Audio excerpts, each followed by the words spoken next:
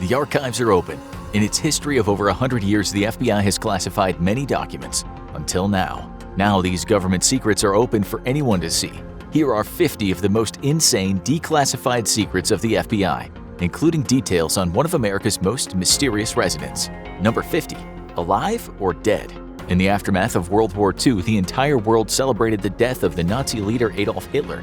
But despite the confirmation that his life had ended in a Berlin bunker as the Allied troops marched in, rumors started to spread. Did Hitler actually escape like so many of his Nazi allies, maybe to South America? Did he shave his mustache and go undercover as an everyday suburban man, as one ill-advised sitcom imagined? The rumors persisted enough that in the months after the war, the FBI investigated evidence of his survival, and the declassified documents showed, nope, he's dead. It wasn't the only FBI investigation related to the war. Number 49. The wife. J. Robert Oppenheimer, the brilliant physicist heavily responsible for the United States winning the race to the atom bomb, was largely trusted by the US government, despite some past leftist ties. But he was also married, and the FBI had some doubts about her. A trained biologist, she worked for the government at Los Alamos to help determine the body's vulnerability to radiation. The FBI was more concerned with her early life when she'd been involved with communist activist Joseph Dele Jr. and joined the Communist Party. This led to her being investigated by agents about her current ties and to her husband's clearance being reduced. But many FBI investigations during the era were much more wide-reaching. Number 48. Detention. Even before President Roosevelt's infamous executive order that led to the imprisonment of the United States Japanese-American population, the government was hard at work arresting people. During the war, anyone deemed a security threat could be rounded up and detained by the government during the national state of emergency, and it centered on three groups: Japanese Americans, German Americans, and Italian Americans. All were arrested with little room for appeal, and the FBI kept an exhaustive list of the numbers. But being investigated by the FBI isn't always a negative. Number 47. The Money Man. It's rare for someone to play a key role in the home front for two world wars, but Bernard Baruch wasn't an ordinary man. The stock market magnate was chairman of the War Industries Board under Woodrow Wilson and advised President Roosevelt on industry and production decades later. When anyone is that close to the president, the FBI will want to take a look at him. Did they find any red flags on the man? Given that he was later appointed to the United Nations Atomic Energy Commission by Harry Truman, it's likely a no. And in some cases, it's all about confirming what's already known. Number 46. Operation Paperclip. When the US government decided to recruit former Nazis to help with the nuclear and space programs after the war, they knew they would need thorough background checks. After all, they were okay with some Nazis, but not the worst of the worst. The FBI was tasked into digging into wartime activities of these scientists and deciding if they were valuable and relatively clean enough to become Americans. Now, on the FBI's websites, Americans can dig into the original reports of figures like Arthur Randolph and Werner von Braun. But sometimes the FBI was looking to prevent war before it happened. Number 45. Flying solo.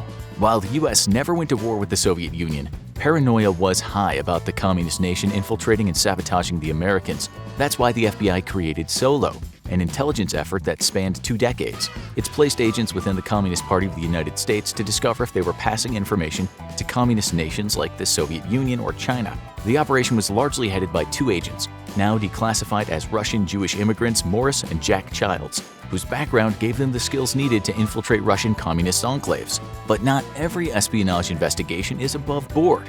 Number 44. In the bag. How do you get a search warrant when the subject of the investigation is classified? Simple, you don't. During the 1940s and beyond, the FBI frequently pulled off what was called black bag operations. This was when the organization would simply break into residences or businesses under the cover of darkness and search for evidence, without ever informing the subject of the search that they were being watched. Many of these never escalated to criminal prosecution, so they weren't disclosed until the files were declassified.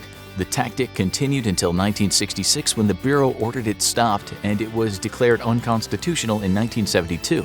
But not all targets of FBI investigation are as obvious. Number 43. The Lady of Peace.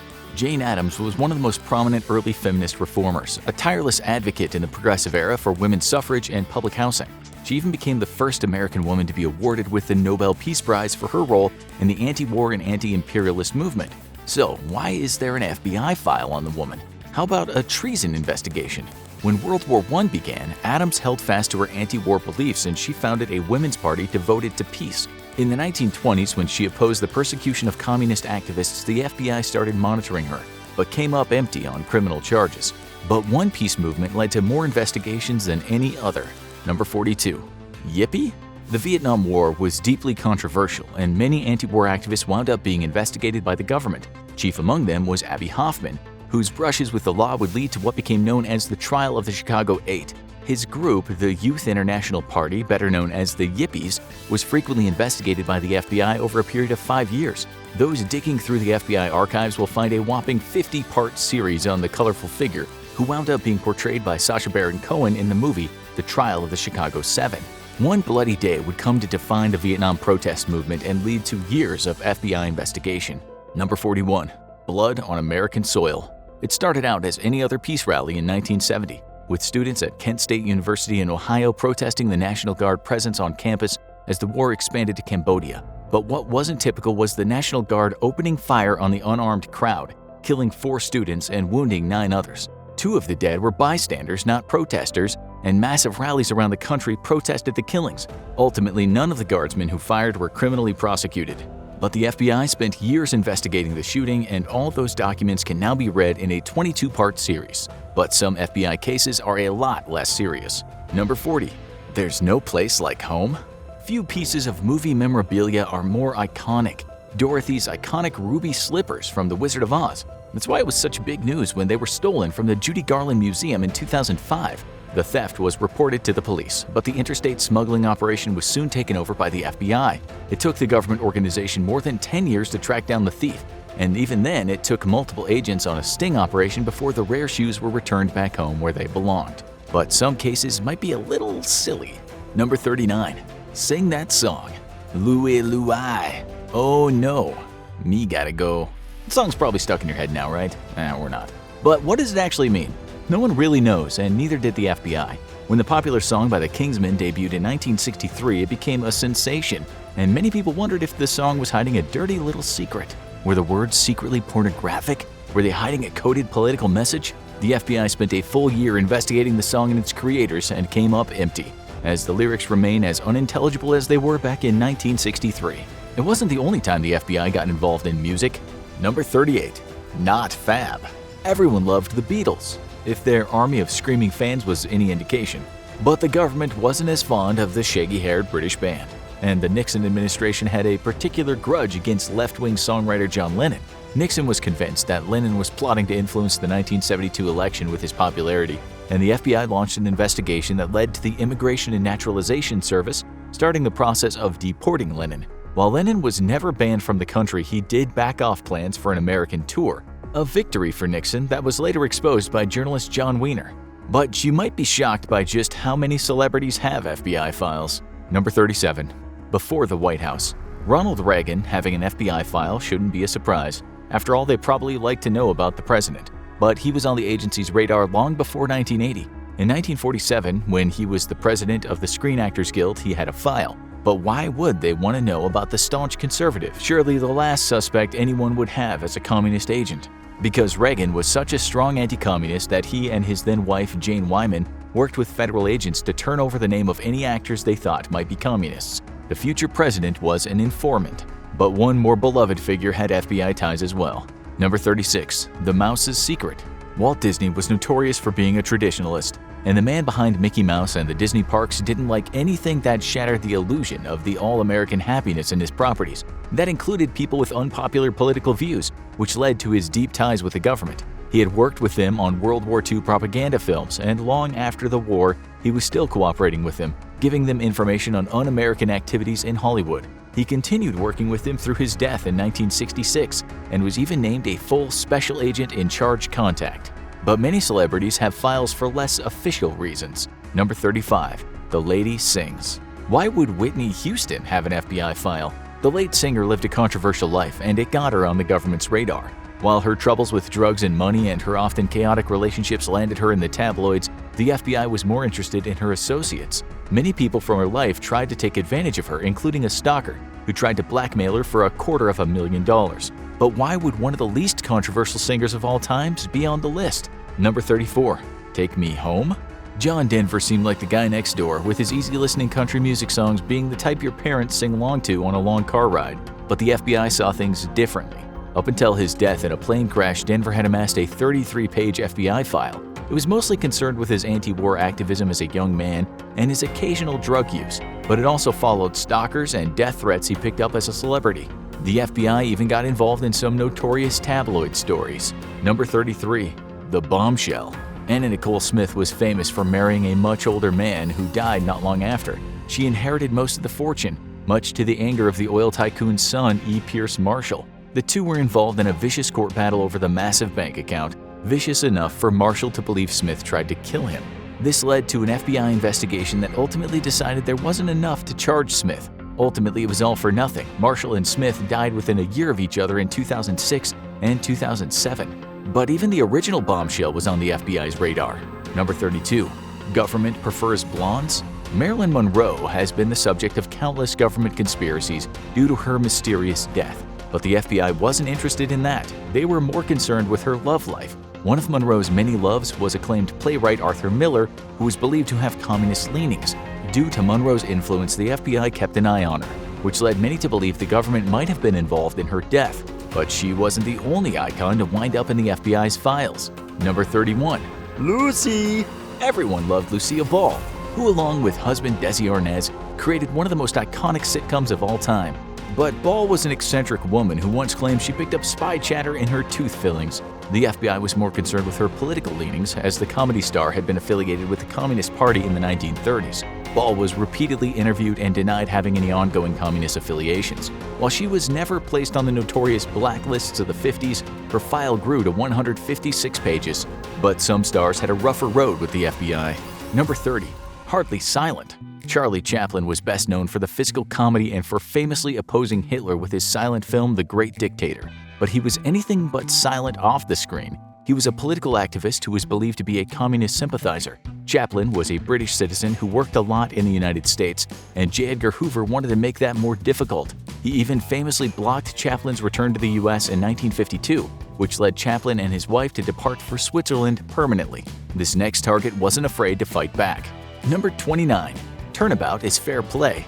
Truman Capote likely expected to be investigated by the FBI. After all, the author behind Breakfast at Tiffany's was a well-known left-wing activist who supported Fidel Castro in Cuba and exposed the injustices of the U.S. justice system. But why did the colorful author have a 200-page FBI file? That might be because he made a personal enemy of J. Edgar Hoover by spreading rumors that the FBI chief was in a homosexual relationship. Sometimes it's not anything someone does, it's what the FBI thinks they can get. Number 28. Hard Rock. Rock Hudson was one of the first true matinee idols, a handsome movie star who became a sensation in the 60s, but he had a secret, and the FBI was ready to take advantage. Hudson, a closeted gay man, was interviewed by the FBI, and the 34-page FBI file can be accessed online, but not all of it. The file is still heavily redacted, which has led many to wonder what the FBI wanted with Hudson, who famously became one of Hollywood's first AIDS casualties. Sports brought a surprising number of figures to the FBI's attention. Number 27. The Breakthrough. Few figures in American history have become more universally loved than Jackie Robinson, the man who broke Major League Baseball's color barrier. But after his accomplishment, Robinson refused to be quiet and play ball.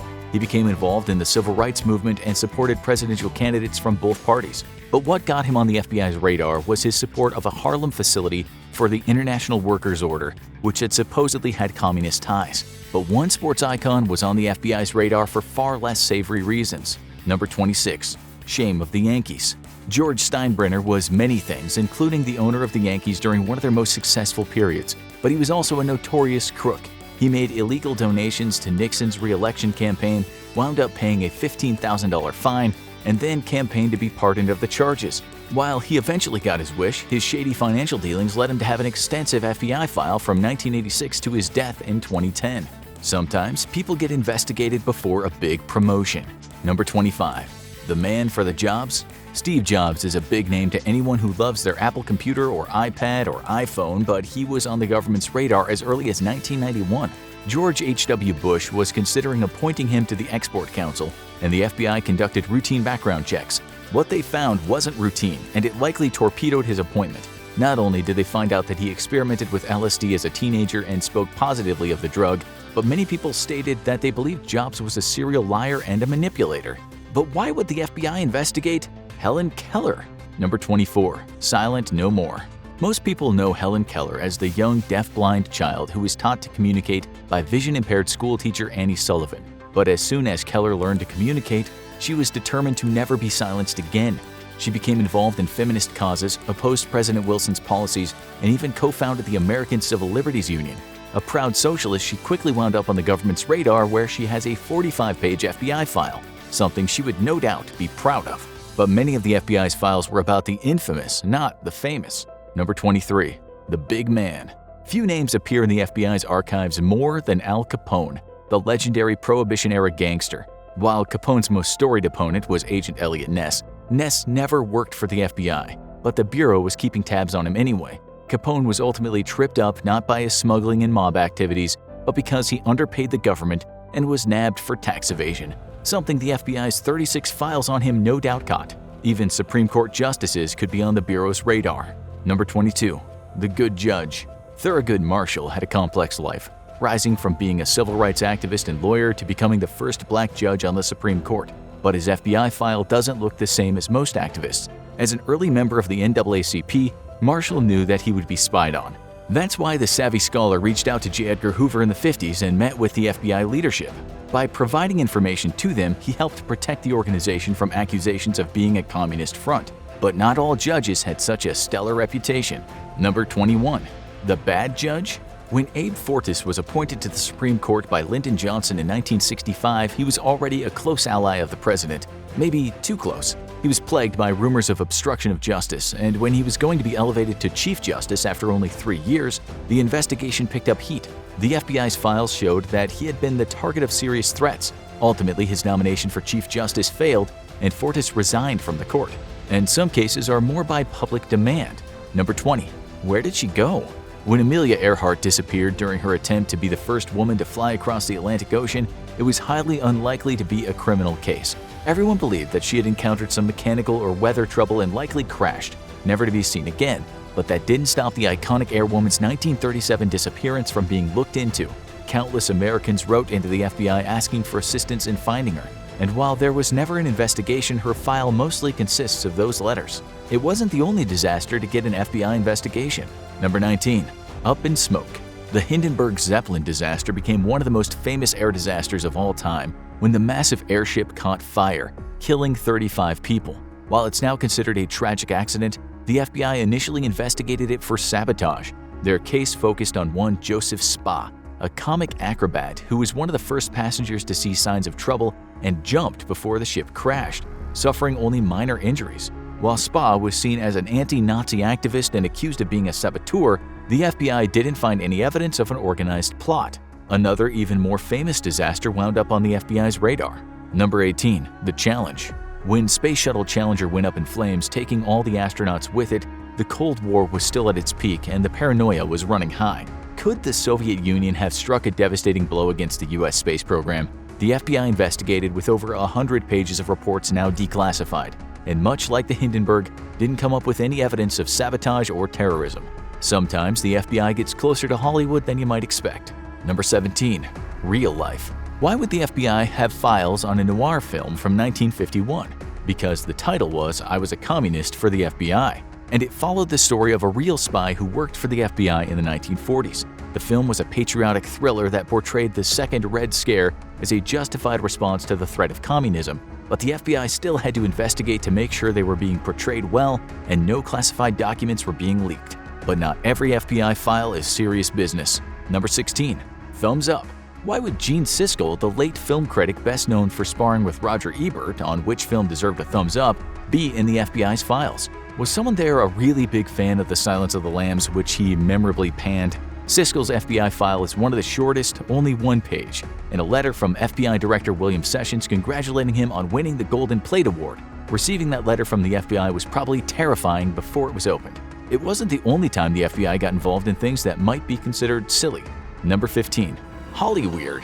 While Lucille Ball was investigated on her own, it isn't the only time her sitcom showed up in the FBI files. In 1977, the FBI was pulled into an elaborate copyright infringement scheme when they were tipped off by studios that someone was attempting to illegally distribute copies of famous movies and TV shows. In addition to Lucy, these included classics like The Partridge Family and The Twilight Zone. Not exactly high crimes, but the studios thought differently. But not every file the FBI has declassified is a case file. Number 14. So you want to be an FBI agent? If you want to wear the badge, you better start studying. The FBI doesn't just take anyone, and the best information you might get comes from the agency themselves. The legal handbook for special agents was released as part of the FBI archives, containing 137 pages of the procedures they use to track bad guys. Just don't count on it teaching you everything. The version released is almost 20 years old, at the very dawn of the digital era. And you might be surprised by who you find in the FBI's archives. Number 13. My privacy. Digging through the archives, you'll find both famous names and non-famous ones who got on the FBI's radar. They can spy on just about anyone if they have cause, and most of their targets don't get charged and never find out they were investigated. That means they could have files on everyone, even you. If you're feeling paranoid all of a sudden, the good news is you can find out. A Freedom of Information Act request can unseal those things on you if they exist and aren't classified, if you're ready to see their thoughts on your browsing history. But some FBI cases are just bizarre. Look to the skies. Number 12. The first memo. Guy Hoddle was a special agent working at the Washington field office who seemed to be a competent man, which made it all the more surprising when he sent a bizarre memo in March 1950. He claimed to be relaying information from an Air Force investigator about the recovery of 3 flying saucers in New Mexico. Not only did he describe them in detail, but the memo claimed that the 3 bodies of extraterrestrials were recovered.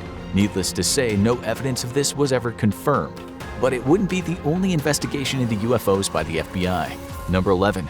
The Con Man. Silas M. Newton was already a powerful man in the oil industry when he contacted the FBI. He claimed to have a device that could find minerals and oil in the ground and was generally regarded as a charlatan.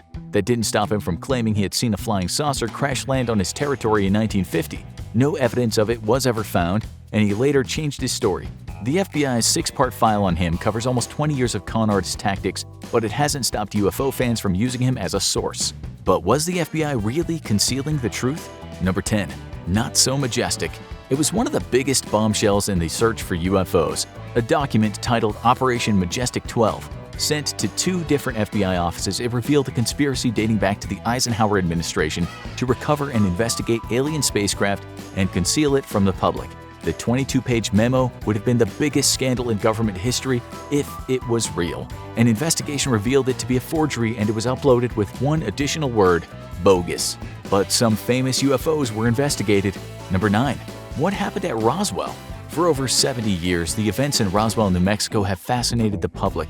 And while it's been exaggerated in many ways, there was a real event, and a 1-page FBI memo describes it. People reported a mysterious flying disc shaped like a hexagon and suspended from a balloon. Not exactly the massive alien spacecraft, with many people thinking it resembled an odd weather balloon more than an invasion. One particularly terrifying phenomenon wound up on their radar. Number 8. Those poor cows. In the 1970s, western and prairie states found themselves dealing with a rash of animal mutilations, mainly cattle. The animals often had odd sigils carved into them and seemed like they'd been mauled by some sort of machine. At least that's what the description said. While many possible causes that weren't alien were proposed, including satanic cults, no answer to the disturbing phenomenon was ever found. It was enough to get the organization to actually start a new division. Number 7. Look to the skies. There were enough reports of strange sights in the sky that a new organization was founded, the National Investigations Committee on Aerial Phenomena. Starting in the 1950s, it worked with the FBI to share reports of unexplained flying objects and determine possible causes. While the correspondence didn't actually result in any UFOs being discovered, the Bureau continued working with them as well as cooperating with the Air Force on a project titled Project Blue Book. But did the FBI ever crack the code of the country's most notorious location? Number 6. Let's break in! Sure, a bunch of guys on the internet thought that they could break into Area 51 and free ET, but we're no closer to figuring out exactly what's in there. Does the FBI archive help with that? Not really. Area 51 isn't under their jurisdiction, and most people working there might not even know. To get some clues, you'd have to look at their rival agency, the CIA, which did actually mention Area 51 in some documents, with no details, and no hints at what might be inside. But the FBI did investigate some seriously bizarre things. Number 5. Mind readers? Is ESP a real phenomenon? Are there actually people who can read minds and predict things before they happen? The FBI Vault states that ESP is considered a perception of information about events beyond what can be learned from the senses or past knowledge. It's a vague phenomenon, and the investigation didn't make it any clearer. They spent 3 years and likely a lot of money to determine there was no scientific support for ESP. And sometimes the FBI might be its own worst enemy. Number 4. The rivalry. The FBI handles domestic affairs and the CIA handles international affairs. You'd think that that'd make them natural allies, but it doesn't always work out that way. The two agencies can be bitter rivals and hesitant to share information. That often leads to missed opportunities for cooperation, especially in cases where international threats are plotting against the United States homeland, like what happened on 9/11. And what does the FBI say about that fateful day? Number 3. The 9/11 files. Few files were more anticipated for declassification than the first documents on the September 11, 2001 attacks. Particularly, many people were wondering if it would shed light on possible involvement by the Saudi royal family in the attacks, and other conspiracy theorists wondered if they would reveal that the US government was involved. The documents shed some light on intelligence failures but didn't implicate anyone new. Sometimes Hollywood doesn't live up to the hype. Number 2. Declassified. When CBS announced a new documentary series titled The FBI Declassified in 2020, many people wondered how they could get away with it. Were they sharing government secrets? Would the FBI break down the door mid-broadcast? Turned out the answer was no on all accounts. The 6-episode documentary shared profiles on some well-known cases, but didn't declassify anything, which probably accounted for the low ratings. But one case might be more mysterious than any other. Number 1. Getting hairy. There is no American legend that fascinates people more than Bigfoot. Is there really a giant hairy humanoid lurking in the woods? The rumors were enough that the FBI actually investigated the legend in the 70s, combing the woods for evidence of hairs, footprints, and waste material. In 1976, they actually did find long hairs that couldn't be matched to any species. The declassified investigation was declared inconclusive, which was more than enough for true believers to say, the truth is out there. You died. Bummer. Unfortunately, you're not quite ready to move on, so you decide to stick around for a while and keep an eye on your physical body. Little do you know, you're about to witness firsthand many of the funeral home secrets they don't want you to know. Since you're fairly young and your death was rather unexpected, you're going to need a post-mortem exam. And that's why you find yourself, or rather your body, safely stored in a freezer in the morgue in the basement of your local hospital. You watch with interest as the doctor removes your body from the freezer and prepares it for the post-mortem exam. They start with an external exam, looking for any obvious signs of injury or recent medical care, and taking note of any defining marks, like your freckles and tattoos. Your doctor dons a strange-looking face shield to start the internal exam, which seems a bit overkill to you, until he reaches for the saw. The doctor uses the saw to cut open your abdomen, from your pubic bone all the way up to your sternum, and to cut through your ribs to expose your chest cavity. At least they're careful not to cut too high so that your loved ones won't have to see evidence of the post-mortem exam during your funeral. You can't stop watching as the doctor proceeds to remove your organs one by one so that he can examine each of them by turn. They work in 3 blocks, starting with the thoracic area. First, they remove your lungs and heart, then loosen the skin up to your chin to get at your tongue and throat without leaving visible marks.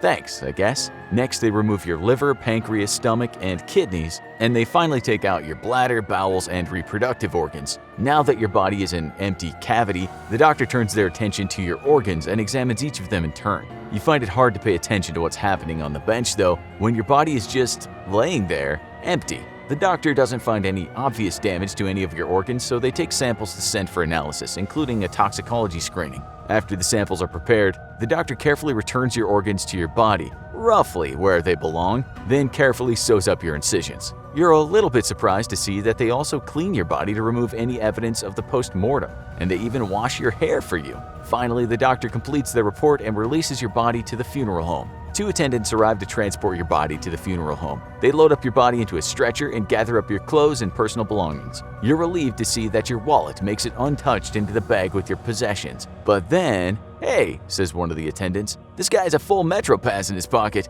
That has to be worth at least $50. I'm keeping this, not like he's gonna miss it." They both have a good laugh at that as they wheel your body and belongings out to the waiting hearse. After a pretty bumpy ride, you follow your body into the funeral home and into yet another freezer. Who knew death was so chilly? Well, you'd better get comfortable. This is your home until the results of the post-mortem come in. Then your death can be registered and your embalming can begin. A little while later, you're not sure if it's hours or days. Time is pretty weird when you're dead. Your body is once again pulled from the freezer and placed on a table in the funeral home's dedicated embalming room. The funeral director comes in with the embalmer, chatting about the arrangements for your funeral. The public viewing is in 2 days, so we need the embalming done in time for the private family viewing tomorrow night, says the funeral director. No problem, says the embalmer. Did you tell them that embalming wasn't actually necessary, especially I could keep him on ice until the viewing and put a plastic suit under his clothes to manage seepage? It's cheaper, especially if they're just going to cremate him. Of course not, said the funeral director. Can't have that getting out, that would ruin us. They both have a good laugh while you look on fuming. Since there's not much you can do about it, you are a ghost after all, you settle in to watch the embalming process. Besides, you didn't like the sounds of seepage. First, the embalmer unwraps your body, then cleans it thoroughly with a disinfectant spray. Rigor mortis is set in, making all your limbs stiff and hard to work with, so they spend some time massaging your limbs to work it out. Then they make a small incision in your groin and fill your body with formaldehyde. As you watch the formaldehyde flow through your body, you're shocked to see your body begin to plump up and get more color. You're actually starting to look more lifelike. Creepy. Next, the embalmer makes another incision, this time under your ribcage, and inserts a metal suction tool called a trocar attached to a pump system in your chest cavity. You watch with horror as they use the trocar to puncture each of your organs and drain them of fluid, including your bladder and bowels. Yuck. Thankfully, the embalmer is wearing gloves and a mask, and the suction system is airtight, so none of the fluid comes in contact with the embalmer. Once your body is completely drained, the embalmer refills it with a liter of fluid, which saturates your organs and mitigates any nasty smells. Now that the embalming is complete, it's time to prepare your body for your viewing. You find it hard to watch the embalmer stuff your nose and throat with cotton to prevent any smells or fluids from leaking out, but even worse is watching them dry out your eyeballs. This is an important step though, and if it's skipped, it can lead to liquid seeping from your eyes, which might look like tears to your horrified family. After drying them, plastic half-moon caps are placed under your eyelids to keep them from collapsing into your skull, and your eyelids are glued shut. The final indignity, though, comes when they get ready to dress your body. After a thorough cleaning, to your dismay, the first item they put on you is an adult diaper. This is meant to protect the coffin and your clothes, not to mention your loved ones from any leakage, but that doesn't make it any easier to watch. Last but not least, your hair is styled, your nose and ear hair is trimmed, and some light makeup is applied. Your body's even treated to a last manicure. Finally, you're dressed in your best suit, and you have to admit you look pretty darn good for a dead guy. After the embalmer leaves, 2 attendants enter the room wheeling a coffin on a stand. You recognize one of the attendants from the hospital. He's the sneaky bus pass thief. You don't recognize the other one. He vaguely looks uneasy about being so close to your body, so you conclude that he must be new. Your suspicions are confirmed a few minutes later when the bus pass thief nods toward the coffin and says, "Okay, newbie, go open the lid so we can get this body loaded." The newbie edges closer to your casket, keeping one eye on your body the whole time, as if he half expects you to sit up at any minute. As he reaches out a hand to open the casket, the lid flies open and a body sits up and reaches for him. He runs from the room screaming bloody murder, and you have a feeling he won't be back. "Did you see him run? What a scaredy cat," says the man sitting in the coffin, who you now recognize as the other attendant from the hospital. "I knew he wasn't cut out for this job. Good riddance," says the other. "Okay, get out and help me with him." Finally, they carefully place you into your coffin and wheel you out into the visitation space. You have a lovely service full of family and friends, and you're happy to see that it seems to bring some closure. But you're not quite ready to move on. You've heard terrible rumors about what happens in crematoriums, so you're going to stick with your body for a little while longer and see for yourself. After another bumpy hearse ride, your casket arrives at the crematorium. The crematory operator takes a numbered card from your coffin and places it on a board next to what looks like a large furnace. You realize that this is how they make sure that they know whose remains come out the other end. The operator opens the coffin and checks your body. You see him notice your watch and then watch in horror as he leans in and removes it from your body. How many times do I have to tell those dummies at the funeral home to remove the watches before they drop them off?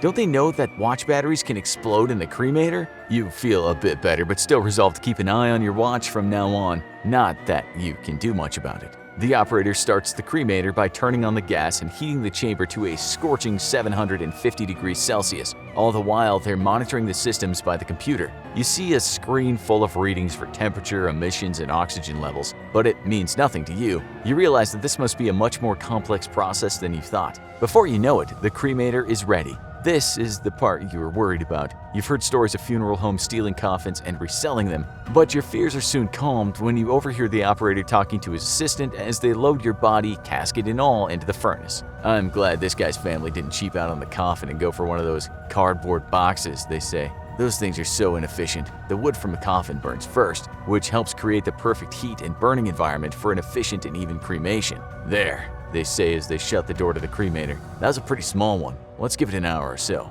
After an hour has passed, the operator returns to check on the progress. They peek through a window in the side of the chamber and announce that the cremation process is done. You can't resist sneaking a peek yourself, but all that you can see is a glowing pile of ashes. The operator shuts down the machine and leaves the assistant with the unenviable task of raking out the remains. Once the machine is cooled down, the assistant uses a 15-foot-long steel rake to push the remains through an opening in the bottom of the cremator and into a bin to cool. Finally, the assistant picks through the bin of the cooled remains, taking out any metal hardware left over from the coffin. When he's done, you notice there are still some large chunks in the mixture, and you worry that he missed some hinges or screws. The operator sets you straight when they return to inspect the remains. Good job, I think you got everything. Looks like we have some bone fragments, maybe a piece of a hip or a shin bone. That's to be expected, the bigger bones don't always break right down. And those young bones are stronger after all. Don't worry, the cremulator will take care of them. You barely have time to register this bit of gruesome news before the assistant whisks the bin of your remains over to the cremulator. A cremulator, as it turns out, is a machine that uses steel balls to grind the remains into a fine, uniform ash and filters out any unsightly bigger pieces. Once the cremulator has done its job, your remains are transferred to the beautiful decorative urn that your relatives have selected and placed in a storage room to await pickup. You're relieved to see that your watch is placed alongside your urn, and at least it didn't go missing. Satisfied that your body has been properly and respectfully dealt with, you finally decide that it's time to leave and go explore the rest of what the other side has to offer. Your soul is at peace now that you've learned the funeral home's secrets they don't want you to know. The ocean is a vast, mysterious frontier, and even though thousands of ships navigate its waters every day, from time to time tragedy strikes and leaves behind little more than a mystery. No wreckage, no survivors, just a haunting sense of what exactly happened. But other times, tragedy strikes and leaves behind a plethora of evidence, all pointing at sinister and unbelievable conclusions. Hello, and welcome to another episode of the infographic show's greatest mysteries. Today, we're taking a look at the ghost ship Ourang Medan. Ghost ships have been a staple of maritime folklore for centuries, and something we like to pretend we no longer believe in. However, sometimes fate tests that disbelief, pushing back the boundaries of our knowledge and our confidence in science and reason over superstition. The Ourang Medan is one of those tests, a mystery tempting us with the answer we may find too terrifying to accept. Reports vary on the start of the Ourang Medan mystery, with some placing it in June of 1947 and others in February of 1948. Whatever the date, the saga of the Ourang Medan began with an emergency distress call over Morse code intercepted by various vessels in the Straits of Malacca near Sumatra in Malaysia. The message was split into two parts, with undecipherable Morse code between each. The first part read, "All officers, including the captain, are dead, lying in chart room and bridge, possibly whole crew dead." Gibberish followed, though given the context of the second message, it may have been the failing attempts of a dying man to communicate, as the second message simply read, "I die." Nothing followed after this transmission, but two American commercial ships decided to respond. With the aid of British and Dutch listening posts, the coordinates of the vessel were triangulated, and a course was set. The identity of the stricken vessel was also ascertained as being Dutch freighter SS Ourang Medan. The American merchant ship, the Silver Star, immediately made way for the coordinates, and several hours later the lookout spotted the Ourang Medan. The ship was discovered to be drifting aimlessly, with no power to the motors and no visible crew, though there appeared to be no damage to the vessel. Pulling alongside it, the crew of the Silver Star called out to the Medan but received no response. Radio contact was attempted with some eerily silent response. Forming a boarding party, the captain of the Silver Star prepared to board the vessel. What greeted the sailors upon boarding the Medan was like a scene from a horror movie, and proved the SOS message to be very accurate. Dead sailors littered the deck of the ship, each man found with their faces frozen in wide-eyed horror and twisted in terror. Their bodies had begun to decay abnormally fast, and rigor mortis had locked their arms into positions that made it seem as if the crew had died fending off some nightmarish attacker. The single animal on board the ship, a pet dog, had not escaped the grisly fate and was found with a savage snarl frozen on its face. A further search of the vessel found the captain on the bridge in a similar condition, and the bodies of the bridge officers were discovered in the wheelhouse and chart room, perhaps trying to barricade themselves from whatever monstrous fate had befallen the rest of the crew. The engineering crew, also at their stations below deck, were discovered with the same frozen look of terror, arms stiff and fending off the attacker. Lastly, the radio operator who presumably sent the distress call was discovered still at his station, likely having died there just moments after sending the SOS. The Silver Star's search party made several notes about their discoveries aboard the Ourang Medan. Firstly, not a single crew member had any visible injuries to speak of, though it was clear by their twisted expressions and frozen limbs that they had suffered greatly, perhaps even been engaged in some sort of bloodless violence. The bodies were also decaying much faster than they should be. Rigor mortis had locked limbs in place almost as if they had never had a chance to lose muscle control and fall to the floor. The rest of the ship was found in good condition, with no apparent signs of damage or disaster. Though strangest of all was the still operational boiler room. Despite temperatures of over 130 degrees, the crew felt a sudden chill in this location. Deciding to tow the ship back to port for investigation and salvage, the Silver Star secured tow lines when suddenly smoke was discovered below decks and in the number 4 hold. Fire quickly followed, and the boarding party made haste to their own ship before severing the tow lines. The moment the lines were cut, the ship exploded with a force so violent it lifted out of the water before slipping beneath the waves. Whatever secrets the ship may have held disappeared as it sunk, and the first official mention of the incident was made in Dutch newspapers in 1948, and later in a U.S. Coast Guard report in 1952. Publishing eyewitness testimony about the state of the crew, the report said that the crew were discovered, their frozen faces upturned to the sun, staring as if in fear, their mouths were gaping open, and the eyes staring.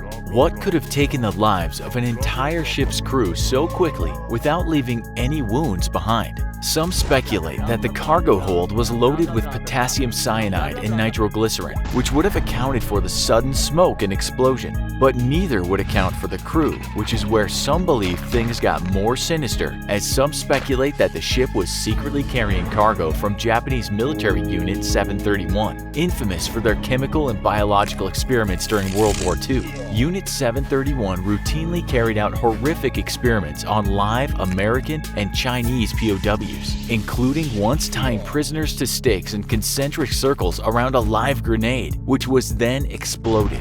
By studying the wounds suffered, the Japanese honed their surgical skills and learned to make better anti-personnel explosives. Some allege that the Ourang Medan was carrying equipment or personnel from Unit 731 when suddenly an accidental release of some ghastly chemical or biological agent affected the entire crew. As wanted war criminals, any surviving members of Unit 731 may have had motivation for keeping the ship's identity a secret, which would account for one of the most contentious pieces of the Ourang Medan account. The ship was never listed on any known registries at the time. Skeptics also point out that the Silver Star was also not known on any registries, though this is inaccurate as the ship was in fact at the time operating under a different registration, the Santa Juana, after the Grace Line Shipping Company bought rights to the ship and renamed it. Many skeptics still disbelieve the case of the Ourang Medan, yet if the ship was in fact carrying secret and dangerous materials, it would certainly have been prudent to keep its name off official records. Most curious of all, however, is that the ship was mentioned in a private letter years later by C.H. Mark, the assistant to the director of the CIA. The letter, which was declassified by the CIA only recently, was addressed to an unknown individual whose name remained redacted and is dated December 5, 1959. In the letter, Mark explains the events from discovery of the clue to the mysterious explosion,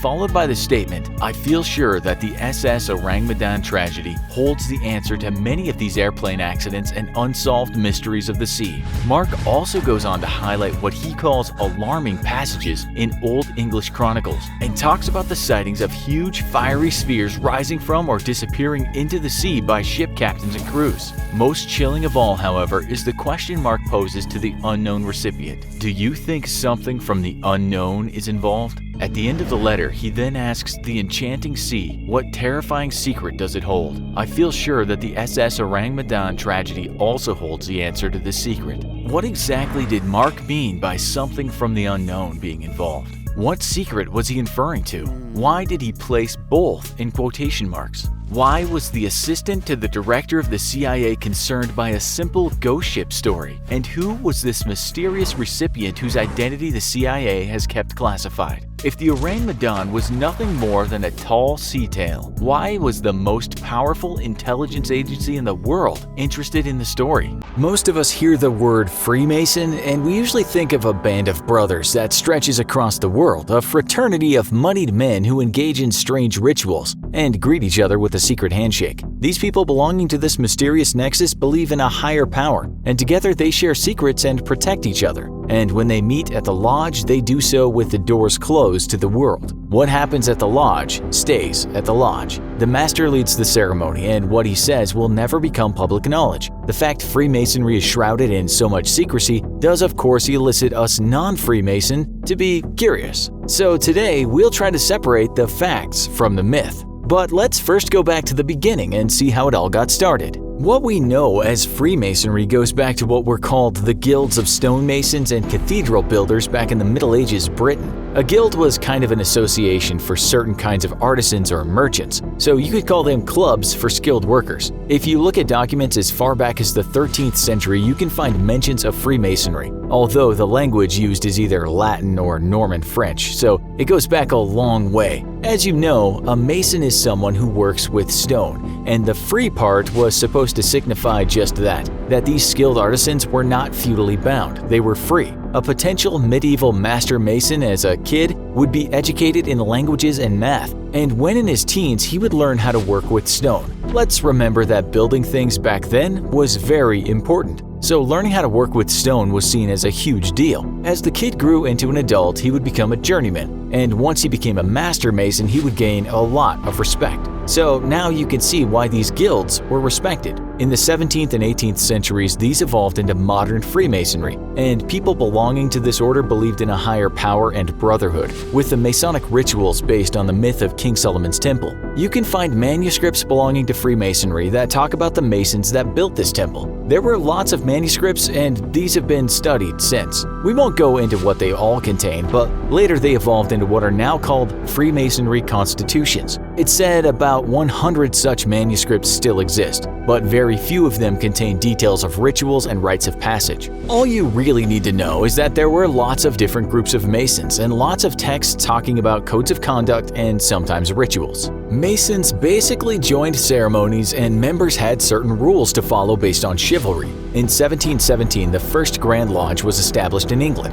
and after that came more lodges. You could call the Grand Lodge the governing body and lodges branches of that body. What's important to mention is that Freemasonry was not especially a religious order, and it actually at times banged heads with the Roman Catholic Church. As we said, Freemasons believed and still believe in a higher power, but you're not supposed to discuss religion in regular Freemasonry. Talking about politics is also verboten. Also, in short, there was a split in Freemasonry, and some Masons refused to follow the order that Masons must believe in a deity. That order came from the United Grand Lodge of England. And what happened was a Masonry schism, meaning split. And then we got both Continental and Anglo-American Freemasonry. For instance, the latter group doesn't allow political discussion, but the former does. The split was a big issue, and the two groups engaged in rivalry over the years. This was significant, and it's written that this rivalry in part contributed to the rift that started the Mexican Civil War. So there have been splits and disagreements among Freemasons. They are not all alike.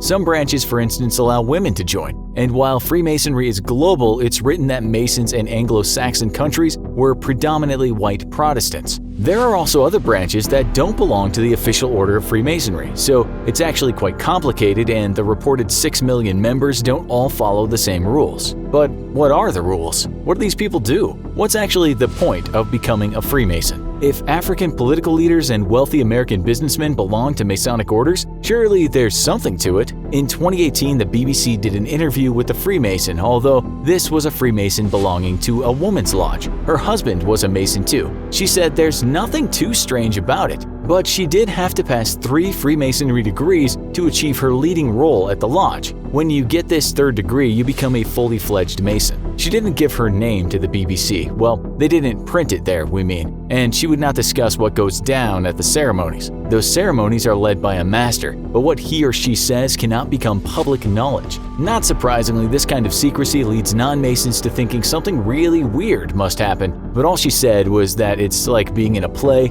and you just do your bit. She said there's no backslapping and she doesn't take part in any kind of nepotism, meaning she's not rubbing shoulders with people to get ahead in her line of work. She said this to the BBC. It's a bit like Facebook in that way. You'll come across people you've met in the past, certainly if you've lived in the area for a number of years. We come from all walks of life and professions, but it becomes a network. She did say that the ceremonies are still based on the myth of King Solomon's temple, but refused to say anything else. This wasn't good enough for us at the infographic show, and we wanted to know more. We read that Masons are supposed to follow a certain kind of etiquette, but the problem is these codes of conduct are also kept secret. We found out that Masons are expected to learn about rituals, history, Freemason symbols, and people are supposed to understand how to act as a Mason. You have to give the worshipful master his due respect, and that means knowing where to stand when he's around. You can't just turn up to a lodge with a bottle of beer in hand and start mingling. There are strict rules to follow as to how you should comport yourself. According to one website, it's a bit like school. You have to sit in the right place, wear the right clothes, stand when you speak, and it's considered bad manners to talk while others are talking. When the master bangs that gavel, you must obey. If you don't, it's said to be a massive discourtesy. Don't turn your back on this guy when he speaks, and some lodges will have a salute you give to him. It sounds strict, and it is. You must also have good posture, or try to have. And don't go around telling stories about your blocked toilet bowl. No off-color stories, we're told. And it goes without saying that your phone should not start beeping during the ceremony. You will know all this, of course, because you've read the codes of conduct, and from the day you go to your first meeting, you'll be following these codes as you become an entered apprentice, a fellow craft, and in the end, a master Mason. Part of these meetings will include giving degrees to members who have climbed a ranking. This we know for sure. It's said that this graduation-type ceremony is one of the biggest reasons they have ceremonies. Yes, people listen to the master and they follow the rules and they say hello to their Mason buddies, but it seems many of the meetings are about giving degrees and telling people how to act when this happens. One person wrote that these ceremonies are basically an exercise in administration. He wrote, "Deep and unfettered conversations on philosophy, science, arts, society, psychology, governance, foundational texts are very rare these days, especially in the US and Canada." Another Mason wrote that when he meets, usually the start includes talking about the last meeting and the minutes of that meeting. They might then discuss older members and new members, or just talk about things that need to be paid for, such as getting a new roof. He wrote this, "Often there are various announcements of upcoming events, discussion of community projects, or planning for a future activity. Some meetings are reserved for ceremonies, such as admitting a new brother or advancing one to a higher degree. Others might honor members who have a substantial history of service in the Masons. Still, other meetings may have an educational presentation.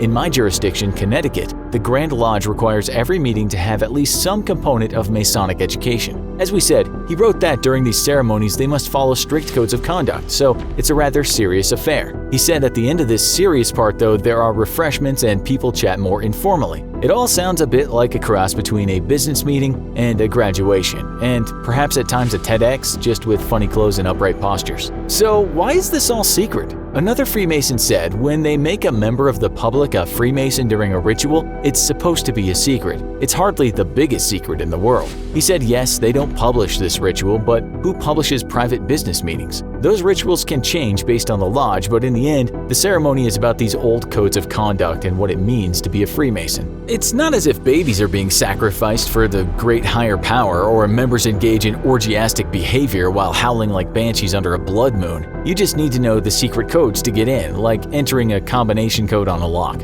Every Freemason we found online said the same thing. It's business, graduation, talking about members, and bringing in new members. You've just got to follow protocols. Remember, stand up straight, listen to the master, and don't let your Kanye West and Lil Pump ringtone go off during the ceremony. One journalist who interviewed a Freemason in the UK said, when he entered the lodge, it was full of Freemasonry symbols. He was told that during meetings, people have to stand in the correct place. It's important where you stand in relation to the master. He was told that new Masons are given the rules, learn the codes, and are told to recognize another Mason when not in a meeting. This might not always be a secret handshake, but it's kept a secret. If you are a Mason and you talk about this to other non-Masons, you will likely be thrown out of the order. Another journalist who'd interviewed a Freemason was told there are not just secret ways to know who is a Mason, but each degree of Freemasonry has its own password. This was in his lodge, at least. When asked if anything weird went on, the Mason said no, adding, "We had a man who joined our lodge. He took the first degree and was disappointed that there was nothing happening in the way of anything sinister, and he left." He also said, "Here in Ireland, we have a strict constitution which we follow closely. I heard that there's a group of people in Ireland who are going into the rituals more deeply, but I don't think there's anything untoward going on there." He said at his lodge it's about dressing up, doing some rituals, and then having a good old chat. He said where he goes, if you want to join, you'll have to be interviewed, have a background check, and then it goes to the vote using black and white beans. If they like you, you're in. Too many black beans and you're not welcome. In a loud, booming voice, a judge stares down at a man and orders him to declare what terrible sins he committed during his time on Earth. This man had been through hell and back, traversing the underworld, and now here he stands in front of 42 mean-looking judges, ready to explain to them what wrongdoings he had done in his life. But I am sinless," the man says, after addressing each judge by name. "We'll see about that," says a goddess that appears on the scene, and she pulls out some scales. On one side of the scales, there's a feather. The goddess now demands, "Put your heart on the other side of the scale." The man does as he's told, and lo and behold, his heart weighs the same as the feather. This is noted by yet another god, and the man smiles, knowing he is on his way to a good place. That's actually a true story. Well, it's not exactly true, but it's true in the sense that ancient Egyptians believed that kind of thing. And why not? Many people today believe in a heaven and a hell, and some people believe we can actually be born again. We know this because modern humans have transcribed something called the Egyptian Book of the Dead, which isn't actually one book, but a series of transcripts. These magical and mind-blowing texts you will see reveal some fascinating facts about how those people lived. Today, you're going to hear, perhaps for the first time in your life, what the Egyptians thought about death and beyond, and you'll also hear about the multitude of spells they used to get to the afterlife. First of all, let's get back to that guy that passed the heart-weighing test. When the test was performed, he was at a place called the Hall of Ma'at. Ma'at was a goddess, the goddess of things such as morality, justice, truth, harmony, balance, and law. Yeah, it's a bit like going to court, finding yourself in the Hall of Ma'at, except you didn't have to hire an expensive lawyer to get there. You just had to get through the underworld. As you'll soon find out, that wasn't easy at all. So this man was found not guilty, and his heart was a thumping featherweight. What next? Well, first we should tell you that if his heart had weighed more than that feather, things would have been different. He would have met with a demoness goddess named Amit. She was basically a soul destroyer, and if you were sent to her, you could kiss your chances of being reborn goodbye. But he passed, so he went off to see the god of the afterlife, of fertility, and of rebirth. This god was named Osiris. You see, this god was the god of agriculture and fertility. The Egyptians saw very clearly that things like plants die, and they also grow. Things pass away, and they come into being, so why not people? The soul is eternal, those ancient people believed. These texts relating to what goes down in the underworld and how someone might get to meet Osiris or Amit were sometimes carved into the walls of the pyramids and right into the sarcophagi that contained the dead body. Thousands of spells were written over many dynasties, and these all related to getting through the underworld and reaching a place similar to what we might now call heaven. These spells were found on what we refer to as the coffin texts and the Book of the Dead and the pyramid texts. An important person died and they were buried with the tools to get them out of being dead. Think of it as having a cheat mode to get an extra life in a video game. We should add that the pyramid texts were focused on pharaohs dying, but earlier coffin texts were every man's advice for life after death. The Book of the Dead was kind of somewhere in the middle. It was used for royalty, but also officials and the people that worked for them. One of the best examples of the Book of the Dead that's been preserved is something called the Papyrus of Ani. It's cool because it includes beautiful illustrations along with cursive hieroglyphs. One of the spells in this papyrus is kind of like a key to heaven. It's something that the dead could recite so they could be judged. The thing is, it's hard to speak with a closed mouth, so the Book of the Dead also includes some text which should have ensured the dead could speak. This was called the opening of the mouth ritual, and it would be performed so the dead could eat, drink, and talk. A bit of it found in the Book of the Dead went like this: "My mouth is given to me. My mouth is opened by Ptah, with that chisel of metal, with which he opened the mouth of the gods." So now the dead could speak. They would have to stand up and talk with the gods that would judge them. You couldn't just go up there and start rambling on about how much you missed life. You had to conduct yourself well and use the right words. Here's another part of a spell, and it was used to show that the dead were well informed about the afterlife. Part of it went like this: all the evil which was on me has been removed. What does that mean? It means that I was cleansed on the day of my birth in the two great and noble marshes, which are in Heracleopolis, on the day when the common folk make offerings to the great god who is therein.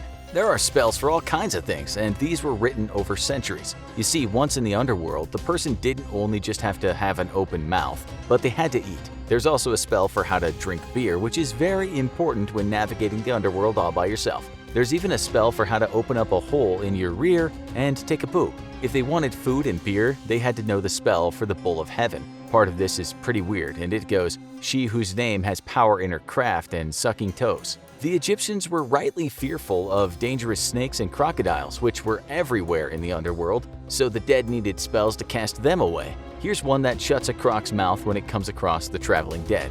"Get back, you crocodile of the west. The now snake is in my belly, and I've not given myself to you. Your flame will not be on me." Once the crocodile is out of the way, the text then explained how to grab a ferry boat to the next location so the dead could speak, eat, get drunk, poo, ward off dangerous animals, and they had transportation. The dead might get through a good part of the underworld, but there would also be gates, and they would be guarded by scary entities. To get through the gates, the dead had to know the guardians' names. So they might go up to a gate that's guarded and say, "Hey, I know you. You're he who lives on snakes." Or they might go up to another gate and tell someone that they are hippopotamus-faced raging of power.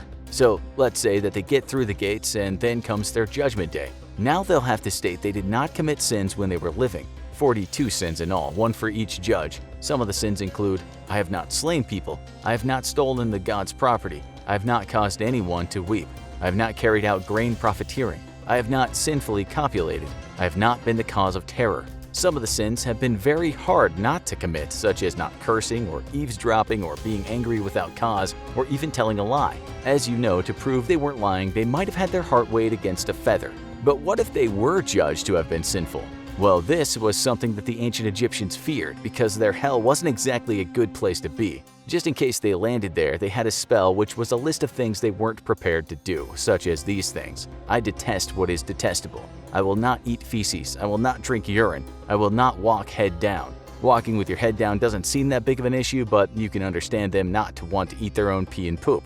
The relentless tropical sun beats down on Terry Jo's parched, salt-encrusted skin. There's no relief. Most of the time, she keeps her eyes closed. It's too bright. The glinting waves make her dizzy, and the salt water stings. It's been 4 days since the Bluebell, the sailboat that she'd been aboard with her family, sank.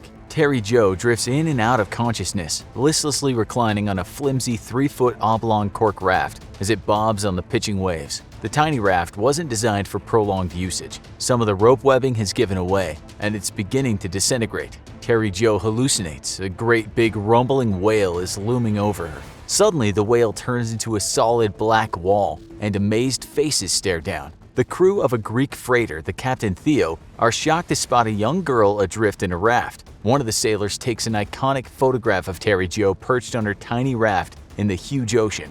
The crew quickly gets her aboard. Terry Jo tells them that she'd been aboard the Bluebell, her name, and that she's the sole survivor before losing consciousness. Just in the nick of time, Terry Jo has been rescued from death. Soon, she would reveal the devastating truth of what happened aboard the Bluebell. Arthur Duperel, a prominent optometrist from Green Bay, Wisconsin, fondly remembered serving in the Navy. He dreamed of visiting the tropics and living on a sailboat for a year with his family. In the fall of 1961, he set out to make his dream a reality. The Duperel family, made up of Arthur, his wife Jean, and their 3 children, 14-year-old Brian, 11-year-old Terry Jo, and 7-year-old Renee, caravanned from the Midwest down to Florida. The Duperels rented the Bluebell, a 60-foot ketch or 2-masted sailboat, and hired skipper Julian Harvey. Harvey, a retired Air Force vet, brought along his wife of a few months, Mary, a retired flight attendant and aspiring writer. She would act as the cook on the trip. On November 6, 1961, the Bluebell shoved off from Fort Lauderdale. The plan was to spend the next week sailing 200 miles to the Bahamas and back. The trip was a trial run to see if the family enjoyed living at sea. The Duperels, along with the Harveys, had a lovely time sailing to the Bahamas. The family learned to spearfish and snorkel, In fact, when leaving the town of Sandy Point on the Bahama island of Great Abaco, Dr. Duperol told the village commissioner how much he had enjoyed visiting the area and that he was going to build a winter home there. Less than 24 hours later, Dr. Duperol was dead. On Thursday, November 16th, Lieutenant Murdoch of the Coast Guard convenes a routine investigation into the loss of the Bluebell. The lone survivor, Captain Harvey, is placed under oath and recounts the tragic tale of the Bluebell, while Murdoch takes notes. Harvey's demeanor is very anxious, but Murdoch chalks that up to Harvey losing his wife and the deaths of the other passengers. Harvey tells Murdoch that the Bluebell was on a return trip to Fort Lauderdale when a sudden squall violently blew down the main mast. The mast crashed hard and put a large hole in the hull. Even worse, the weight of the falling mast pulled down the mizzenmast, which fell on the cockpit, which was over the engine room. The severe damage caused the gas lines in the engine room to rupture and the boat burst into flames as it sank. Most of the passengers had been in the cockpit when the accident happened and were severely injured and caught in the tangled rigging. Harvey alone had managed to launch the dinghy and raft before diving overboard to escape. 1 or 2 passengers had jumped overboard, and he had searched for them to no avail. Eventually, Harvey found the body of Renee floating face down in the water. He tried to resuscitate her, but he couldn't. He towed her body in the raft. 2 days after the sinking, he was picked up by an oil tanker, the Gulf Lion. Something about Harvey's story seems off, but Murdoch can't quite put his finger on it. It would be unusual for a falling mast to do the extensive damage that Harvey described. However, Murdoch had no reason to think Harvey was lying. Then again, upon Harvey's rescue, the Coast Guard had launched an extensive air and sea search, and they'd spent a few days searching over 5,000 square miles for survivors and the remains of the Bluebell, but strangely they found nothing, not even a trace of debris from the boat. Things get weird when Murdoch asks Harvey a few follow-up questions, including why didn't he fire any of the flares that were in the emergency kit in the dinghy? Harvey said that the flares were in the bottom of the kit and he didn't think to use them. An experienced skipper of many years didn't think to look for and use flares during an emergency? Some of Harvey's other answers to Murdoch's questions are also illogical or puzzling. Harvey's just finished his testimony when Captain Barber, another officer working on the Bluebell investigation, rushes into the room with amazing news. There's another survivor of the Bluebell tragedy. Terry Jo Duperol has been rescued by a freighter and is en route to a Miami hospital via Coast Guard helicopter. Harvey comments on the good news but seems a little dazed. He leaves the inquiry, declining to stay and hear testimony from the owner of the Bluebell who had rented it to the Duperols. The Coast Guard officers go with their gut feelings and call the Miami police to station a guard outside Terry Jo's hospital room when she arrives. At Mercy Hospital, Terry Jo is examined and found to be in a coma. Her body has been pushed to its limit. Doctors prescribe a course of rest and rehydration for her. If she pulls through, it'll be a few days before she's in a state to be questioned. On November 17th, the day after Terry Jo's rescue, a maid at the Sandman Motel in Miami discovers Harvey's body when she goes in to tidy his room. The night before, he'd checked in under a fake name and violently committed suicide by slashing several veins. Terry Jo responds to the treatment and quickly bounces back.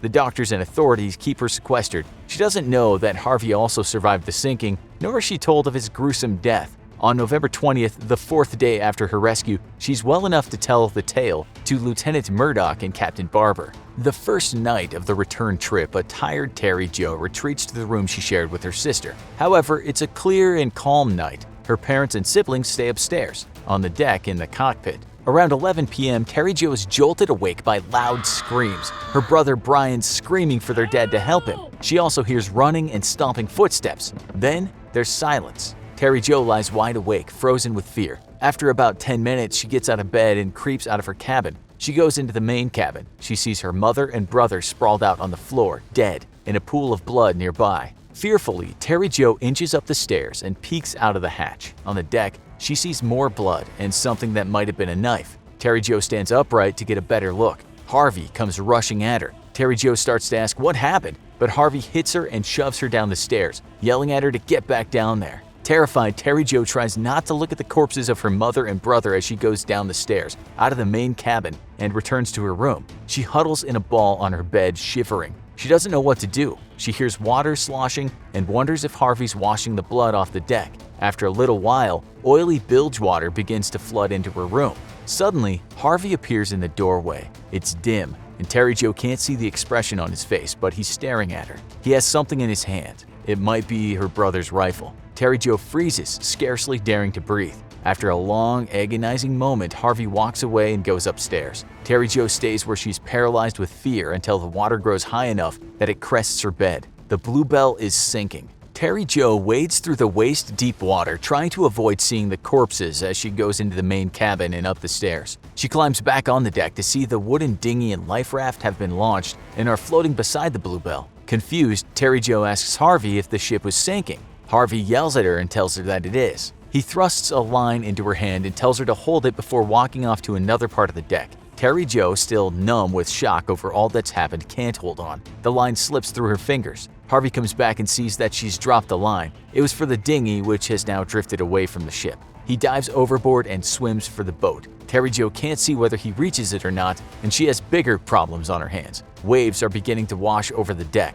Terry Jo suddenly remembers the small life float kept lashed on the deck. She scrambles over to it and manages to untie the 4 half hitches securing it. Waiting, she shoves the life raft over the downed rigging, across the deck, and then over a rail into open water. Just in time, the Bluebell plunges down. A line from the float snags on the sinking ketch, and for a heartbeat, Terry Jo and the float are yanked underwater. Thankfully, somehow the line gets free. Terry Jo and the float pop back up to the surface. Terry Jo spends hours crouching in the float, terrified that Harvey's going to come back after her. She's still numb with shock and quickly grows cold in her thin white blouse and pink pedal pushers. The float is oval with a canvas-covered cork rim and rope webbing in the center. Sitting in the webbing means Terry Jo's lower half stays submerged in the water. However, that feels good since the water is warmer than the air. Gradually, as the stars come out, making for an incredible night sky, Terry Jo's fears ease. She wonders what happened to her father and her sister. She prays to God and asks for protection for her father, sister, and herself.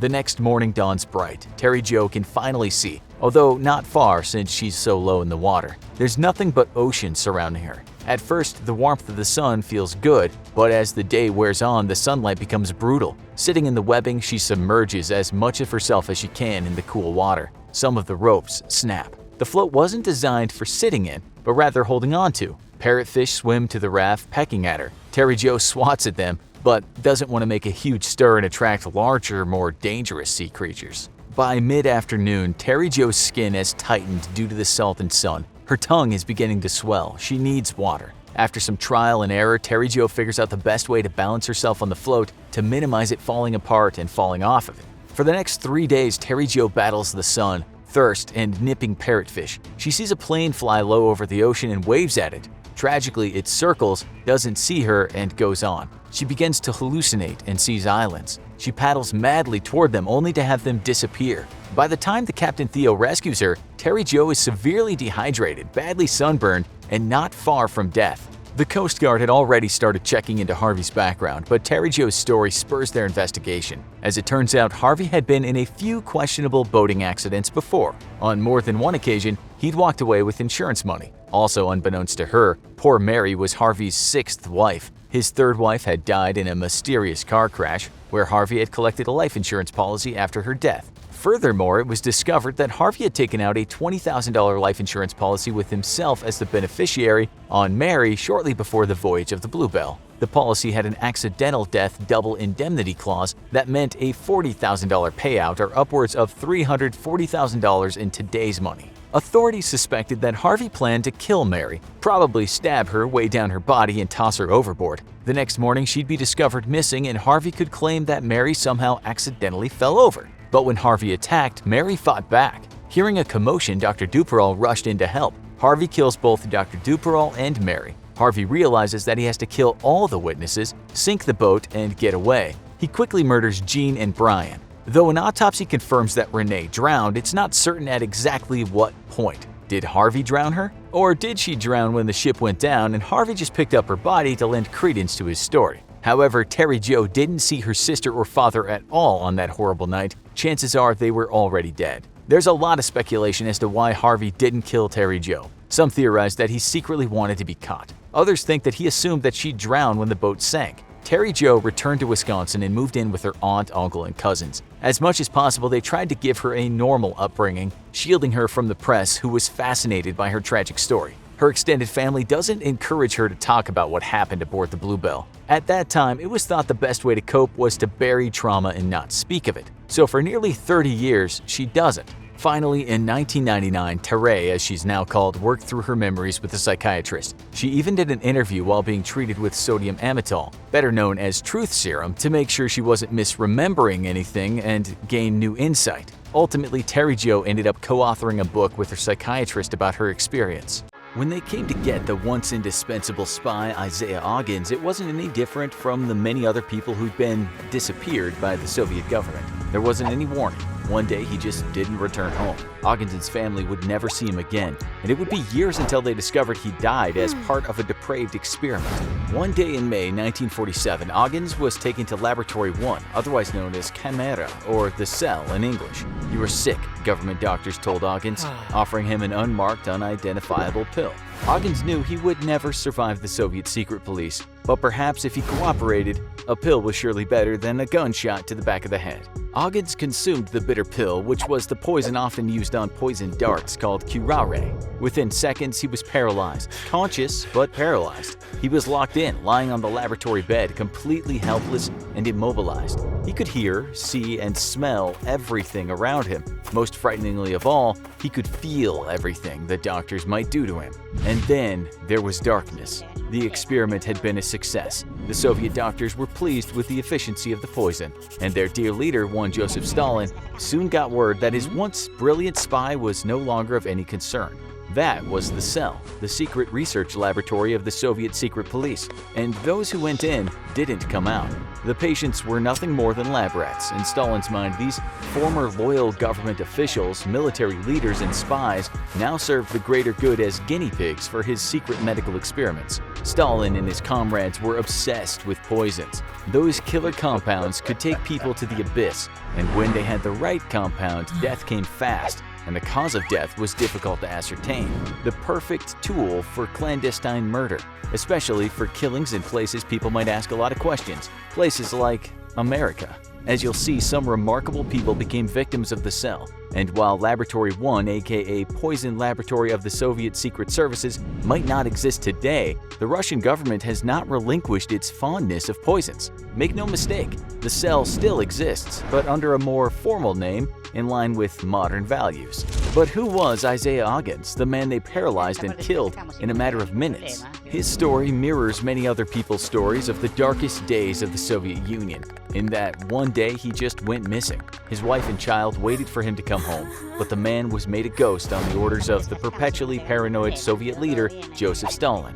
Oggins' life story was quite unique since he was actually American, born in the state of Connecticut to Jewish immigrants. In his 20s, he worked as a researcher at Yale University, and it was around that time that he joined the Communist Party of America. And not long after, he'd begun working for Stalin's intelligence service. So why then would Stalin have him killed? The likely answer is that Oggins simply knew too much. He'd worked around the world spying for Stalin. The Soviets were soon fearful that Oggins might defect and go back to his native USA, so they disappeared him and sent him to the Gulag, where he was convicted of treason and espionage. His family protested to the American government, but their words fell on deaf ears. Stalin was too cautious, too unstable, to allow this man who knew too much to return home. Instead, Oggins received a lethal dose of the neurotoxin curare. The Soviets had been researching and working with poisons for a very long time. The first of the poison labs was introduced in 1921, but it was in the late 30s or 40s that the poison program would really flourish. That was the era of a Soviet biochemist named Gregory Myronovsky, a man who developed poisons and tested them out on hundreds, if not thousands of people. He took his orders from the People's Commissariat for Internal Affairs, an organization abbreviated as NKVD. The NKVD was, in simple terms, a kind of secret police, and under the ruthless Stalin, it grew in size. It was a dreaded organization that had eyes and ears on every street in Russia's major cities and across the Soviet Union. It made people disappear in the night, sometimes murdering people on the spot, sometimes shipping them off to the feared prison camps known as gulags, while others were sent to the good doctor's secret lab. Stalin's Great Purge would lead to the deaths of hundreds of thousands, and some of those people were political opponents and others so-called dissidents, and the cell had a prominent role to play, because getting rid of people quietly was often the job of a poisoner. Myronovsky's life's work was centered around ways of making people die quickly from exposure to poisonous substances. Any man that titles his PhD thesis "Biological Activity of the Products of Interaction of Mustard Gas with Human Skin Tissues" is truly someone to be feared. The inhumanity of his work earned him the nickname of Dr. Death, and he was proud of the fact that he didn't use animals to test his poisons on, but human subjects who came from the gulags. These were prisoners who had been declared enemies of the people and so were considered expendable. Myronovsky was tasked with developing poisons that were odorless and tasteless, poisons that couldn't be detected by their victims. They needed to be fast-acting and create a furious internal breakdown of organs so that the person who'd ingested the poison died quickly. Myronovsky's poisons of choice were mustard gas, ricin, digitoxin, curare, and cyanide. Not all of the people are built the same, so Myronovsky had prisoners sent from the gulags of all different shapes and sizes to test the varying effects of these deadly poisons. He tested his poisons on men and women of different ages, telling them that they were sick and needed to be treated with his medicine that would quickly put an end to their suffering. But his pièce de résistance was the development of the organic compound carbylamine choline chloride, a poison he named C2 or K2. When people were given a shot of this, their bodies would literally change as they wilted like dying trees. Witnesses stated that the victims became shorter, and within a few minutes a great calm seemed to settle on their faces. After 15 minutes, they were dead. These experiments were all approved by the secret police, with a former chief testifying in court. I gave orders to Myronovsky to conduct experiments on people sentenced to the highest measure of punishment, but it was not my idea. So whose idea was it then?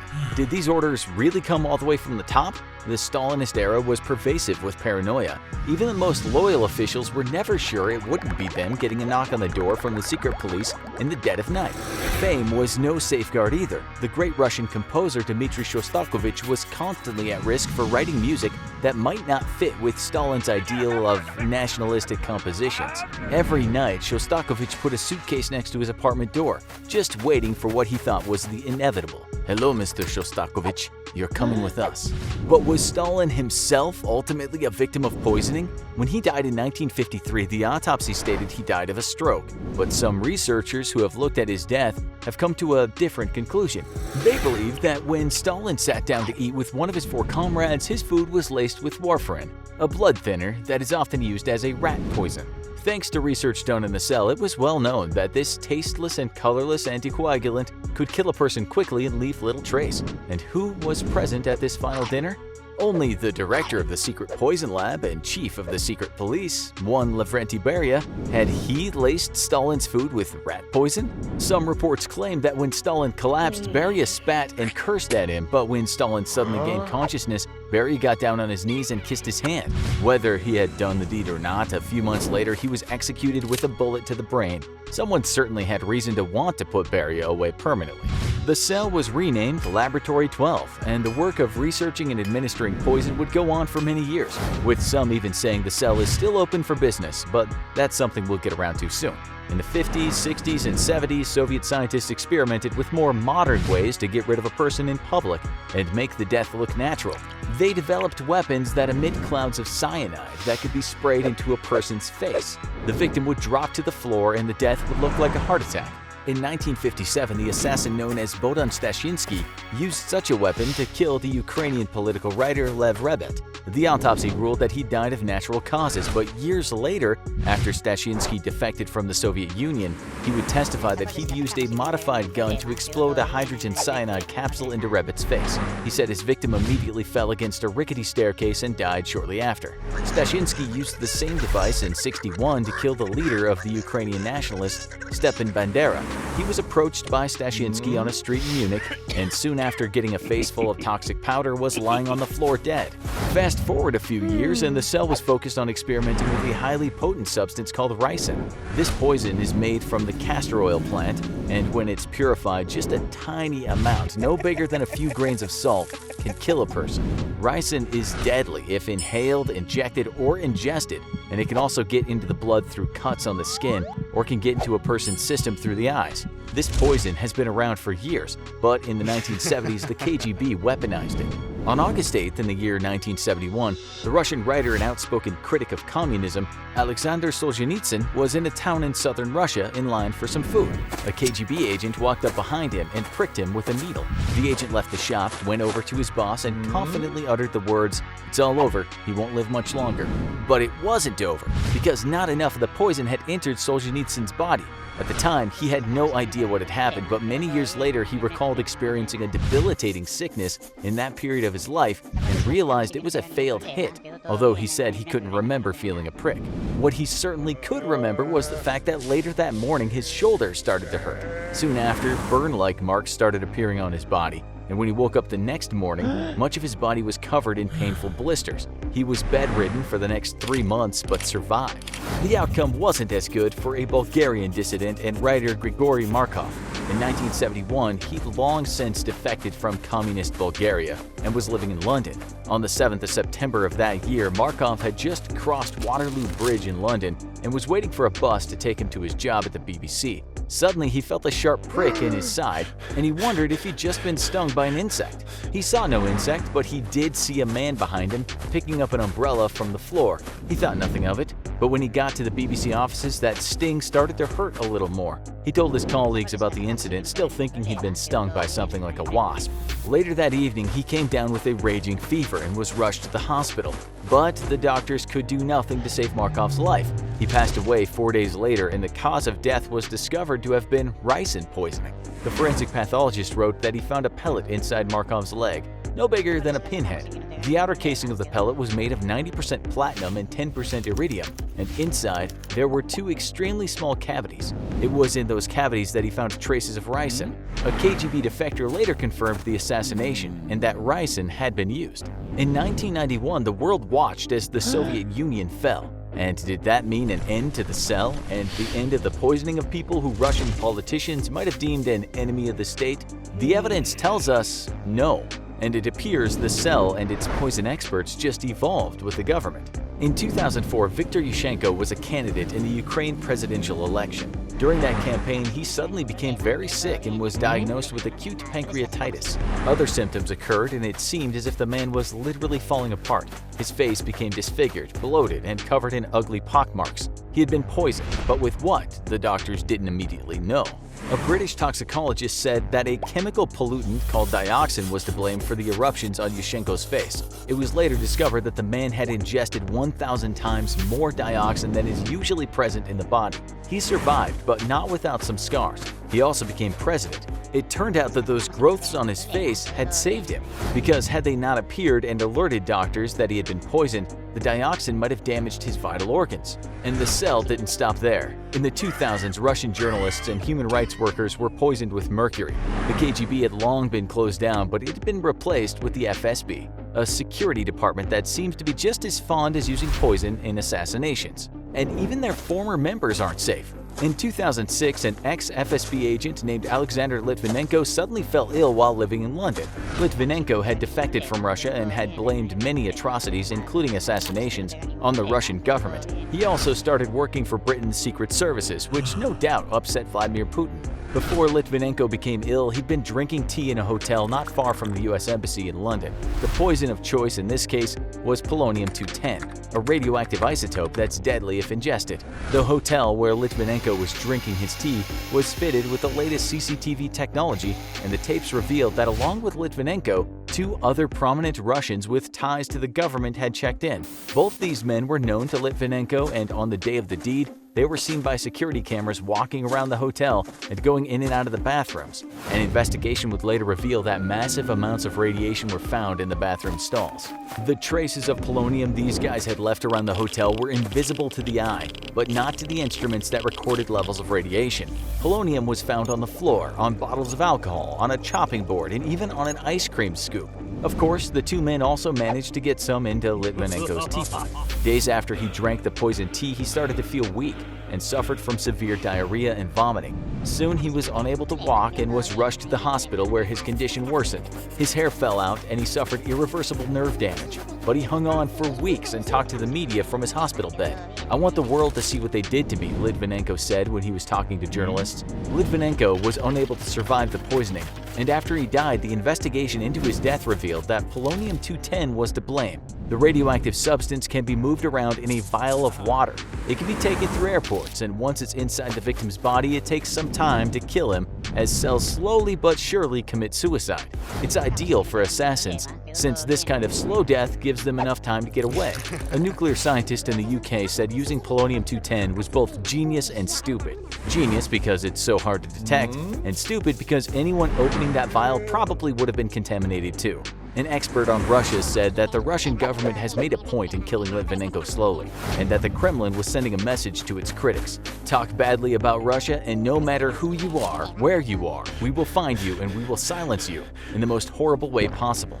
The Federal Bureau of Investigation, according to its own website, was started in 1908, but at that point it was called the Bureau of Investigation, or BOI. There had been interstate crime-fighting organizations before this, doing things like looking for what was perceived as dangerous anarchists and regulating state-to-state commerce. But 1908 is generally said to be the beginning of the FBI. Before it got that abbreviation, it was also called the United States Bureau of Investigation, and later the Division of Investigation. The U.S. was growing in size, and population and crime was growing with it. As the FBI website states, inventions like the telephone, the telegraph, and the railroad had seemed to shrink its vast distances even as the country had spread west. After years of industrializing, America was wealthier than ever too, and a new world power on the block. But what that meant was that criminals could be more sophisticated, they could get organized, and while this was happening, official corruption was rife. This was the dawn of hyper-criminality in the US, and regular police forces were either ill-equipped or even on the payroll of criminals. Something had to change, and a man called J. Edgar Hoover was made director of the FBI in 1924. He'd stay in that position for a long time, and this controversial figure wasn't always very ethical. We'll get around to ethics, or lack thereof, soon. Hoover was put in charge of creating the Scientific Crime Detection Laboratory, the FBI lab, in 1932. He would begin a war on crime, and on his hands by the end of his tenure in 1972 was a lot of blood. This wasn't just the blood of machine gun-toting gangsters, but people who were sometimes called radicals. The FBI no doubt had a job to do, but looking back, no one, even the FBI, disagrees that its modus operandi was often quite oppressive. And so we might first talk about something called the Palmer Raids. These were conducted from November 1919 to January 1920 during what was called the Red Scare. America didn't want any damned commies tainting its land of free people, and President Woodrow Wilson at the time told these new federal cops that leftists, anarchists, communists, perhaps even anyone with a radicalized view that didn't fit with the capitalist ethos should be captured and thrown out of the country.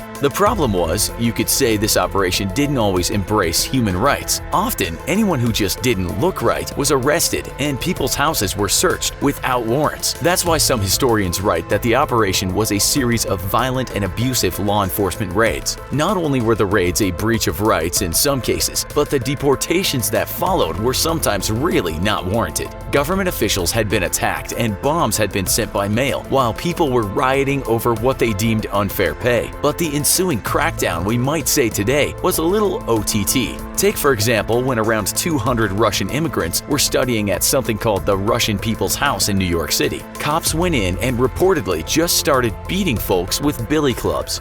It said one algebra class was interrupted and the teacher was beaten in front of students. Some of those students were arrested and had their money taken from them by the police. In fact, across the country, thousands of people were detained on suspicion for months on end, and they weren't allowed lawyers. In one case, a man called Gaspar Canone was arrested without being charged. He then wouldn't admit to being a communist, so the cops just forged his signature saying he was, and then he was deported. When it was done and dusted, thousands of people across the US had been tortured, beaten, held for no reason, deported, even starved in one case of 1,000 detainees, and many, most in fact, were innocent. The whole thing was a disgrace, but it took time for the government to admit the full extent of the damage done. A positive thing that came out of it was these raids resulted in the formation of the American Civil Liberties Union. Every cloud has a silver lining, but try telling that to those who suffered the most. So those were the early days when the FBI used extrajudicial powers to cause pain and embrace injustice. But the the threat of a communist uprising stayed with America and many others would unnecessarily be hurt. What you might not know is that the FBI had lots of informants who would tell them if they suspected anyone they knew was a communist. One of those was the actor Ronald Reagan, a man who would become president. Before that, the FBI believed that many communist sympathizers were running wild in Hollywood and preaching to the uninitiated. Who better to have on the inside than a famous actor? And it was Reagan, codenamed T10, that ratted on his fellow Hollywood acquaintances. It said Reagan and his actress wife Jane Wyman gave a list of names of people working in Hollywood who they thought were a bit on the red side. Reagan was on board as far back as 1941, a long time before he filled the White House big seat. No one knew about this for a long time, of course, and when it was discovered, the FBI said his role was minor. Records show that Reagan even added one man to the list he had just got into a drunken debate with over politics. You'll find information on T10 in a document called Communist Infiltration of the Motion Picture Industry. Now, as you know, the FBI have had all kinds of informants and many of them were criminals and killers. They had violent Italian mob boss Frank Cappa, as well as a long list of other Italian-American mafia figures. They had Whitey Bulger, the Irish-American gangster, as well as many other gangsters all over the country. These assets were needed, and as you know, occasionally the FBI would have to turn a blind eye to some hardcore criminality. But the case of one asset sticks out. This was the case of the African-American man called Elmer Pratt. Pratt served twice in Vietnam, but on his return rose up the ranks of the political organization called the Black Panthers. The FBI didn't much like the Panthers, and they wrote in one document that their intention was to neutralize Pratt, as he had become the organization's Minister of Defense. So they neutralized him, but to do that, they set him up for a murder he didn't commit. The FBI made sure information was withheld from the jury and failed to say that the person who had identified Pratt had earlier said it was someone else. That person was told to make a second guess. He was sentenced to life and served 27 years, spending 8 of those in solitary.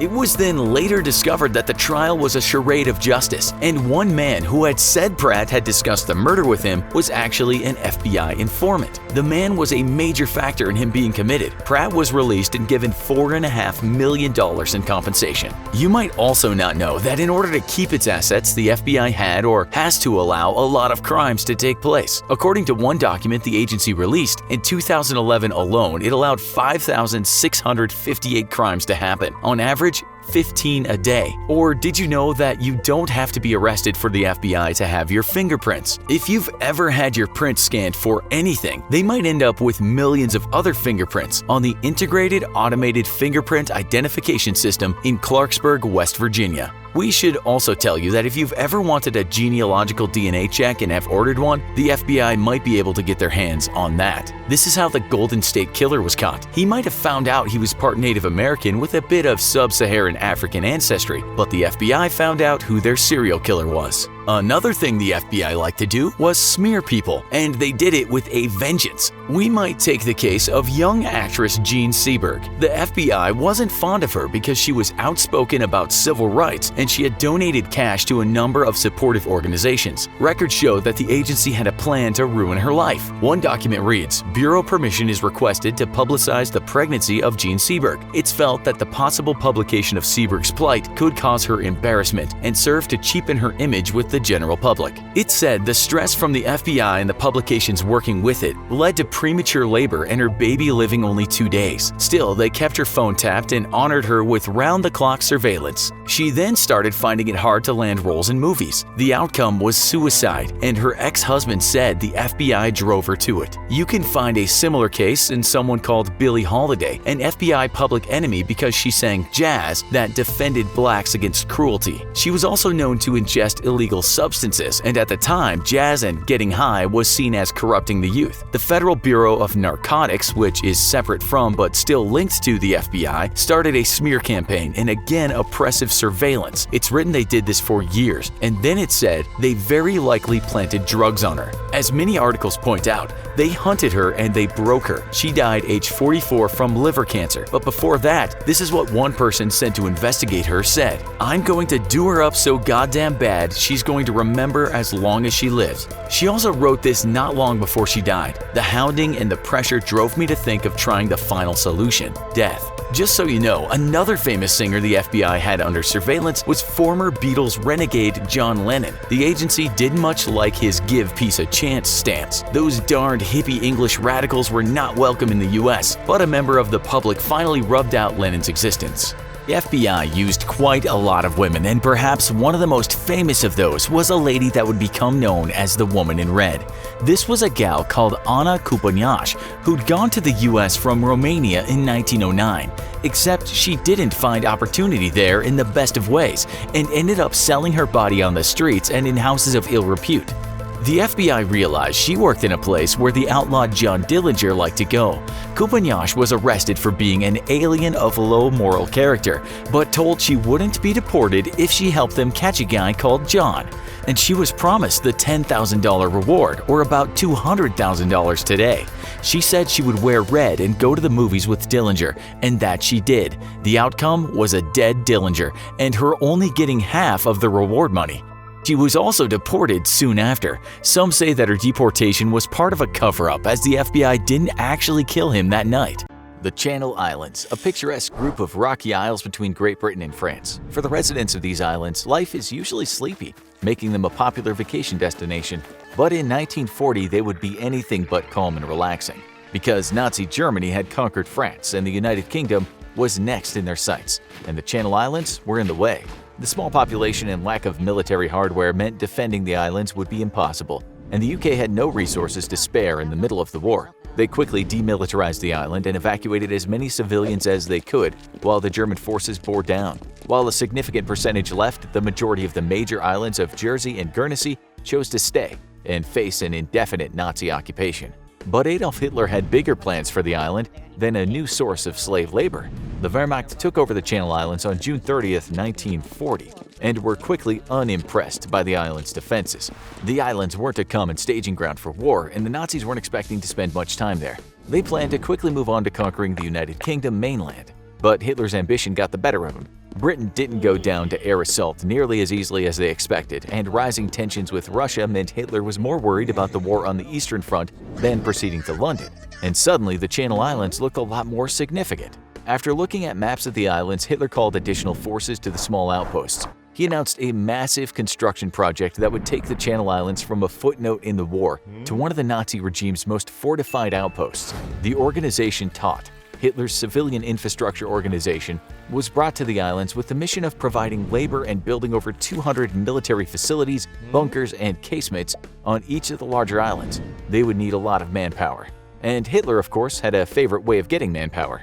While the Channel Islands occupation hadn't initially been as brutal as the occupation of France and other nations Hitler conquered, save for the Jews of the islands who were quickly deported, that would soon change. Hitler needed labor, and the remaining citizens of the islands would be conscripted. As the islands weren't seen as a priority initially and were being blockaded by the Allies for much of the war, resources were slim, and conditions would get worse over the course of the war. While there was some resistance on the islands, the residents were so outnumbered by armed occupiers that they never had much of a chance, and soon the Channel Islands would be completely transformed.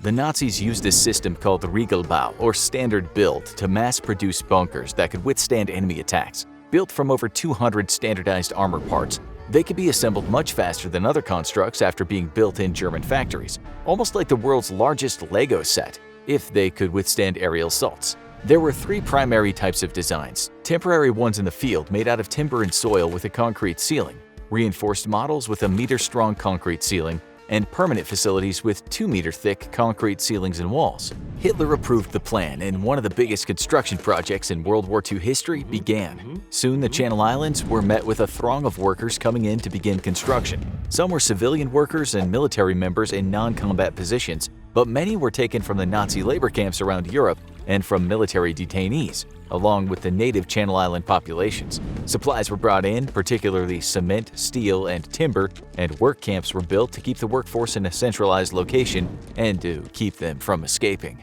By the end of 1942, the Channel Islands had become a massive military fortress. Sites would be excavated using manual labor, often using explosives to speed things up. As soon as this was done, the construction experts would come in and direct the labor, carefully assembling sites according to the exact specifications of the plans. There were several types of facilities, each designed for a specific purpose, and to make it near impossible for any Allied forces to dislodge the Nazi occupation.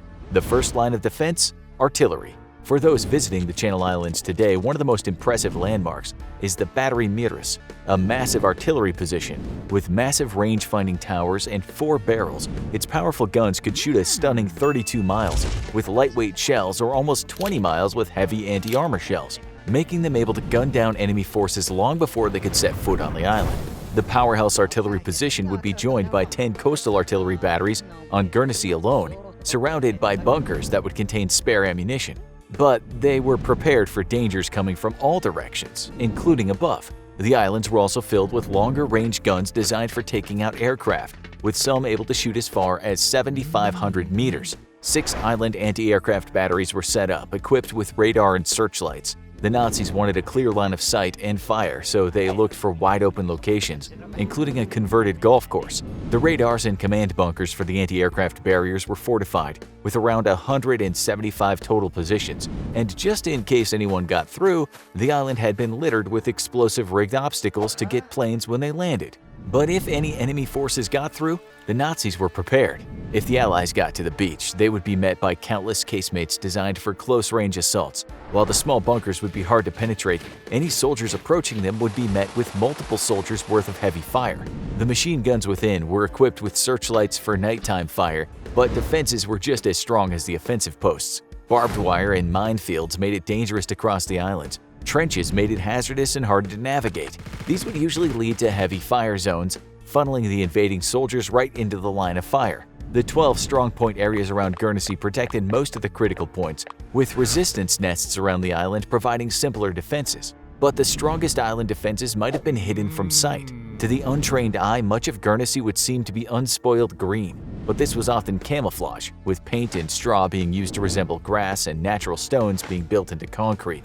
And under many of these camouflaged positions would be a massive network of tunnels that spanned much of the islands. Built over 2 years, 14 full tunnels were completed, while others were started but never finished. They would allow Nazi personnel and their workers to navigate from one position to another, away from enemy eyes. And for the most important facilities on the island, secrecy was key. Leadership and technical support were housed in underground bunkers, as well as the infrastructure that was needed to keep the massive Nazi war machine on the island running. Radar units were the top target for Allied bombers and were usually disguised with the crew working in underground bunkers. While the transformation of the Channel Islands was very visible, much of its most powerful tools were hidden. The Channel Islands megafortress designed by Adolf Hitler seemed indestructible, but there was one thing they hadn't counted on. As the years went on, resistance to the occupation grew and Nazi oppression increased. Resistors were sent abroad to Nazi prisons, with some dying. The British government made several attempts to liberate the islands, but raids had to be called off due to heavy fire, weather conditions, or resources being needed elsewhere.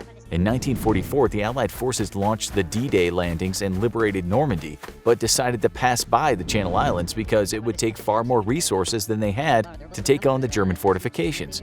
But it had other consequences. Almost all the Channel Islands' food supplies went through Nazi-occupied France, and that pipeline had just been cut off. The Channel Islands were starving.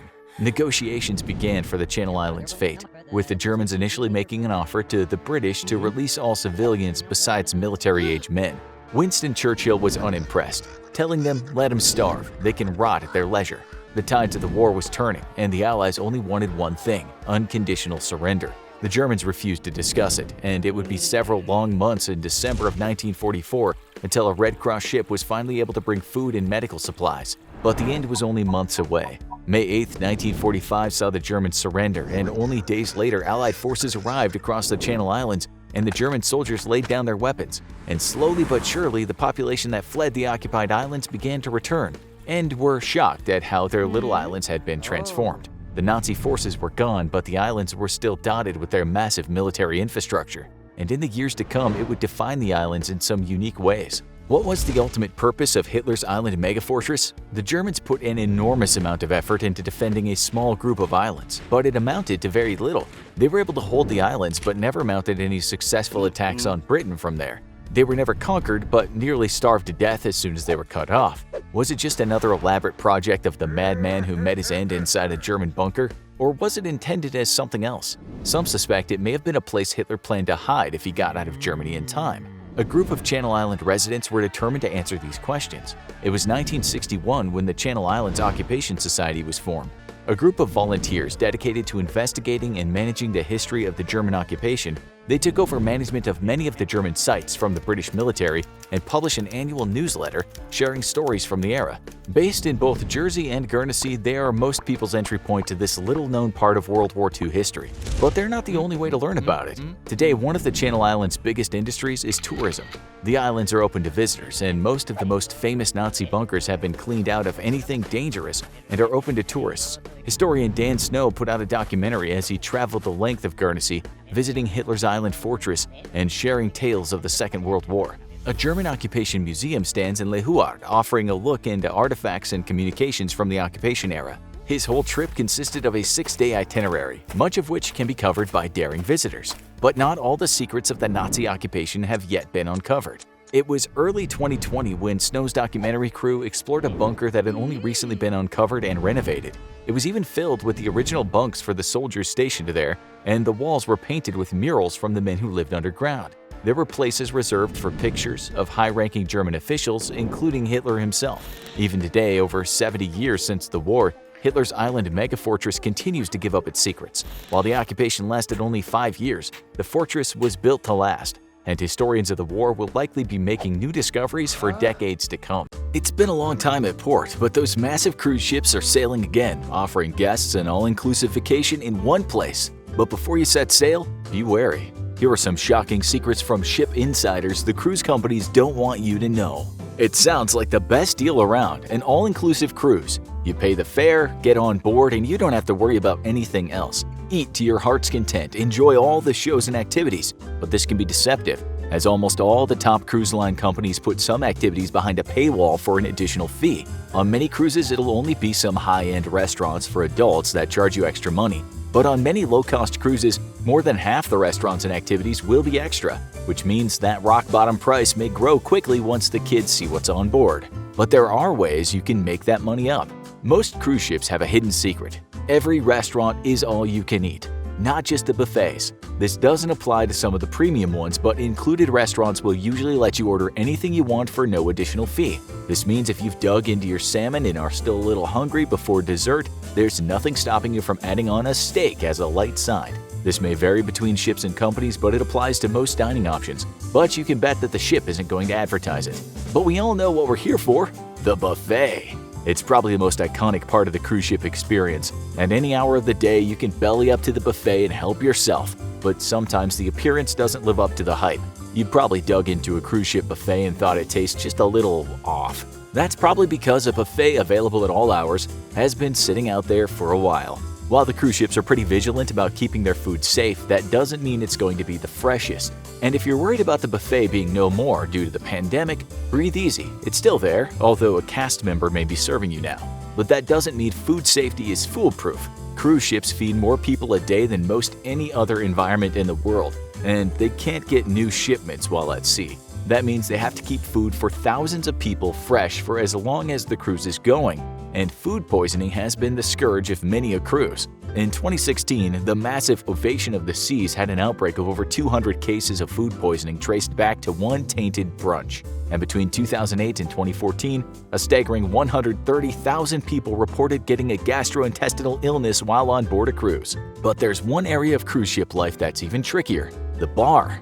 Alcohol is usually one of the few things that isn't included in the initial fare, but some companies, including Royal Caribbean, offer unlimited booze packages for extra. And this creates a challenge: how to handle countless drunk guests with cards that let them have more booze. While most cruise companies cater to family travelers and less than 10% buy the booze passes, the companies do have a plan. If a bartender notices a drunk passenger, they can temporarily deactivate their pass until they sober up, at which point they're free to come back for more, if they haven't got tossed in the brig. Wait, the brig?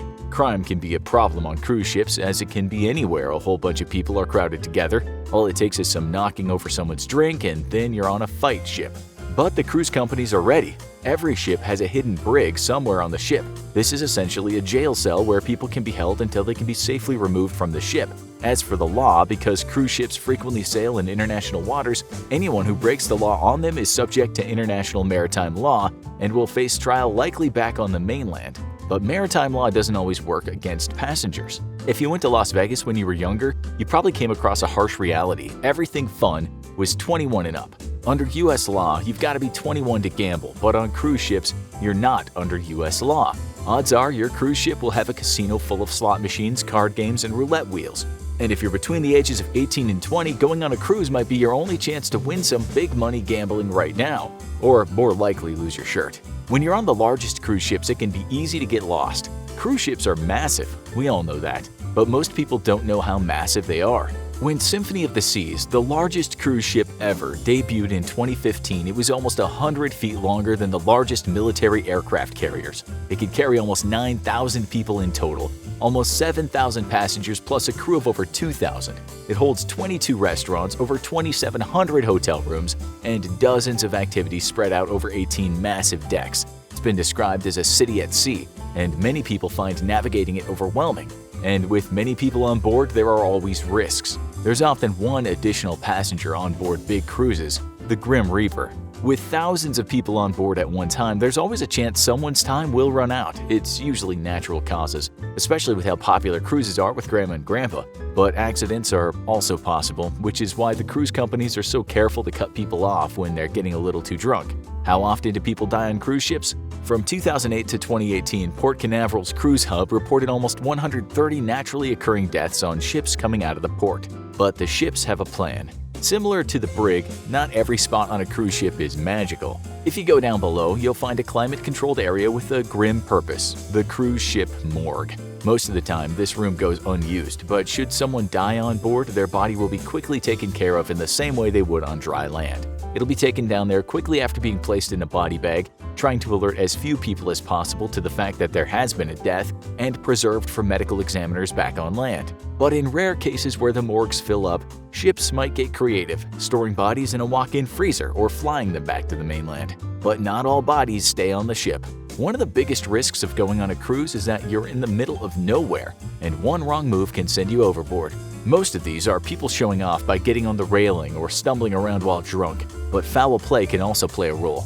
Roughly 20 people fall off a cruise ship or ferry every year, and while most of them are rescued, that can be trickier when you're on a fast-moving ship with thousands of people. Between 2009 and 2016, 8 people met their end falling off a cruise ship. But it's not the only way to get left behind by the cruise. One of the most exciting parts of a cruise is those ports of call, where you're let off the ship for a full day of fun in the sun. These beach days are so relaxing it's easy to lose track of time, but set an alarm, because when the crew says be back by a certain time, they mean it. They have a tight schedule to keep, and after a short buffer period for any stragglers, they will simply leave anyone who didn't make it behind. For those unfortunate stranded travelers, they'll have to find their way back home on their own. But cruise ship employees are trained for far worse situations. Avast ye mateys! The golden age of piracy is long behind us, but some pirates still sail the open seas, especially off the West African coast. While they're more likely to attack cargo ships, there still have been incidents of them attacking cruise liners, and the crews are trained. When a pirate attack happens, the crew will warn all passengers to get off the decks and away from the windows. They'll then unleash some non-lethal defenses, including water cannons and sound cannons that emit a painful screeching sound. This will hopefully deter the pirates enough for the ship to take evasive action and give all the passengers a crazy story. Some people, however, say cruise ships are a bigger threat to the environment than vice versa. There's a lot of people on board the ship, and a lot of flushing toilets. Cruise ships produce a staggering 140,000 to 210,000 gallons of sewage each week, and it has to go somewhere. The toilets are vacuum flush models similar to the ones on airplanes and are usually connected to top-tier water filtration and treatment systems. But once cruise ships are at least 12 miles from shore, it's open season, and much of that human waste gets dumped directly into the oceans below. And that's not the only way these massive liners impact the world. When the bilge water is dumped into the ocean, it creates a massive amount of sulfur dioxide, as much as millions of cars. These giant ships also run on powerful motors, and you can often see them belching dark smoke into the skies. But that smoke doesn't always leave the ship. Studies have been done on the air quality inside the ship, and it revealed the disturbing fact that the air quality on crowded cruise ships can be 20 times worse than the air quality in a busy car-filled metropolis. And it's not surprising that there's so much pollution, given how much moving parts it takes to keep a cruise ship running. The vacuum toilets on cruise ships might look like hotel toilets, but they're a lot more vulnerable to clogs and other problems.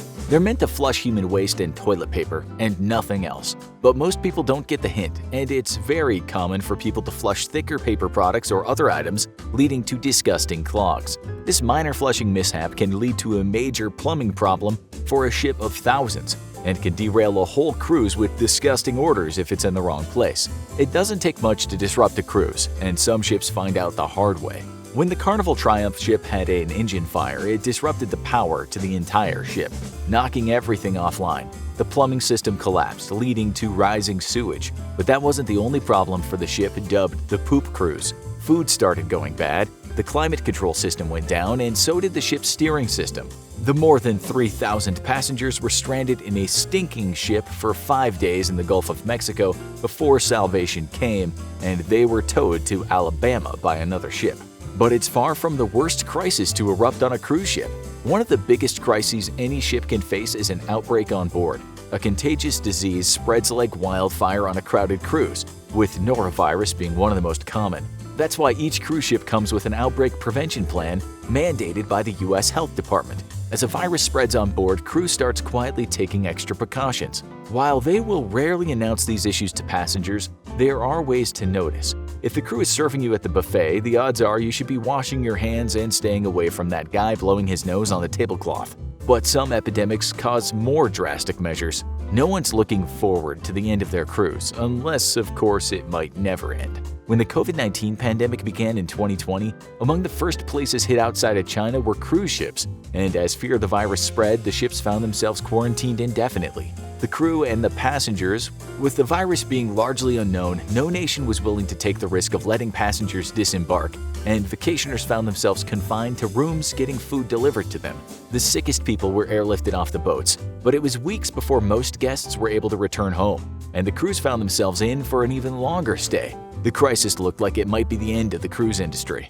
But as long as there are retirees looking to gamble on a boat, it'll endure. It was almost a year before ships set sail again from most ports, but a lot has changed. Most ships have eliminated self-service buffets, but that's not the only change, especially for the crew. It's common for everyone to have to pass a recent negative COVID test before boarding, and getting approved to get off the ship for all ports of call is a lot trickier. But most of the old favorites of the cruise ships are still there, and so are the little secrets they're hoping that you don't think too hard about before getting on board. 4 men and 2 women turn up at a guy's door in a neighborhood of San Francisco, flashing badges in front of his face. He presumes they're cops. He answers their questions and even lets them search his home. They're looking for a phone, a very important phone. Something just isn't right here. This is the story of the sketchy secret police force working at one of the biggest companies in world history. We'll come back to that important phone later, but first let's have a look at how Apple got in the secret policing thing. Back in the day, people called them Jobs Mob in relation to the departed CEO Steve Jobs. An even more ominous epithet was the Apple Gestapo. None of these names were actually nice sounding, but they're fitting considering what Apple got up to while everyone was thinking it was such a cool company. Apple itself called its police the Worldwide Loyalty Team. This team was given the name the Apple Gestapo by employees working for the company, but the name was admittedly an exaggeration of what the loyalty team did, but only because they didn't ever torture people into making confessions. However, the loyalty team wasn't as benign as the name suggests. Think about it. Institutions such as the Gestapo, or for that matter Joseph Stalin's secret police, the NKVD, often had one thing in mind when they followed a person and sometimes in the dead of night, abducted them and then took them to a small room for vigorous questioning. They wanted to know, often with some amount of torture involved, how loyal the person was to the country. Apple wanted to know the same, although the person being followed was usually suspected of leaking company secrets, not government secrets. A former Apple employee talking to Gizmodo said about the loyalty team, "Apple has these moles working everywhere, especially in departments where leaks are suspected. Management is not aware of them." He explained that if someone in a certain department was suspected of leaking information, Apple wanted to keep them inside the building. The secret police would go to that department in the early morning and arrange an operation. Once all the staff was in the office, it would be announced that all employees should remain seated at their desks. At this point, the workers were told they shouldn't have a toilet break. After all, they could throw something into the bowl or remove something from their phone. At this point, none of the staff would have known that Apple's loyalty cops were in the building, saying that when they they were ordered to hand over their phones, some folks would have likely become quite suspicious. These phones would then be examined. Yeah, this was a day at work, not something you'd expect to happen. If the employees had iPhones, all the data from the phones was uploaded to another computer. Since Apple gave phones to its employees, most of them had iPhones. If these phones were locked, the secret police demanded that the owners unlocked them. Gizmodo wrote this: "They backed up everything and go through all the phone's text messages and pictures. If you have porn on your phone, they will see it. If you have text messages to your spouse, lover, or Tiger Woods, they will see them too. Just like that. No privacy, no limits." And now you're starting to see just how paranoid Apple was and is as a company. But this is just the beginning. While all those checks were going on, the employees were told they could not use their computers. All PCs had to show screensavers. The cops didn't want anyone sending messages out while the operation was in process. Employees were even told that they shouldn't chat with each other during this time. You're now thinking, if that was me, I'd just grab my phone, give the police guy a piece of my mind, and leave the building. Some people might have done that, but you have to remember that working for such a cool company was perhaps one of the best gigs in the world. It's like in the dystopian novel The Circle, which was based on a fictional super high-tech company with some rather shady secret police. Just like in the book, the Apple employees were so grateful to work at the company that they'd have done nothing even when things started to look unethical. Maybe when the author of The Circle, David Eggers, wrote the fictional company's motto, "Secrets are lies and privacy is theft," he had Apple in mind. If they suspected someone leaking secrets, Apple's secret police might also have taken a line from George Orwell's book, 1984. Basically, the cops would have said something along the lines of, "We shall meet in the place where there is no darkness." If the person at Apple really did complain and not hand over their device, they were offered a deal. The deal was, get up now, collect your things, walk out that door, and never come into the company again. Your number is up, and if you try and enter the building in the future, we'll have you thrown out. Oh, and by the way, you'll be hearing from our lawyers. That former employee said he experienced this firsthand, and some people had their devices checked and were then whisked off for what he called an interrogation. That would usually include the person being told to come clean or some kind of legal action would be forthcoming. Why Apple would act like the Gestapo is simply because it didn't want any other competitors knowing what it was developing. If that should happen, it could be very costly. Many companies are paranoid about this, but as you'll see, Apple takes it to another level. Apple's secret police won't disappear a person if they think that person is a spy or just poses a threat to the company, but it might break the law and go to great lengths to plug a leak. This brings us back to the Apple cops visiting that guy in San Francisco and impersonating a real police officer. The man in question was named Sergio Calderon, then 22 years old. In July of 2011, it was reported that one of Apple's prototypes for the iPhone somehow ended up in the Cava 22 bar in San Francisco. The phone was supposedly priceless, given that such a prototype could make its way to a country such as China, where another company might copy the device. The cops arrived at the guy's house in the Bernal Heights neighborhood of the city and told him, "Hey Sergio, we're from the San Francisco Police Department." They said a phone they very much wanted had been tracked back to this abode. Thing was, they didn't say they worked for Apple, so the guy thought they were police officers. Once inside the house, they pretty much went through everything and then told Sergio he'd be given a $300 reward if he could make it somehow reappear. It was also reported that the officers tacitly threatened Sergio's family with deportation if he couldn't produce the device. He later told the media one of the officers is like, "Is everyone in this house an American citizen?" They said we were all going to get into trouble. One of the people that was there that evening said his name was Officer Tony. He turned out to be a former cop named Anthony Colon. With Tony and another Apple cop were some actual police officers, but get this, what happened that evening was never officially recorded. Sergio later said he'd never allow Apple staff to search his home if he had known the truth. You can't not record a search like that, so that led the San Francisco police to issue a statement saying, "This is something that's going to need to be investigated now." If this guy is saying that the people said they were SFPD, that's a big deal. It was a big deal. Apple was acting like the authorities, and companies are not allowed to do such a thing. There was no need for it either. Prior to the case, Apple had searched for a phone, but not by itself, but with a police task force working on behalf of the company. We'll come back to that messed up story later. It turns out that the operation involving the search of Sergio's house was the work of a former FBI agent named John Theriault. He was the head of the Apple secret police at the time. He was the one that gave the order that day. It was said that he was hired by the paranoid Steve Jobs, but after Jobs went on to live for eternity in the cloud, Theriault left the company and Apple cleaned itself up and stopped being so darn heavy-handed. Theriault announced that he'd retired, but the word on the street was he'd been forced out of the company after what had happened in Bernal Heights. Once Sergio knew what had happened to him, he got himself a lawyer and sued Apple. That's when Theriault announced his departure. A person familiar with spying and the matter of the lost phone said, "My gut tells me that a company does not lay off or induce somebody to quit while it is potentially being accused of wrongdoing led by that person. That person could end up being the best witness against them. We don't know what happened to the phone in the end, but it might have been sold on Craigslist for the price of $200. If that's the case, someone really had no idea just how much money they could have made. They probably just thought they had an iPhone that didn't quite work right. As for Sergio's case, it seems that the matter was settled out of court, so he could have made himself a good chunk of money. Neither he nor his lawyer David Monroe would comment on the matter, which leads us to believe that they signed an NDA with Apple. It also seems the phone never did get into his hands, so all that cash he earned was deserved. Now for the story of when Apple did use the authorities in the right way, but was also accused of heavy-handedness. This involved the case of a lost prototype for the iPhone 4G. It was mistakenly left at a German beer bar in Redwood City, California in 2010. The two people that found the phone apparently tried to give it back to the owner, but when that didn't work out, they sold it for $5,000 to a tech journalist named Jason Chen. Chen subsequently published the details and photos of the phone for Gawker Media. Apple cops later visited him at his home, but when they were denied entrance, the company contacted the California Rapid Enforcement Allied Computer Team. Those guys used a warrant to search the house and take all of Chen's computers and anything else they thought was related to the phone. They didn't even tell him if he was a criminal suspect. The New York Times later said what happened could have been called misappropriation of lost property, adding that it's a crime but not a theft. Steve Jobs, mad as anything alive, said it was extortion. Although when the case went to court, Chen and Gawker came out without a scratch. The sellers of the phone didn't serve a day in prison but were put on probation. Still, many people claimed that under the 1980 Privacy Protection Act, it is illegal to search a journalist's home. This just goes to show the power of Apple. Now, some more paranoia. We've mentioned the departed Steve Jobs a few times already, a man that some people treated almost like a god. Sir Jobs was the knight of the techno realm when he was still with us, but he was perhaps also a dark knight. He was undoubtedly good at his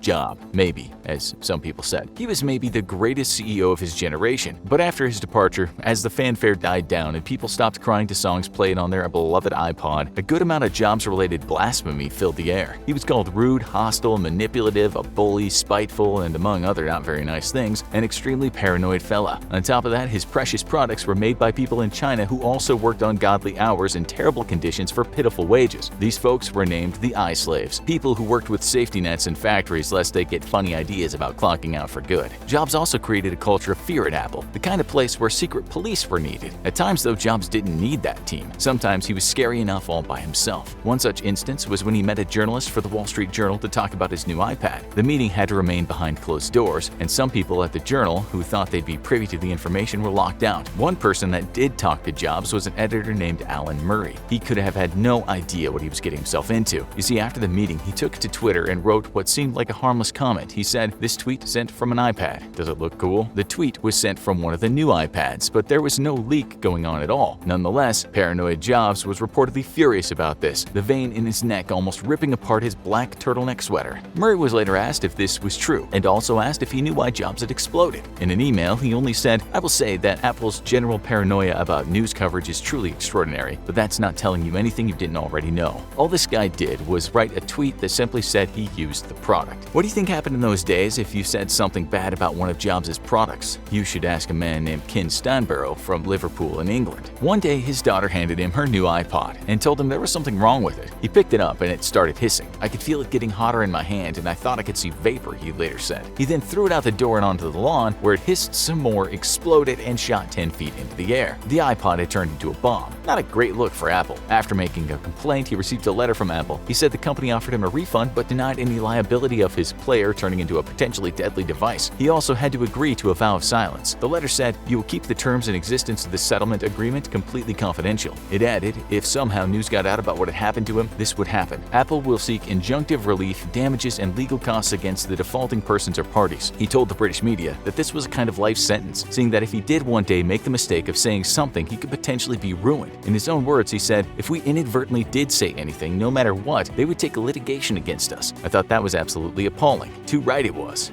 They're strong, smart, alert, the best of the best. The elite bodyguards that look out for politicians, celebrities, business moguls, and all manner of VIPs. Bodyguards literally put their lives on the line to protect some of the most important or most threatened people on Earth. So how do they do it? How do they stay alert, identify threats, and protect people's lives? We sent in some undercover operatives to find the 13 secrets bodyguards don't share with anyone except us. When most people think of bodyguards, they assume that if a threat appears, the guard should be ready to fight someone off or even draw a gun. In fact, if a bodyguard has to reach for any sort of weapons or use his fists, chances are he or she has already failed. The primary goal of any bodyguard is to protect, cover, and evacuate the VIP they're protecting. not go all Jason Statham on any potential adversary. Don't believe us? How about Kent Moyer, the president and CEO of World Protection Group? Moyer disclosed, "We're trained to cover and evacuate and get out of harm's way. The goal is no use of force. If I fight, I failed. If I draw a gun, I failed." That actually leads us right to another surprising secret most bodyguards don't like to share. Bigger is not always better. That's right, guys, you can breathe easy now. While many of us pictured tall, muscled, hulking security people guarding those dashing Hollywood leading men, meaning we'd expect at least a full foot of difference in height between the two, size isn't always an advantage for bodyguards. As we pointed out, bodyguards are not aiming to fight off a bunch of attackers using their bare fists. While some clients who make their way through life as conspicuously as possible enjoy the show of strength a team of massive bodyguards implies, others prefer that their bodyguards can blend into their entourage and the crowds around them. After all, an almost 7-foot, 300-pound shirt-popping muscle man eating dinner at the next table or hanging out around you at a gala event might draw a lot more attention than you need. In fact, Alex Baumberg, the CEO of British bodyguard firm Intelligence Protection, explained the third secret of the bodyguard trade. He likes to look for fast-thinking communication skills and diplomacy over brute strength in prospective bodyguards. Someone who can diffuse escalating situations and effectively communicate potential threats and exit strategies to clients is extremely valuable in this profession. And did you know there's an extra high demand for bodyguards that can speak a few languages? After all, many CEOs and celebrities are constantly jet-setting around the world. Someone who can speak the local language of frequent business trip destinations will always be helpful. So for aspiring bodyguards out there, remember, brush up on that high school Spanish and it might be better than hitting the gym. How helpful should bodyguards be though? How do they avoid crossing personal lines when they're constantly following, traveling with, and generally by the side of their clients all day long? Well, here's the next unexpected secret of the bodyguard profession. A big advantage in the field is something Dr. Phil might suggest: drawing healthy boundaries. Avoiding becoming part of an entourage can be extremely difficult with very rich or very famous clients. VIPs who are used to a team handling their every whim and request can become too comfortable with their bodyguards and start requesting them to perform menial tasks, such as feeding the family dog or picking up dry cleaning. Bodyguards have to know how to firmly but politely draw the lines so they can focus on doing their actual job. Otherwise, both they and their clients can get into trouble very quickly. While being a bodyguard can seem glamorous, they're constantly around huge mansions in that jet-set lifestyle after all. Spoiler, they don't really get to live like the 1%. They can't be cracking open champagne bottles with their clients or watching the football field-length plasma screen TV. They have to be making their rounds, staying alert, and keeping an eye out for potential threats. Bodyguards who get sucked into the celebrity lifestyle and get too chummy with their clients usually don't last long. Worse yet, some bodyguards start trying to keep up with their clients' day-to-day habits on their own much lower salary. This usually leads to, you guessed it, a good old case of bankruptcy. There are just some reasons why keeping professional boundaries is a must. Even relatively small things like posting selfies with clients while on the job can get someone fired. Speaking of selfies, another bodyguard secret is that social media is a nightmare for them, just like it is for democracy.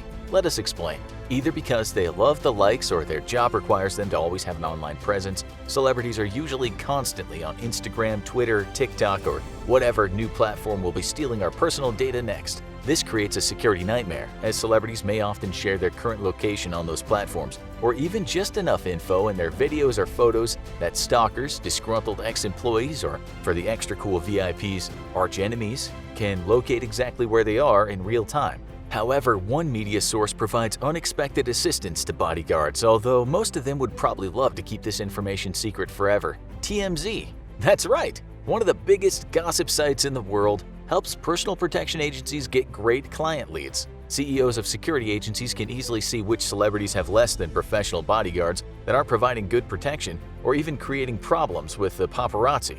Those celebrities can usually be converted into new clients. Furthermore, gossip and paparazzi sites help keep current celebrity bodyguards training for potential threats. Navigating a usually harmless threat like the paparazzi can help bodyguards identify the best ways to handle situations where a celebrity might be similarly swarmed or approached too closely. Best of all, if TMZ photographers have shown up without a celebrity calling them, in other words, this doesn't apply to any of the Kardashians, bodyguards have now identified a possible information or security leak within the celebrity's entourage or close contacts. Here's a bodyguard secret that's also a celebrity secret. The kind of celebrities that like to tip off the paparazzi also like to hire bodyguards just to show off their status. After all, what says I'm super important more than a swarm of suited-up bodyguards following and protecting your every move? This can make even the least recognizable Real Housewife of Des Moines feel like someone might actually be following her career closely enough to stalk her. For celebrities, that 99.9% of the general public might not recognize them even if they're standing 2 feet in front of them. A group of bodyguards leading the way might make a random passerby say, "Oh, is that person famous or something?" It's a nice ego boost for some. There is one more secret that both celebrities and bodyguards would like to keep from you. A bodyguard isn't there to protect a VIP from other people. Sometimes a bodyguard's there to protect you from yourself. When a celebrity hires someone to provide protection, this means they also have to protect them from accidents and medical emergencies. For clumsier clients, this usually means their bodyguards have a lot more to do. This might sound far-fetched, but statistically, a celebrity is much more likely to trip backstage and sprain an ankle or fall on a hard sidewalk after a few too many martinis than have an armed psycho try to take them out in public.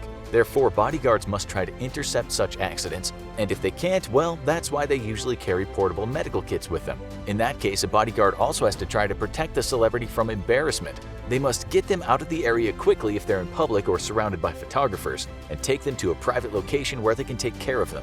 It might be a little late to reveal this next secret since we've been using this word for the whole video, but here's another one. Don't call them bodyguards. Turns out a lot of bodyguards hate the name they're given. Most will go by titles like executive protection agents instead. This isn't just them being finicky. The word bodyguard has a negative connotation in a lot of people's heads nowadays. Rather than thinking of someone intelligent, highly trained, and able to protect people who are high-value targets, people usually associate bodyguards with the big, hulking, intimidating members of a celebrity's entourage. Truth is, though people like that exist, they give real bodyguards, executive protection agents, giant headaches. Sometimes VIPs do hire their own security as part of an entourage. The people who work these jobs are usually untrained but larger sized, and usually overly aggressive childhood pals celebrities trust and want by their side. Though the celebrity's intentions may be good in having extra security in the form of someone they trust, these security people generally have no idea what they're doing, but will call themselves security, or you guessed it, bodyguards anyway. If they're working side by side with professionals, it's likely they're going to make their job more difficult and get in the protection agent's way. Bodyguards, yeah, we're temporarily calling them that again because it's easier, can be closer to secret agents than you think. Sometimes bodyguards have to go undercover. This can happen for one of two reasons. Either the client wants protection but doesn't want their protection to be visible, meaning bodyguards have to find a way to blend into the crowd around the VIP or the location in general, or some clients don't take their security too seriously, especially when it's been hired by their company, film, or TV show instead of personally hired by them. This means they're more prone to change plans at last minute, throwing out hours of careful coordination and research by bodyguards to ensure their target is safe. In that case, the bodyguard has to adapt and protect their client any way possible, even disguised. On one job, bodyguards had to go undercover in Azuma in the Bahamas, an island famous for its beach of swimming pigs. To be honest, we could think of worse ways to spend time than snorkeling in the Caribbean and swimming with the cute little piglets, so we won't feel too bad for them. We've already talked about the image that most people have of bodyguards and how it's usually of tall, big, aggressive, burly men. So for VIPs trying to hide their security, it might not surprise you to know that recent years have seen a huge increase in requests for female bodyguards. Single women and VIPs with children tend to especially prefer women guarding them. That's because there are a huge number of advantages for employing female bodyguards over men in some scenarios. Women walking with other female celebrities are less likely to look imposing, out of place, or draw attention. They're more likely to be thought of as personal assistants or friends than male bodyguards. When bodyguards have to protect the children of the family in places like playgrounds, for example, a female bodyguard can also easily be overlooked as a nanny or family friend, and will probably stand out less in the usually majority female crowd at such places. Some of the most high-profile celebrities in the world, including David Cameron, Tony Blair, J.K. Rowling, Beyoncé, and the Duchess of Cambridge, all employ female bodyguards. And you know that whoever was deemed good enough to work for Beyoncé is probably one of the best bodyguards around. And this last secret is a bit of a downer. Being a bodyguard can be kinda lonely. Even though they may constantly be surrounded by their clients' family, friends, and coworkers, bodyguards for high-profile clients can find maintaining their own personal life very difficult. Many VIPs are constantly flying around the world, going out all night, and generally called on to attend last-minute events at all dates and times. This usually interferes with most bodyguards' family and social lives, or doesn't allow them to develop those lives at all. While the constant travel and glamorous events can seem thrilling on the outside, there's definitely a downside.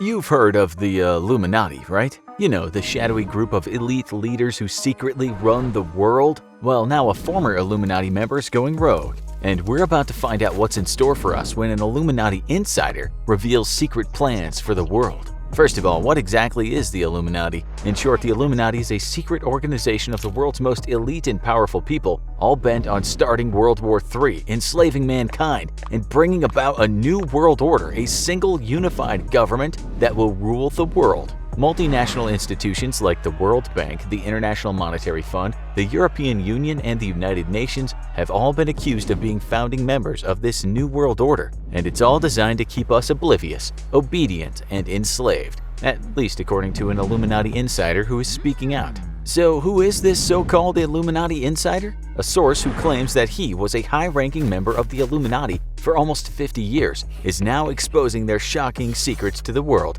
putting himself at risk of retaliation from the powerful Illuminati. The source won't give his name for obvious reasons, so we'll call him Bob. Bob says he was recruited by the Illuminati back in the 60s when he was a student at Harvard. The then 19-year-old was running a successful, if illegal, investment scheme on campus. Apparently, the Illuminati took notice of his activities and were impressed by the power and influence he was gaining, and they decided that he would be one of them. Bob remembers being approached one day on campus by two men wearing black suits. The men led him to the basement of a building, sat him down, and offered to make a deal with him. They wouldn't tell him what the terms of the deal would be, but eventually they wore Bob down. Whether he was just scared, exhausted, or thought it was all some kind of joke, from that day forward Bob was a member of the Illuminati. Bob claims that he remained a faithful member of the Illuminati for 47 years and that he was supportive of their beliefs and plans for decades, but then in June 2010, information was revealed at a secret meeting that was too much for Bob to bear. He realized that he had to extinguish his sacred contract, and he soon became one of only 7 people in history to have completed the Illuminati's departure ritual. Leaving the Illuminati wasn't the end of Bob's journey, it was just the beginning. Bob took a great personal risk when he decided to start exposing the Illuminati's secrets to the world. In a series of posts in an online forum, Bob laid out the Illuminati's secret plans for the world and warned humanity about what's in store for them. First, Bob laid out how the Illuminati organizes themselves around the world so that they can implement their diabolical plots. The Illuminati divides the world into regions, and each region is controlled by a high-ranking member of the Illuminati. Sometimes these leaders are masquerading as legitimate politicians and elected leaders, and sometimes they're working behind the scenes to control puppet leaders. For example, the Middle Eastern region is controlled by the Illuminati through the puppet state of Israel. This is an important stronghold for the Illuminati, since Israel will be responsible for destroying the troublesome state of Iran when World War III starts. But rebel groups and tensions with neighboring nations makes it hard to maintain control in this region. Russian leader Vladimir Putin controls the entire Asian region, and Europe is controlled by ex-president of France Nicolas Sarkozy and former British Prime Minister Gordon Brown. South America has also been a problem area for the Illuminati. Venezuelan President Hugo Chavez was involved in the Illuminati's schemes, but he was notoriously difficult to work with, and the Illuminati leadership considered replacing him many times. In reality, Bob claims that the South American region really falls under the control of the Illuminati elites in North America. North America seems to be the central hub of the Illuminati power, and Illuminati elites are hiding in plain sight. Former presidents Barack Obama and Bill Clinton were apparently under the control of the Illuminati. And conspiracy theorist Alex Jones, who makes his living exposing conspiracies, is actually an important part of the Illuminati's propaganda machine. Many businesses and industry leaders have ties to the Illuminati too, especially the oil tycoons, whose influence will be key to helping the Illuminati take over the world's oil supply and kickstarting the New World Order. Although, after they've served their purpose, the Illuminati will get rid of them. According to our friend Bob, the North American leader of the Illuminati is probably either Warren Buffett, the famous investor, or Lloyd Blankfein, the CEO of Goldman Sachs.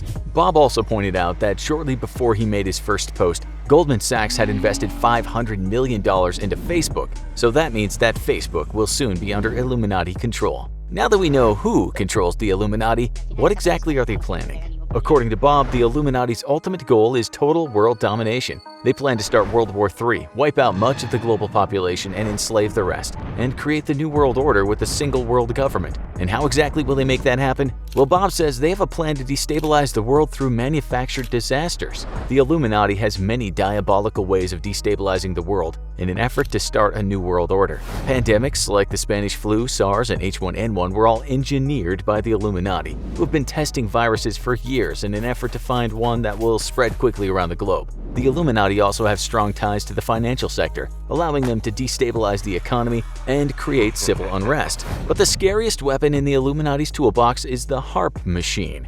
The HARP, or High Frequency Active Auroral Research Program, was developed by the Illuminati scientists back in the 80s, and it gives them the power to control the weather and manufacture natural disasters. The HARP machine is collectively controlled by the world Illuminati leaders, so that no one country can use it against another. Some disasters, like the Haiti earthquakes, which were the results of tests gone wrong, and others were well-planned operations like Hurricane Katrina, which was meant to divert attention away from the fact that the Illuminati were building a bunker under the French Quarter. Bob says that's why it took so long to get FEMA aid to the area. Bob also warns that the Gulf oil spill was engineered by Illuminati as part of a devious plan to implant microbodies into the brains of children in the Gulf area. Once activated, the microbodies will allow the Illuminati to control their minds. And as if on-demand natural disasters and mind control plans weren't scary enough, the Illuminati also has weapons in outer space. Bob explains that the American moon landing was not the first time man set foot on the moon. The Russians made it there 7 years earlier but agreed to let the Americans pretend to be the first,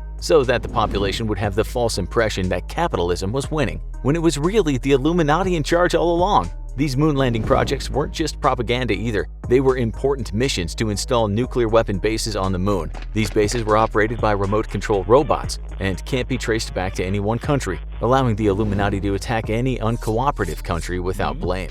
And if moon-based nuclear weapons aren't enough to destroy the world, Bob says the Illuminati have one more trick up their sleeves. They figured out how to turn off the sun by shooting a beam of radiation into the sun's core. The sun will then eat itself and eventually combust within about 9 years. If the Illuminati is truly planning to launch World War III and take over the globe, how exactly are they keeping all of their plans a secret? Bob says that the Illuminati have a hidden network of underground layers where they conduct their secret meetings and perform their sacred rituals, as well as take care of many logistical details involved in launching a huge world domination scheme.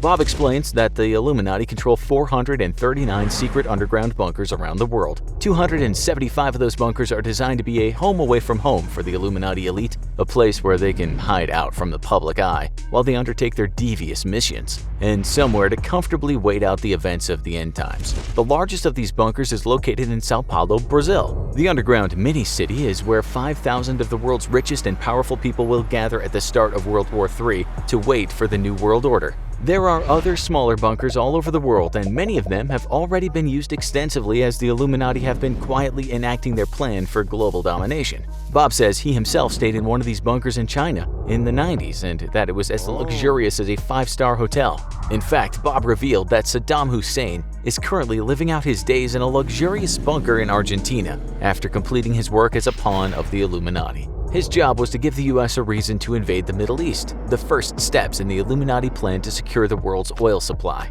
These bunkers have been in use for a long time. Bob also disclosed that Abraham Lincoln's assassination was faked and that he actually lived out the rest of his days in an Illuminati bunker in Mexico as his reward for starting the American Civil War, which made the Illuminati-controlled North a lot of money. The rest of the bunkers are used for storing all the supplies needed for a successful world domination plot. Of course, the infamous HARP machine was stored in one of those underground fortresses, alongside stockpiles of nuclear weapons. Bob explains that some of the underground bunkers have crematoriums, which the Illuminati will use to efficiently dispose of the evidence of planned mass killings. Still, other bunkers are packed with advanced robot technology, ready to work in case of a labor shortage after the Illuminati's population control plans unfold. The robots are also capable of violence, and the Illuminati may use them in war too. Some of the bunkers are dedicated to storing the massive amount of cocaine, heroin, and other illicit drugs that the Illuminati use to fund their operations. Bob says that Warren Buffett has been controlling the drug trade and cartels in the entire Western Hemisphere for the last 20 years, and these bunkers are essential to his operation. While Bob did reveal plenty of details about the Illuminati's secret plans for the world, he left us with a lot more questions than answers. Although Bob promised to make more posts and reveal additional info he hasn't been heard from in a long time, did the Illuminati elite silence him? If you find Bob's story a little hard to believe, we don't blame you. But you should know that there are many people who believe in the Illuminati conspiracy to create a new world order, and some believers even take it a step further than Bob. Some people are even convinced that the Illuminati elite are not even human but are actually a race of evil lizards who eat humans. Believe it or not, the Illuminati was once a very real, very well-documented organization. Back in the 1700s, a group of 6 Bavarian men wanted to gather together to discuss Enlightenment ideas and express their anti-church and anti-royalty views. Because the church and royalty held a lot of power in the 18th century, the group had to meet in secret. They even admitted that their goal was to take over the world, but to them that meant spreading rational thought and Enlightenment ideas, not global domination. The original Illuminati society grew to more than 2,000 members before disbanding for good after a Bavarian leader outlawed secret societies. The Illuminati basically disappeared after that. But we can blame a 1970s trilogy of fantasy novels called The Illuminatus, which was inspired by the history of the real Illuminati but was very much fictional, for reviving interest in the secret society and spurring conspiracy theories for decades to come. So we probably don't have to worry about a secret society bent on destroying the world, but if the Illuminati does exist, you already know too much. Sorry. Astronauts are some of the most fascinating people on the planet, or technically off it. It's a profession most people admire, but few have the courage or desire to do. But it turns out there's a lot of weird, somewhat uncool things about being an astronaut that NASA doesn't want you to know. For example, being an astronaut can have an alarming amount in common with being a toddler. Think we're exaggerating? Well, maybe if you also had to pull on a diaper before going out on your spacewalk, you'd believe us. That's right, astronauts have to wear diapers. Why? Well, those spacesuits that look incredibly cool can't really easily be removed for a quick squat. This is great for preventing astronauts from dying in the hostile, cold, black silence of space, but not so great for bathroom breaks. So astronauts essentially get Depends adult diapers, or their own slightly cooler sounding versions called MAGs, aka Maximum Absorbency Garments. No matter how they brand it, it doesn't change the fact that these fully grown, extensively trained, often PhD holding or ex-military adults are forced to wear diapers on the clock. If that kind of infantilization weren't enough, rookie astronauts are known for banging into things left and right on spaceships, like preteens whose limbs are growing too rapidly for their brains to process. Most beginner astronauts find it difficult to adjust to constantly floating in space. All the pool training in the world that astronauts undergo can't precisely stimulate or prepare people for true zero gravity in space. Therefore, astronauts starting out are frequently nicknamed bulls in China shops, an accurate description of the grace and ease with which they move through their ships. This clumsiness is such a common experience for trainees that astronauts have formed their own little rituals around smashing things. While astronauts are in training, one of the most frequent accidents involves breaking their visors. It's then traditional for fellow astronauts to hold a big ceremony on the next Monday morning meeting where they present the broken visor to the astronaut unlucky enough to crack it. That's right, just a bit of astronaut hazing. The second most frequent accident for trainees involves getting caught in their tethers. As astronaut Scott Parzynski says, they push with full velocity and bang their head and get caught in cables and things like that, so it's a source of great entertainment. Astronauts, more like your least mature bros than you'd think. These coordination issues aren't helped by the fact that astronauts' heights change while in space. That's right, without the gravity of the Earth holding them down, frustratingly unable to reach that top shelf, their spine takes a nice long break to decompress and stretch. In space, people have been known to gain more than an inch of height in less than 3 hours in space. However, those hoping this boost will help make their local basketball team back on Earth are out of luck. That extra height gets lost almost immediately upon return. In fact, astronauts go through a full 45-day reconditioning period in which their body has to readjust to life on Earth. During this time, muscles and bones painfully reacclimate to the concept of gravity, causing severe back pain and other skeletal muscular issues while your body rebuilds muscle strength and bone mass. Not to mention, astronauts' sense of balance is completely destroyed. They feel woozy, fall relatively easily, and constantly feel like they want to throw up for their first few days back on Earth. Basically, like the world's longest, most annoying hangover. These symptoms shouldn't be too much for them to handle, however, as astronauts throw up pretty frequently in space as well, That's right, NASA includes barf bags on all space missions because they know each and every one of those will probably be used. The bags have big towels attached that astronauts can use to wipe themselves off and toss out with the bag. Unfortunately, there's no such bag people can use to catch their sneezes. Astronaut David Wolf disclosed his profession's special sneezing technique. Aim low, off the windshield, because it can mess up your view and there's no way to clear it. That's how you do it. The last thing anyone wants is to wander off into space because they couldn't see their way back to the ship through a mucus-covered visor. One last downside of an astronaut's work environment: everything smells. And we mean everything, all the time.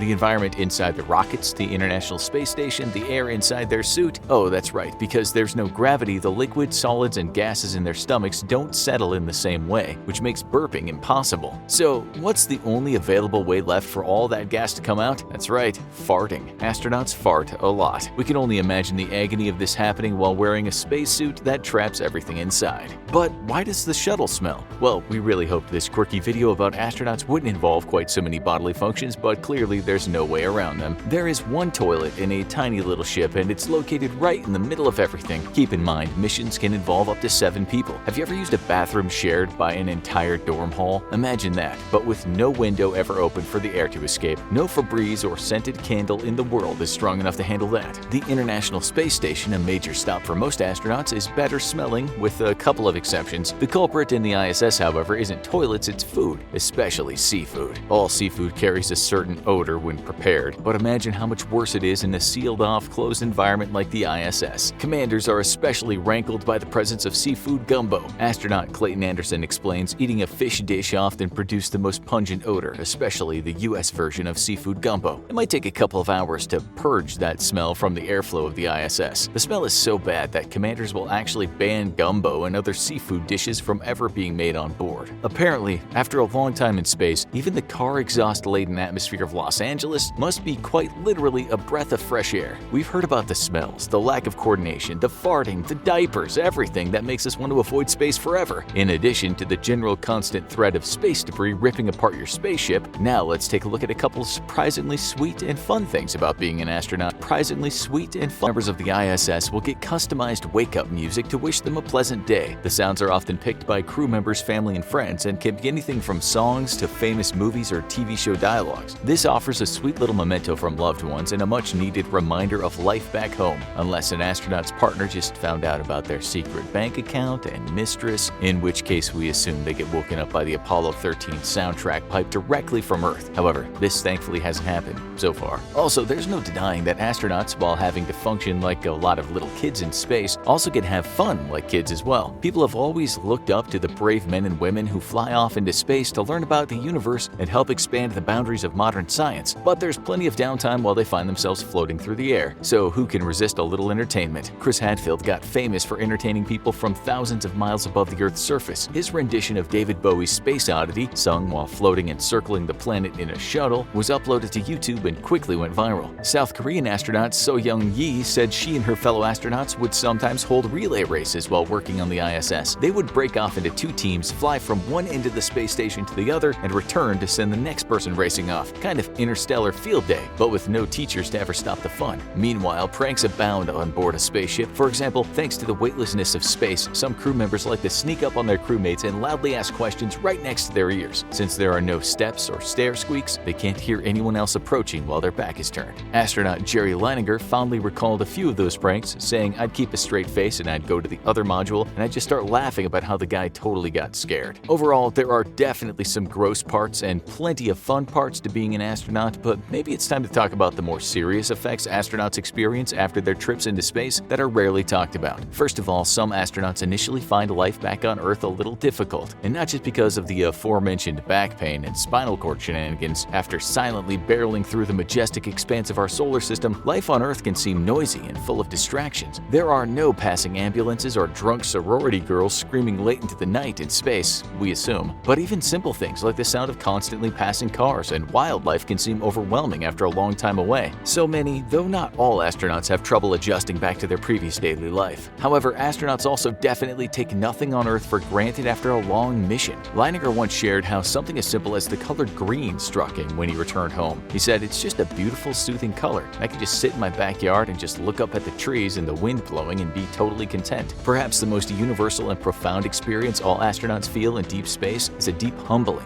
They realize the tiny place and planet they call home occupies this universe, and everything we take for granted, even the atmosphere and oxygen around us, are suddenly not seen as givens anymore. Chris Hadfield described the experience of seeing a shooting star in space and the intense emotion and fear it gave him. If you want to just talk raw fear, to watch a shooting star from the other side of the sky is a humbling thing to see, because it's no longer just a pretty sparkler like a free firework in the sky. Meanwhile, Leininger experienced a complete paradigm shift of his time up in space while experiencing the carefully controlled and closed ecosystem of the space shuttle. He said, "You look down on Earth and you see the same basic thing. You're a closed ecosystem. That perspective shift is probably the greatest gift I received being in space. It made him and many of his fellow astronauts realize the fragility of our own ecosystem right here on Earth." Astronauts have fascinated us for decades, possibly because space is a relatively newly conquered frontier, and space travel is something only a select group of people will ever get to experience in their lifetimes. However, there are many aspects to being an astronaut, the great, the bad, and the flat-out weird, that most people don't think about. What surprised you the most from the facts they don't tell you about being an astronaut? Comment below. A man walks into a famous fast food place in an airport, not because he's a big fan of this particular type of food, but because he has little time before boarding his flight and there aren't too many other food options. His resolve not to eat a lot crumbles no sooner than he's dazzled by all the familiar bright colors around him. He was sure he was going to be sensible, but 15 minutes after entering the place, he's consumed 2,000 calories and doesn't feel too great about it. What he doesn't know is exactly what he has consumed. He's also blissfully unaware of how his brain has been manipulated on several occasions. He's been prey to a business predator that doesn't always tell you how exactly it goes about its work. Today, all will be revealed. Number 8.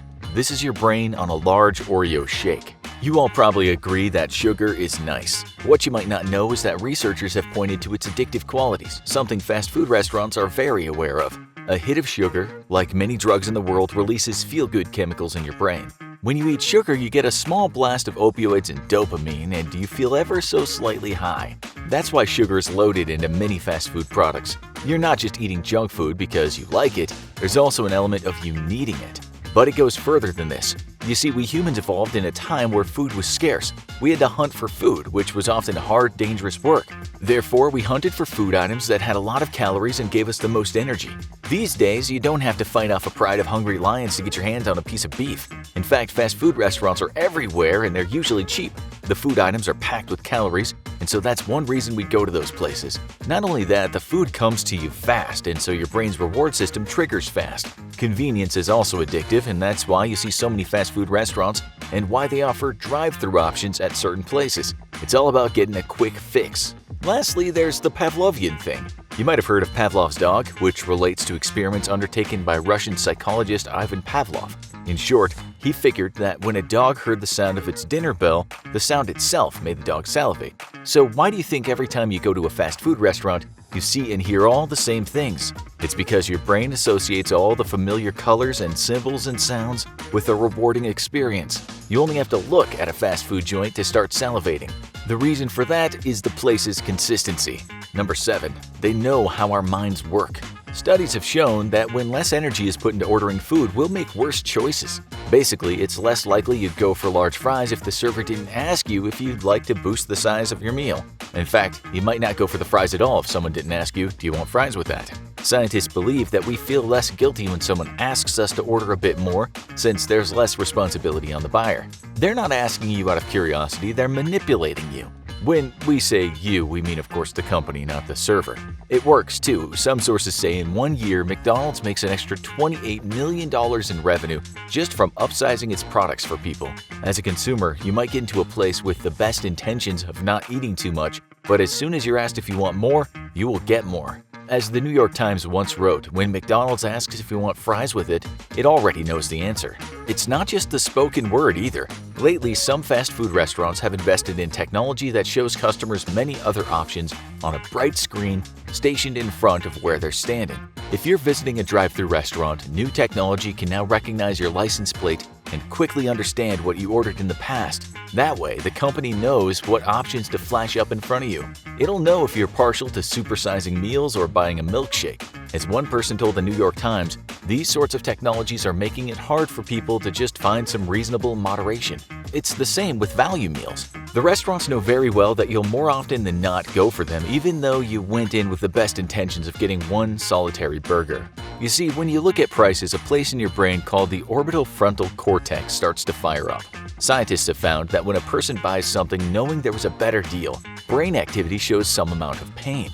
That's the reason there's always a good offer, only if you spend more and eat more. In a nutshell, as soon as you walk through the door, there's a lot of manipulation going on. But as you'll soon see, maybe that's the least of your worries. Number 6. The portions keep getting bigger. Since the 1950s, the USA and a slew of other countries have reported an obesity crisis. And in some part, you can blame fast food. You can find lots of restaurants that have sandwiches that contain just under or just over 1,000 calories. And that's before you start counting calories in the drinks and the fries. Burger King's The Rodeo King of Sandwich weighs in at 1,250 calories. Dairy Queen's 6-piece basket of honey hot glazed chicken strips contains 1,600 calories. A 12-inch classic Italian sub at Quiznos has 1,400 calories in it. That's a lot of calories to be consuming. Try burning those items off at the gym and you'll find yourself having to walk home with the elliptical machine on your back. Back in the day, there was no such thing as these giant meals. We're living in an era of the mega burger. The thing is, we're suckers for punishment. If Restaurant A offers a bigger burger than Restaurant B and they cost the same, we generally go for the value option. Remember, it's painful to not feel we've gotten a good deal. The drinks are much better too. In the 50s, a soda was just 7 ounces. These days, a small soda is 16 ounces and a large is 32.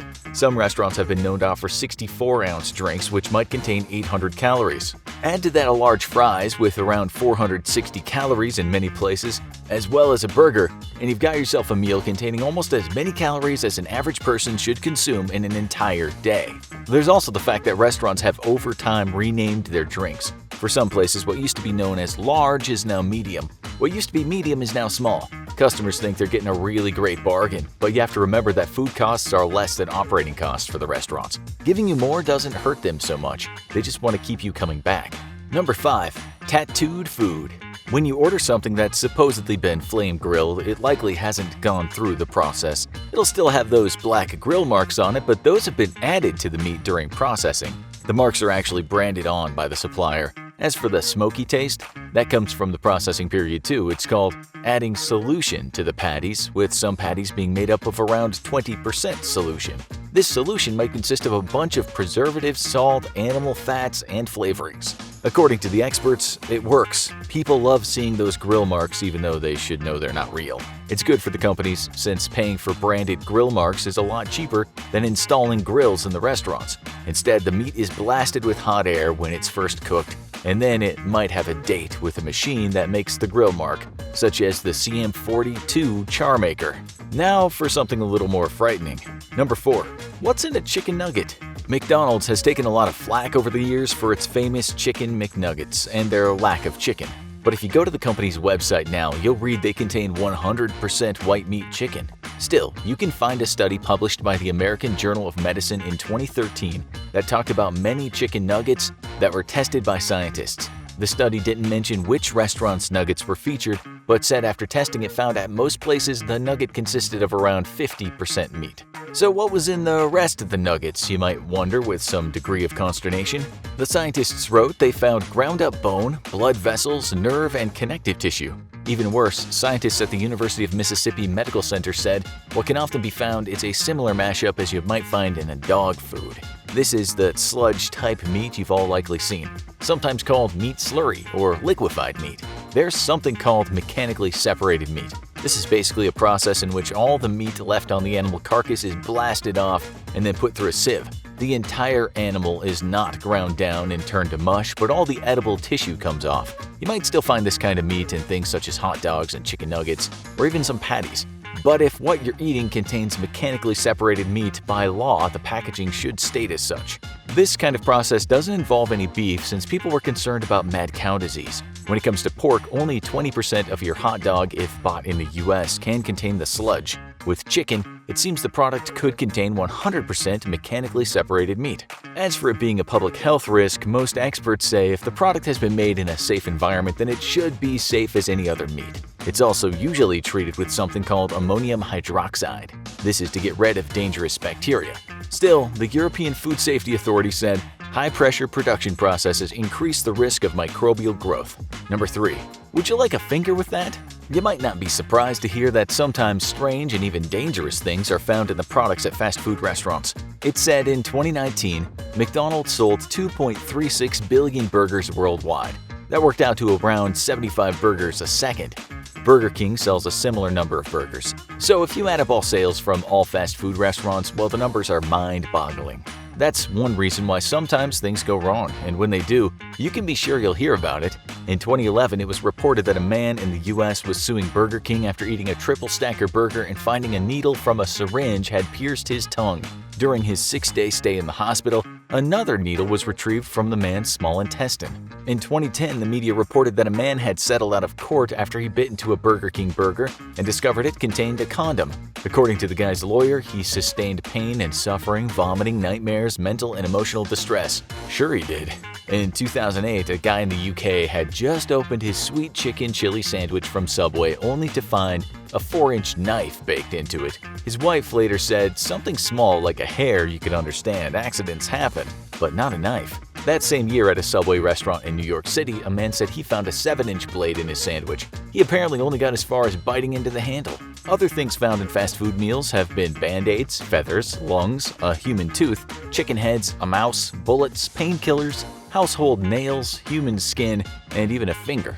Quite a few bits of fingers have been found, in fact, notably one at Arby's. A woman once tried to claim compensation from Wendy's on another occasion after saying she'd found a finger. The truth was she placed it there herself. She'd been given it by her husband, who bought it from a coworker who had an accident at work. Number 2. Healthy might not be healthier. Okay, so you're the type of person who only eats all the healthy stuff when you go to a fast food restaurant. You know, the items like the taco salad. Well, when you look at all the things those salads contain, they aren't a healthy option at all. The average fast food taco salad may contain 900 calories and 55 grams of fat. That's as much as the average burger and fries. Then there are items such as the McDonald's fruit and maple oatmeal. This kind of thing was created to attract more health-conscious people to the restaurant.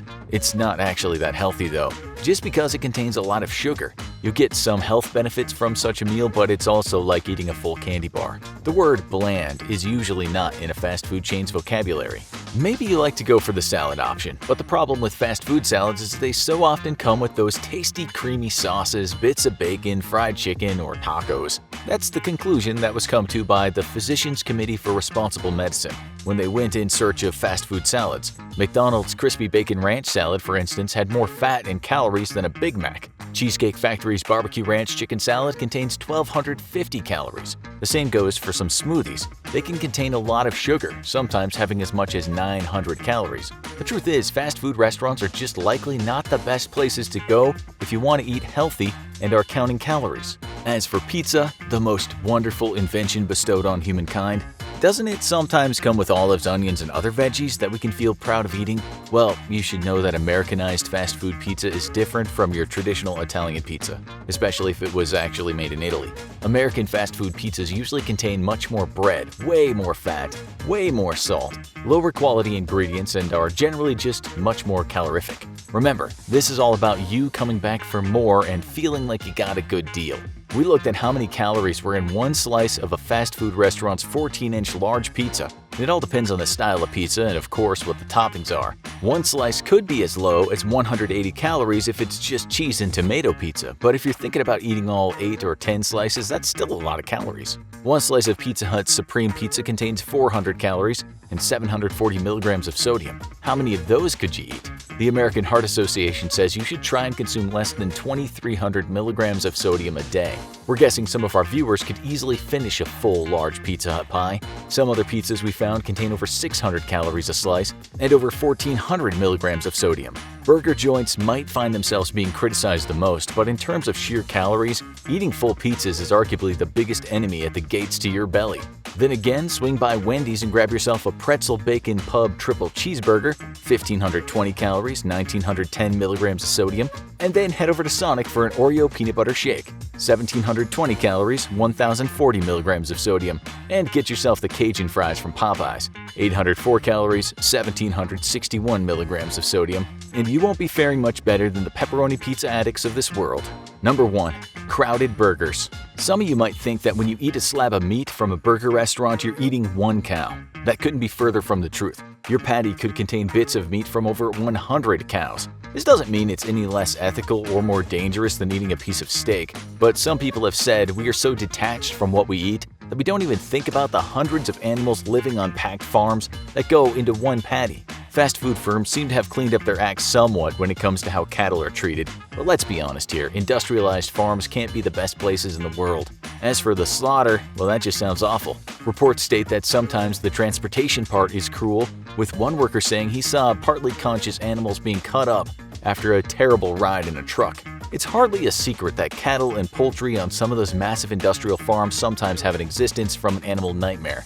But fast food restaurants would rather show you cartoonish images of animals than chickens suffocating in their own poo. We can't speak for all farms in all countries, of course, but we can't deny the horrors of factory farming.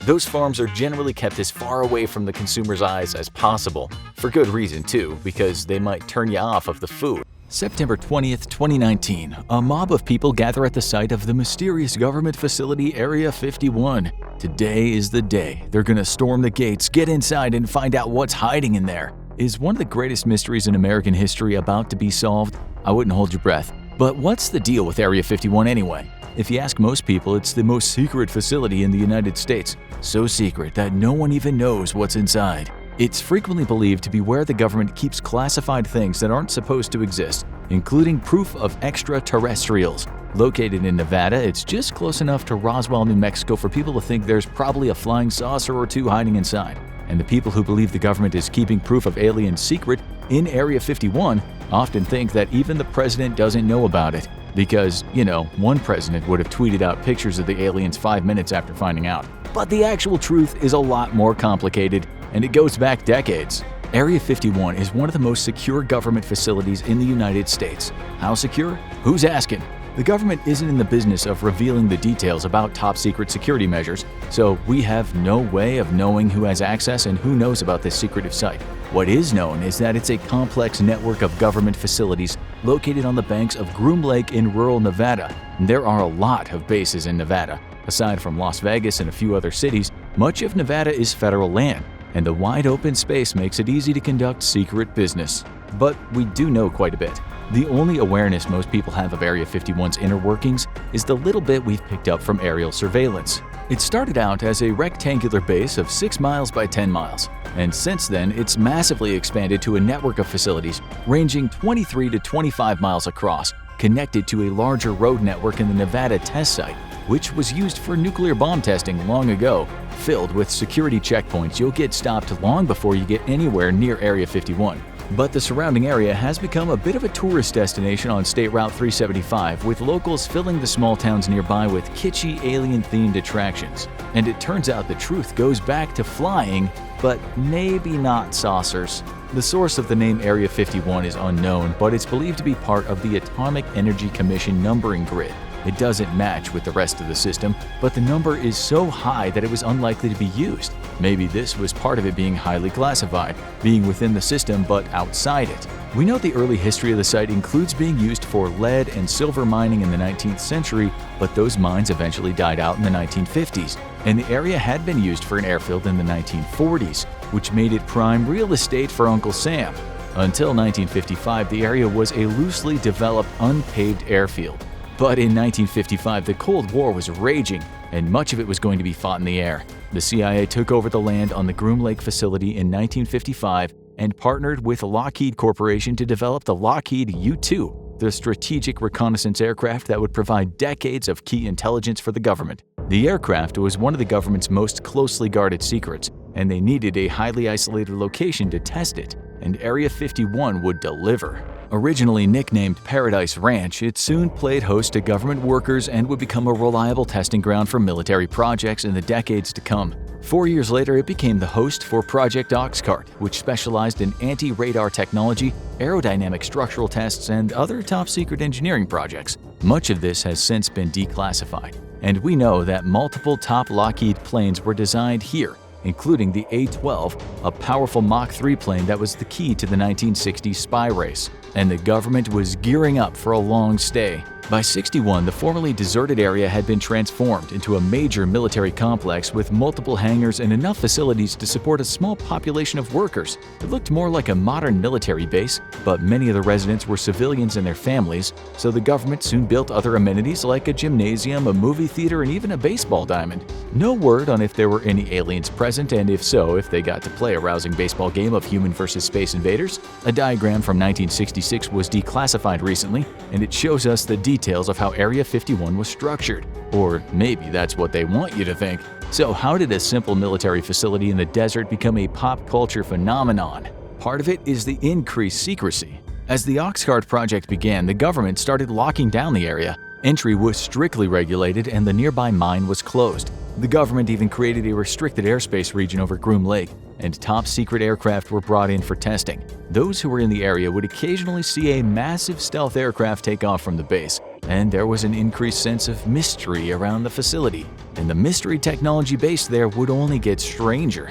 Today, many of the United States wars aren't fought with soldiers but with drones. These unmanned aircraft can track and identify a target and deliver a lethal attack without putting any soldiers in danger. Some are controlled by soldiers back at base in a process similar to video games, while others are programmed and sent into the field autonomously.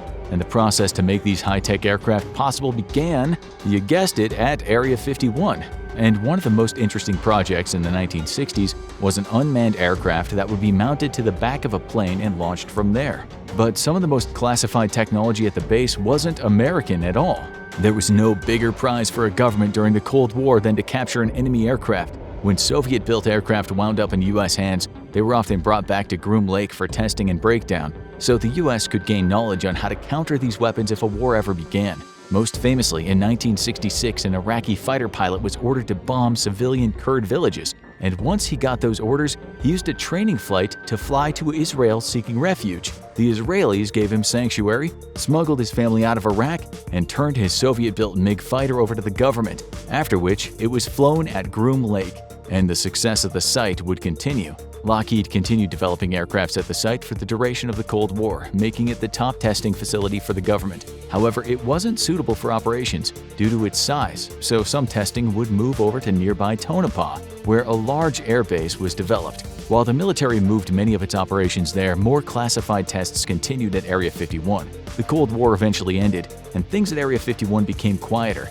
but they certainly did not stop. The government continued expanding the area around the base using eminent domain to take privately owned land in 2015 to boost its security perimeter, and the information coming out of this mystery site slowed to a trickle. So, where are we now?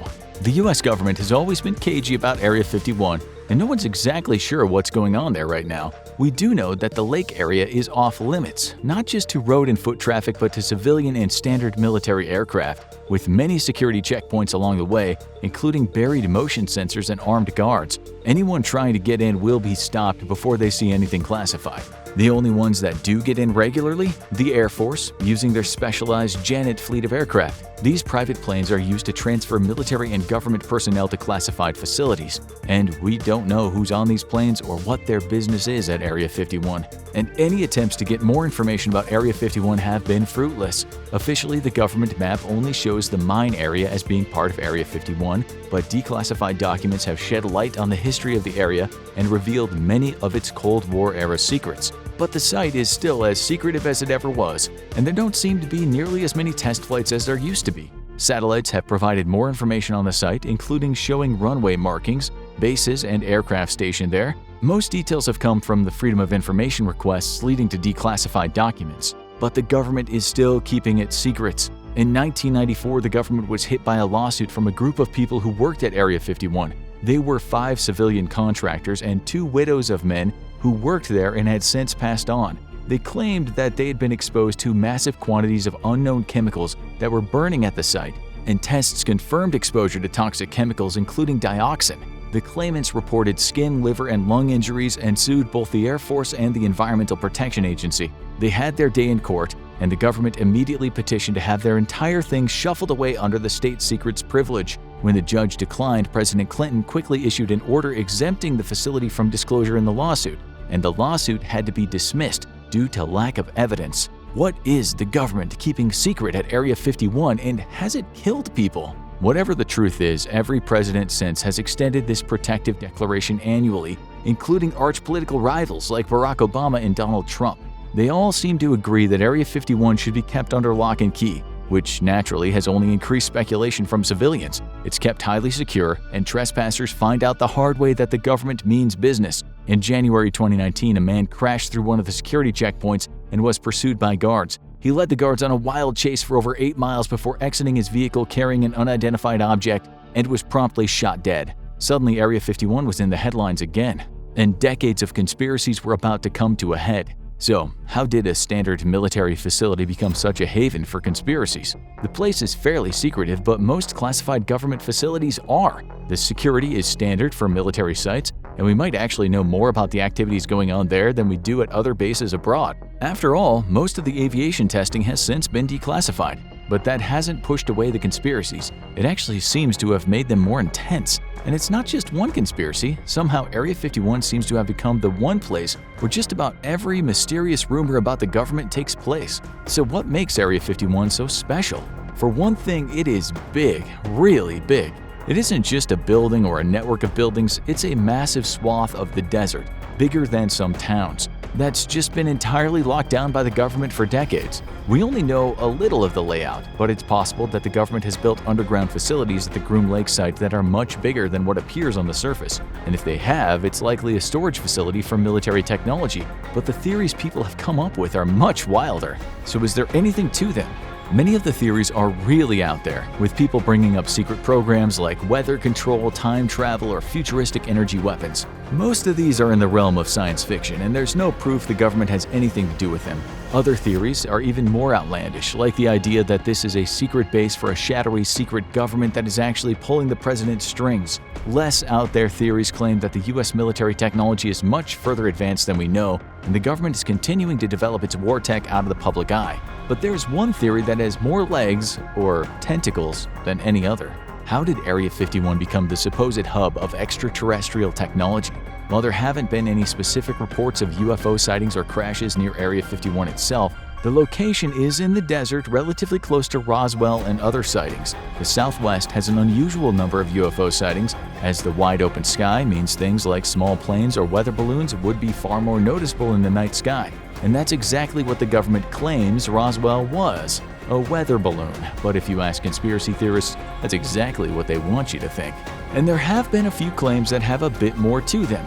During the 1950s, civilian aircrafts could only fly half as high as military aircraft could, and the number of test flights in the area that broke what people thought was the limits of flight led to rumors spreading that something odd was going on there. Imagine if you looked up and suddenly a gleaming metal object soared through the sky, higher than any passenger plane you'd ever seen. You'd think it was a UFO too, although the government justifies this odd phenomenon by the silver wings of the plane reflecting the sun, giving the planes an odd shimmering effect. The government believes this explains the sightings, although the Air Force did have their own project investigating UFO sightings, Project Blue Book. They came up empty, or so they say, and one man says it was all a lie. Bob Lazar was not a reliable man, usually regarded as a conspiracy theorist prone to fantastical claims, and one of those claims was that he worked at Sector 4 in Area 51. The only problem was Sector 4 does not officially exist, to which Lazar said, you guessed it, that's what they want you to think. The author claimed that he worked in a massive underground laboratory where he tried to reverse engineer a captured alien spacecraft, and that claim was followed up on a documentary by Bruce Burgess in 1996, where the paranormal investigator interviewed an anonymous engineer who repeated the same claims. In 2004, a man named Dan Bursich claimed to have worked on cloning alien viruses at Area 51, along with befriending an alien he called J-Rod, although his claims are shaky as he was a parole officer with no history of government work. These aren't the most credible sources. So, how has Area 51 fascinated the public for so long? Simple.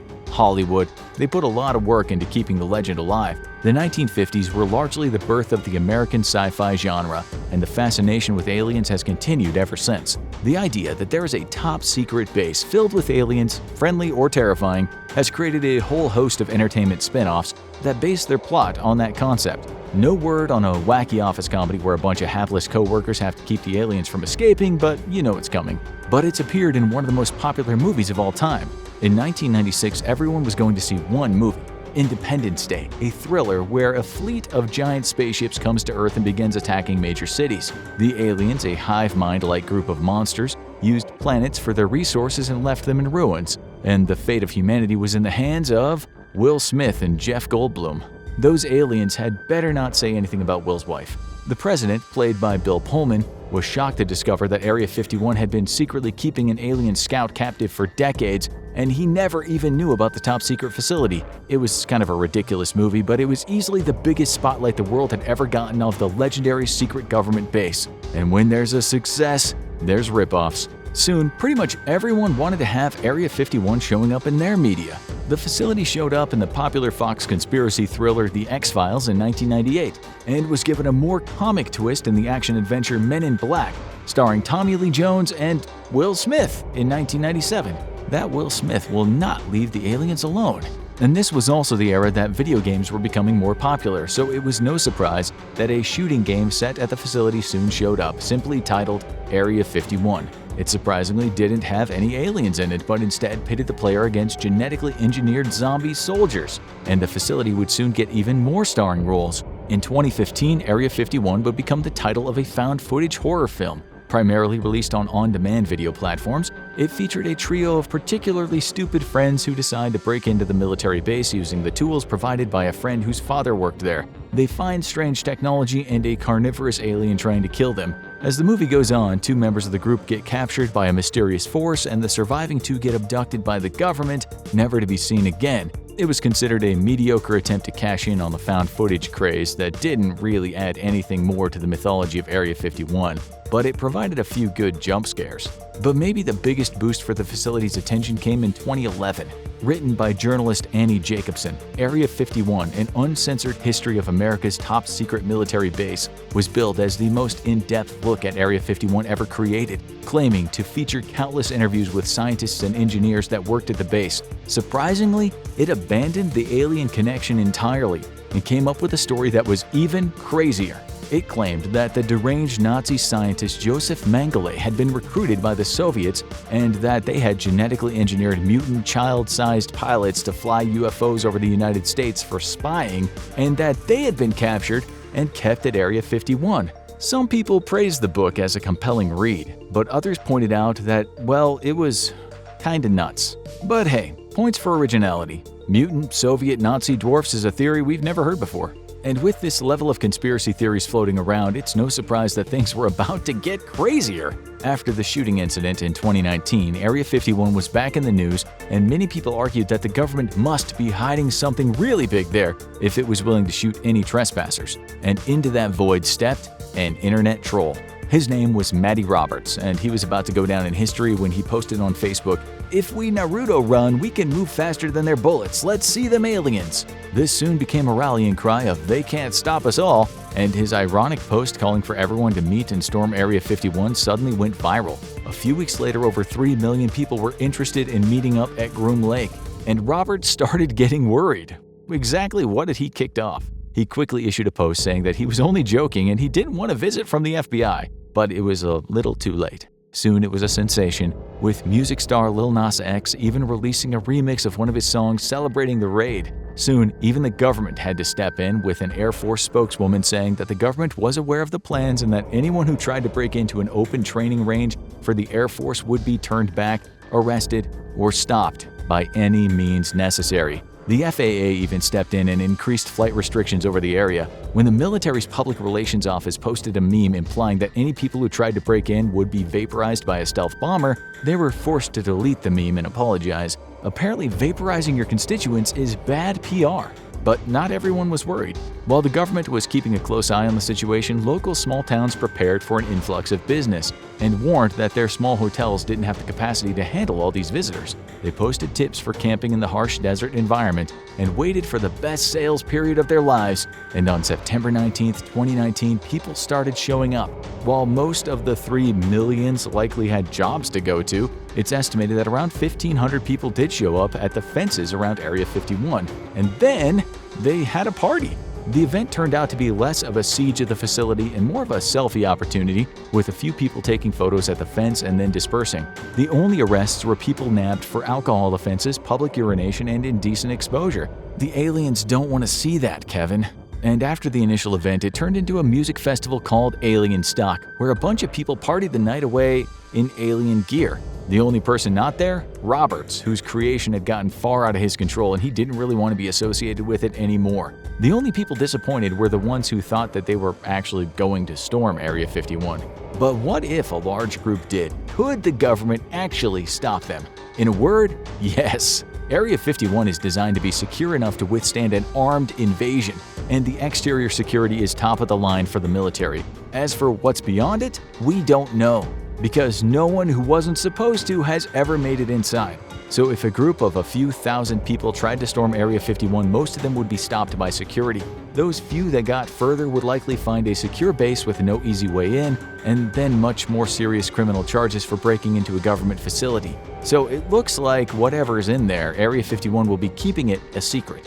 After the hell that was World War I's chemical weapon attacks, the US government felt a dire need to catch up to the rest of the world in developing chemical and biological weapons for the next great conflict. With the signing of the Geneva Protocol in 1925 and its prohibition in the use of biological and chemical weapons in warfare, though, the US quickly lost interest. It wouldn't be until the infamous Japanese sneak attack on Pearl Harbor that the government would change course, suddenly seeing a need to understand how vulnerable America was to a germ or chemical sneak attack. The sneak attack on Pearl Harbor caught the US government completely unawares, and immediately after the attack, fears grew. If the US was vulnerable to a sneak conventional military attack of such a scale, then just how vulnerable was it to a chemical or biological weapon attack? Despite the signing of the Geneva Protocol banning chemical or biological weapons, rumors of Japanese chemical and biological tests on prisoners of war reached America's intelligence agencies, and it was feared that a Japanese or probably German ship disguised as a simple freighter could park outside a major city and spray chemicals or germs into the air, infecting hundreds of thousands of Americans. In 1942, President Roosevelt signed into action the first biological warfare program, which would be overseen by the National Academy of Sciences. Its primary aims were to develop biological weapons for military use, should an enemy break international law.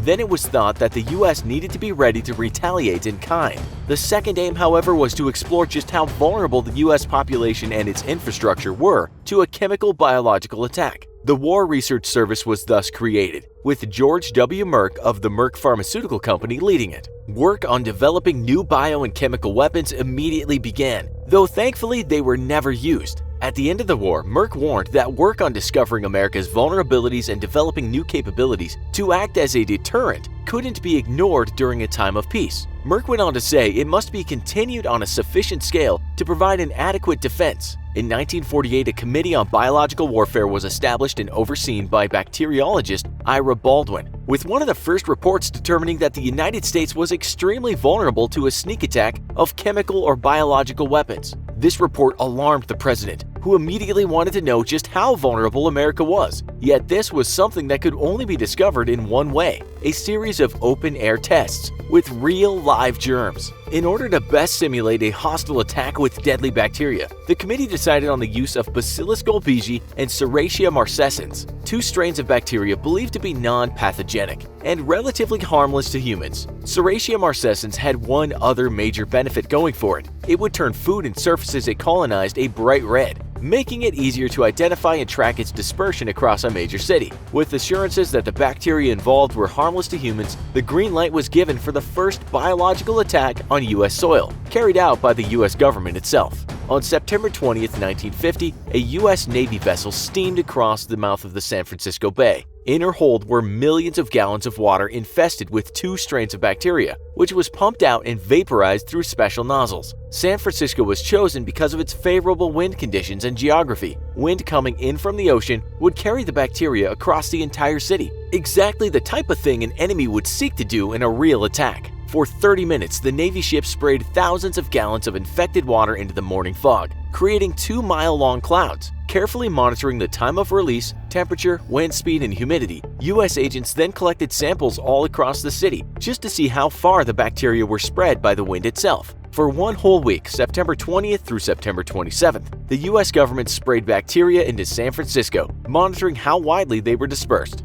Not only were the bacteria used believed to be harmless to humans, but another benefit of both strains of bacteria was their extreme rarity in San Francisco, or even California for that matter. That would make any reports of infections easy to track. With 7 days of spraying, nearly the entire city received 500 particle minutes per liter of air breathed, meaning that almost all of the 800,000 people in San Francisco at the time inhaled 5,000 or more particles per minute during the several hours that the germs remained airborne. The government concluded that a sneak attack using chemical or biological weapons was entirely feasible against an American city, and that such an attack could result in the infection of the majority of the city. The entire exercise had gone off without a hitch. It was a great success in revealing America's vulnerability. Yet, just days after the end of the spraying, trouble began to pop up.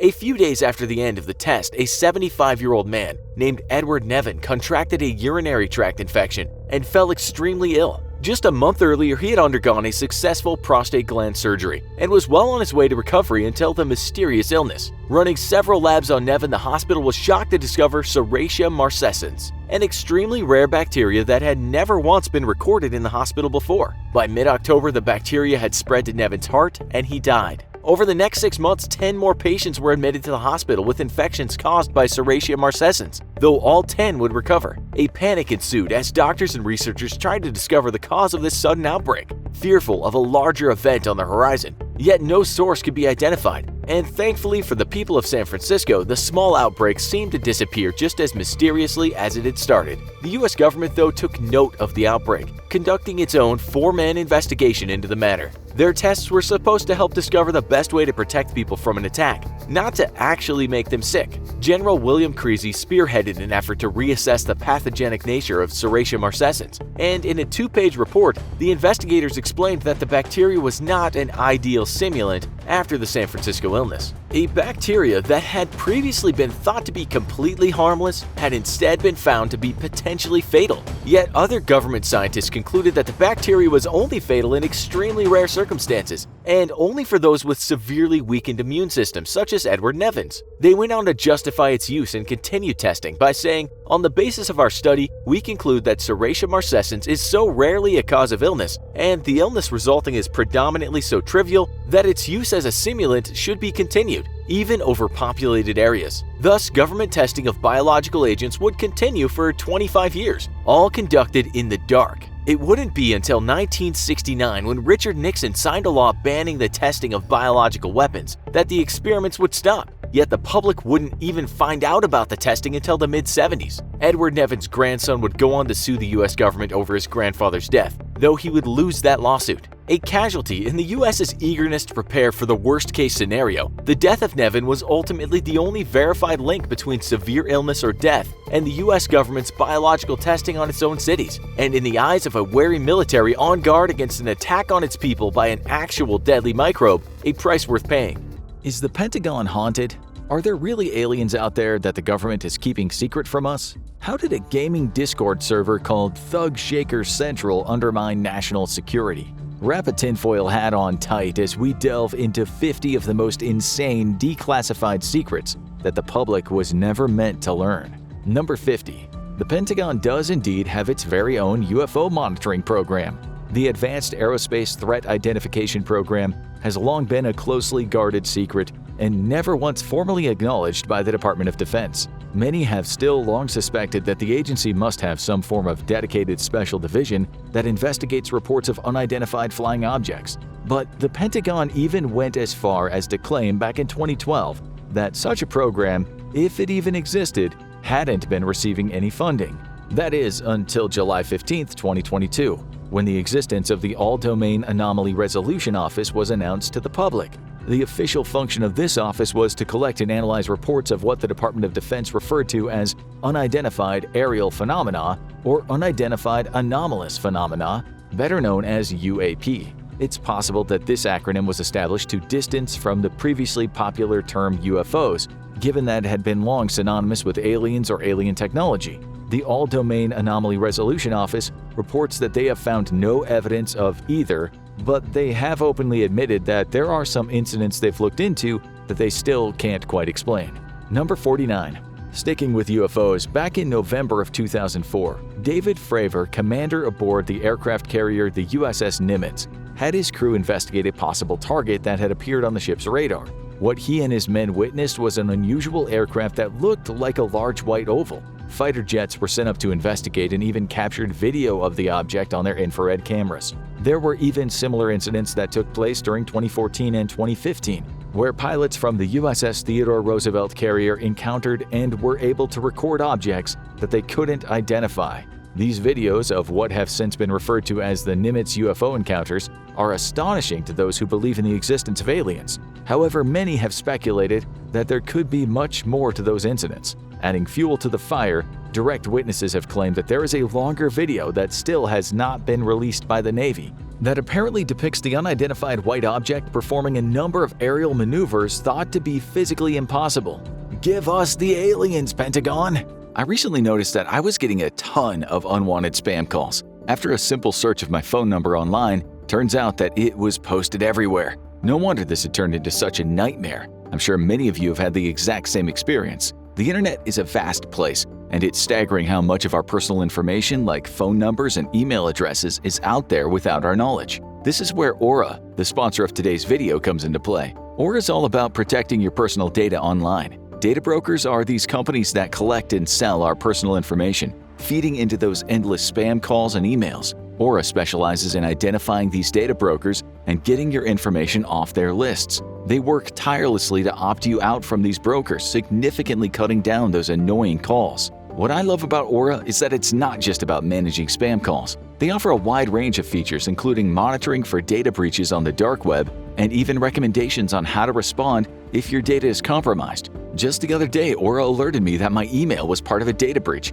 and I could quickly take action to protect myself. Aura is like having a personal security team on your phone and computer. It includes a VPN, a password manager, credit and identity theft monitoring, and even protection against malware. It's all these essential internet safety tools in one convenient package. I encourage you to try Aura. They're offering a 2-week free trial, and I think you'll be amazed at the difference it makes. Just go to aura.com/infographics or click the link in the description to start your trial. Protecting your privacy is more important than ever, and Aura is here to help. Thanks to Aura for sponsoring this video. And now, back to the video.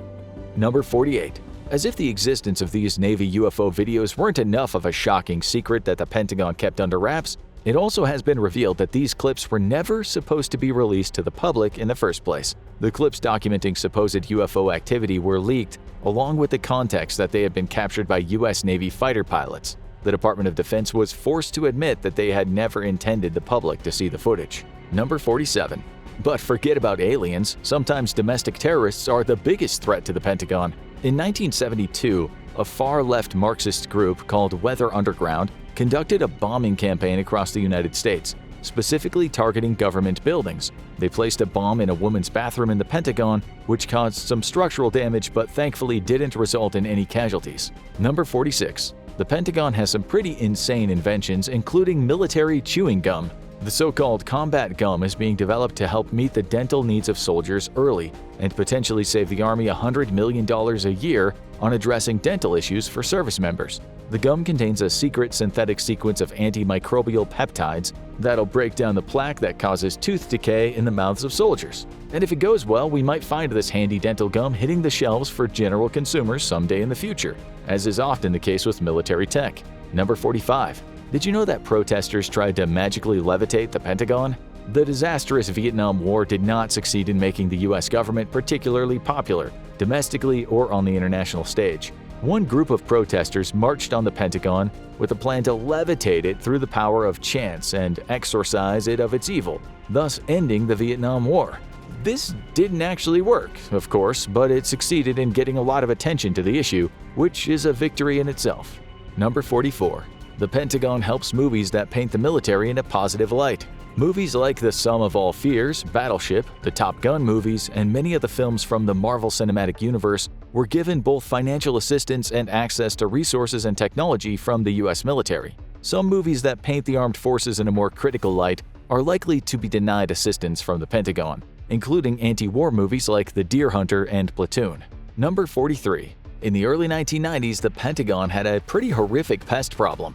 In an act of infiltration that enemy spies wished they could pull off, during the Gulf War, the Pentagon became a haven for rats and cockroaches. For workers in the basement, there were so many roaches they'd occasionally fall from the ceiling onto the employee desks. 1991 saw hundreds of reports of rats running through the halls, getting to a point where they were seeing as many as 5 rat incidents a week in food service areas.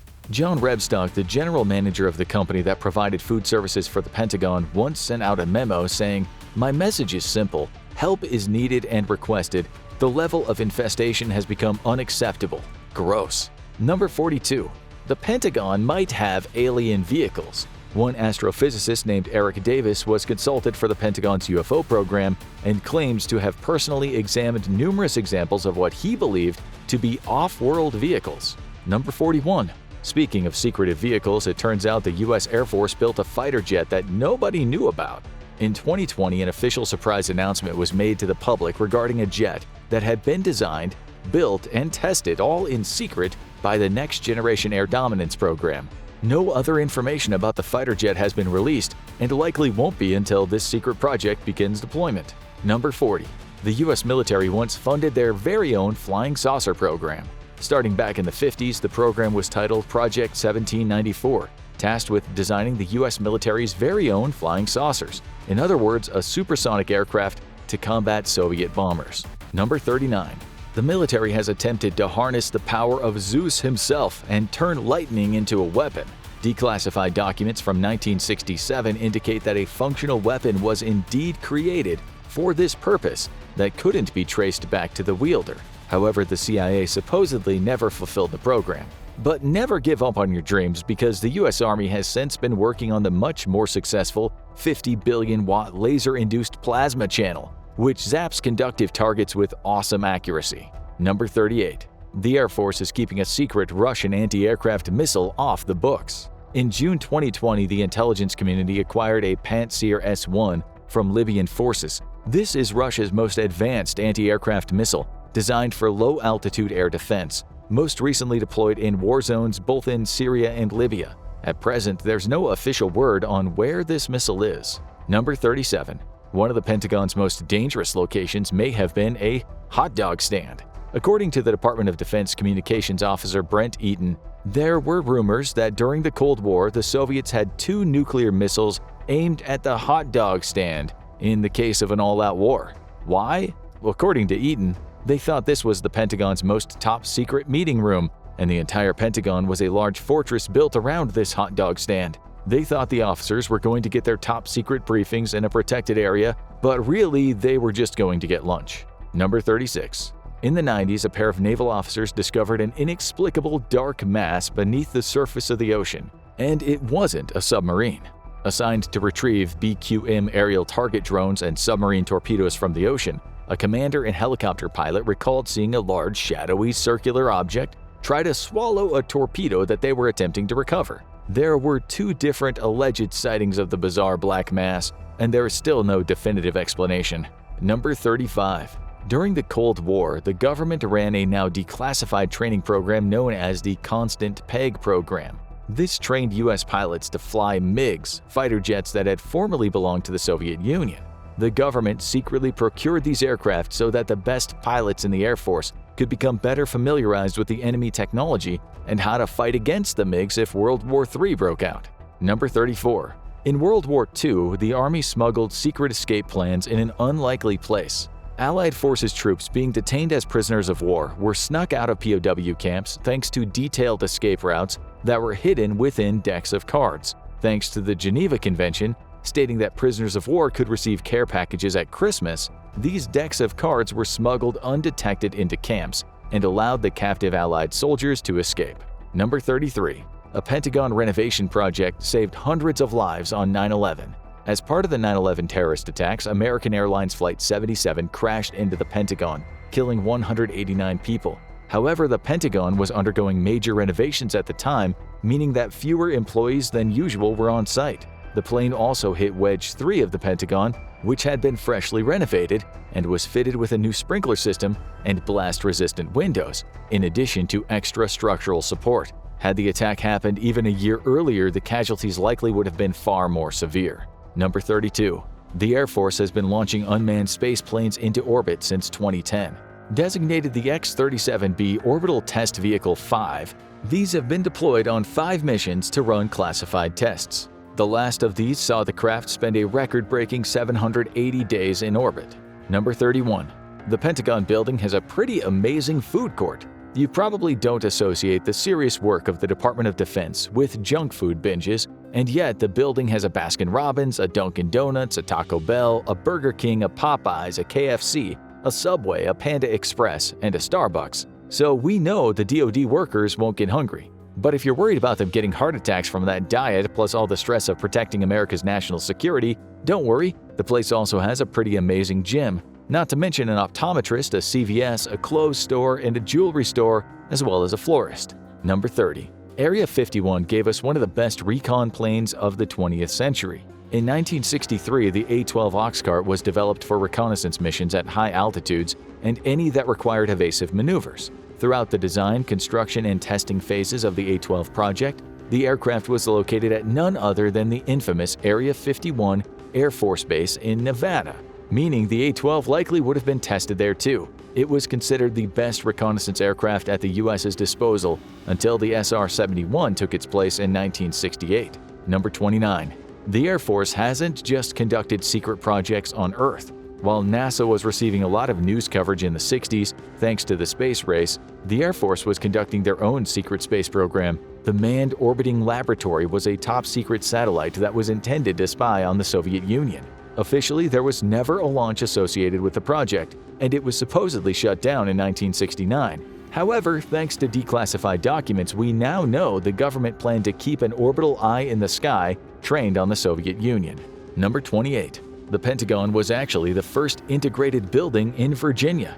Due to the laws of segregation, when the Pentagon was first built, there were separate facilities for the black and white government employees on site. However, after a violent confrontation where a white employee struck a black employee on the head for trying to enter a whites-only cafeteria, President Roosevelt decided something needed to change. He made an executive order forbidding racial segregation and discrimination in federal facilities, making the Pentagon the only building in Virginia that was desegregated. To this day, because of the Pentagon's segregationist past, it has twice as many bathrooms as it needs. Number 27. Donald Trump accidentally tweeted Pentagon secrets. Of the several thousand satellites orbiting around Earth, hundreds of them are owned and operated by the United States military. This might not be a secret since the public has been aware of the presence of these satellites for years. However, their actual capabilities have remained unknown. That is, until former President Donald Trump released a classified image on his Twitter of all places. In September of 2019, an image of one of the United States' KH-11 reconnaissance satellites appeared online. For obvious reasons, there is not a lot of known information about these satellites. Number 26. Project Blue Book was the third of the U.S. Air Force's UFO programs. By 1952, the previous program had deemed that 23% of all UFO cases were inexplicable, so Project Blue Book was initiated in order to debunk these earlier inquiries. The Air Force might have discontinued the program in 1969, but the government has since continued to record supposed UFO encounters. Number 25. The Pentagon is much bigger than you think. While the building is surprisingly short for its massive importance to the U.S. government, its design documents dictated that it be no taller than 5 stories, with 2 stories below ground. It covers 6.5 million square feet of office space, which is 3 times the floor space of the Empire State Building. There are almost 18 miles of corridors, but because of its unique design, it only takes 7 minutes to walk between the building's 2 furthest points. Number 24. Ever wondered why the Pentagon is, well, a Pentagon? The initial place where the Pentagon was going to be built was a plot of land just east of Arlington Cemetery in Virginia, which had once been owned by Robert E. Lee. The area now belonged to the Department of Agriculture, which was running Arlington Farms. This created an issue for the Department of Defense, as access roads to the farms ran over the land where the Pentagon was going to be built. To accommodate the access roads, the building had to be designed in a strange, irregular, pentagonal shape. When the building site was moved, it was too late to alter the plans, so the edges were made regular and the Pentagon we know today was constructed. Number 23. Did you know that during the Manhattan Project to develop nuclear weapons, Russian spies were able to leak information about the atomic bomb back to the Soviet Union? According to declassified documents, a man named Oscar Sieberer, who was working at the Los Alamos National Laboratory during the 1940s, was leaking information to the Soviets about the United States' development of nuclear bombs. Although Sieberer was most likely first identified in 1956, his identity wasn't made public until much later. Number 22. Are there actually aliens in Area 51? Contrary to popular belief and in a reveal that is likely to break the hearts of extraterrestrial-obsessed stargazers everywhere, there really aren't any aliens at Area 51.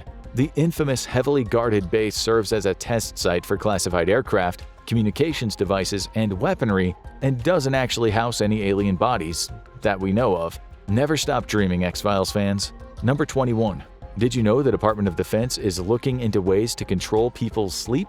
A research project is currently investigating ways to control rapid eye movement or REM sleep, reportedly with the goal of easing stress and helping subjects deal with traumatic memories.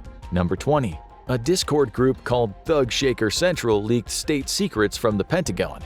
A 21-year-old member of the Massachusetts Air National Guard named Jack Tesaria was arrested by the FBI in April 2023 for stealing and releasing extremely sensitive military documents to the largely underaged members of his gaming Discord server, causing them to be leaked to 4chan.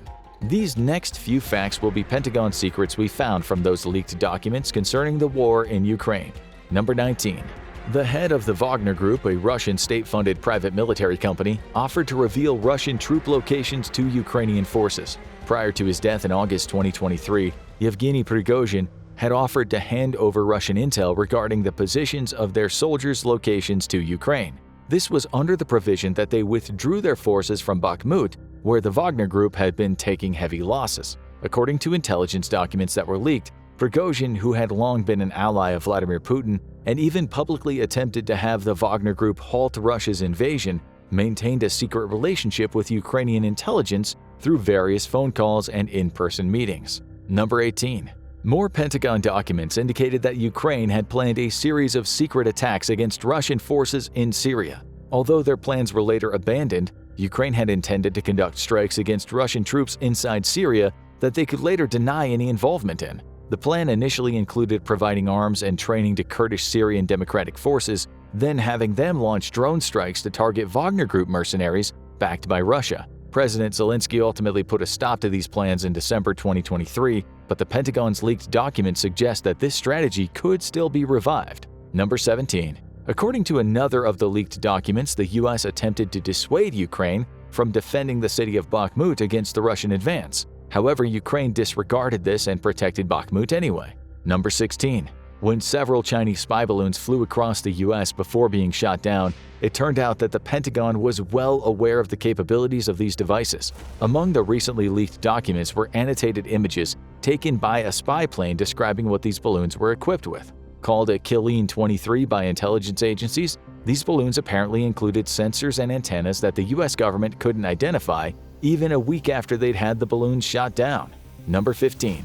The Pentagon's documents also indicate that the U.S. has intelligence operatives deep within most of Russia's security services, intelligence agencies, and the higher levels of the military command. Through this, they've granted the U.S. an insight into the internal plans of Russia's military intelligence agency, the GRU, and obtained intelligence relating to their military capabilities and plans for the war in Ukraine. It's likely that the U.S. has passed a lot of this information to Kyiv in order to support Ukraine against the invasion. Number 14. One such piece of intelligence the Pentagon has acquired was that the Spetsnaz, Russia's elite special forces, have suffered such heavy losses in Ukraine that it may take a decade to build their numbers back up again. Typically, the highly trained Spetsnaz operatives are sent on riskier missions, but senior commanders in the Russian military seem to have been too eager to deploy their elite forces and have misused them in the invasion. According to the Pentagon's intelligence, the high number of Spetsnaz casualties could make Russia's special forces less effective, not just in Ukraine but across the world. Number 13.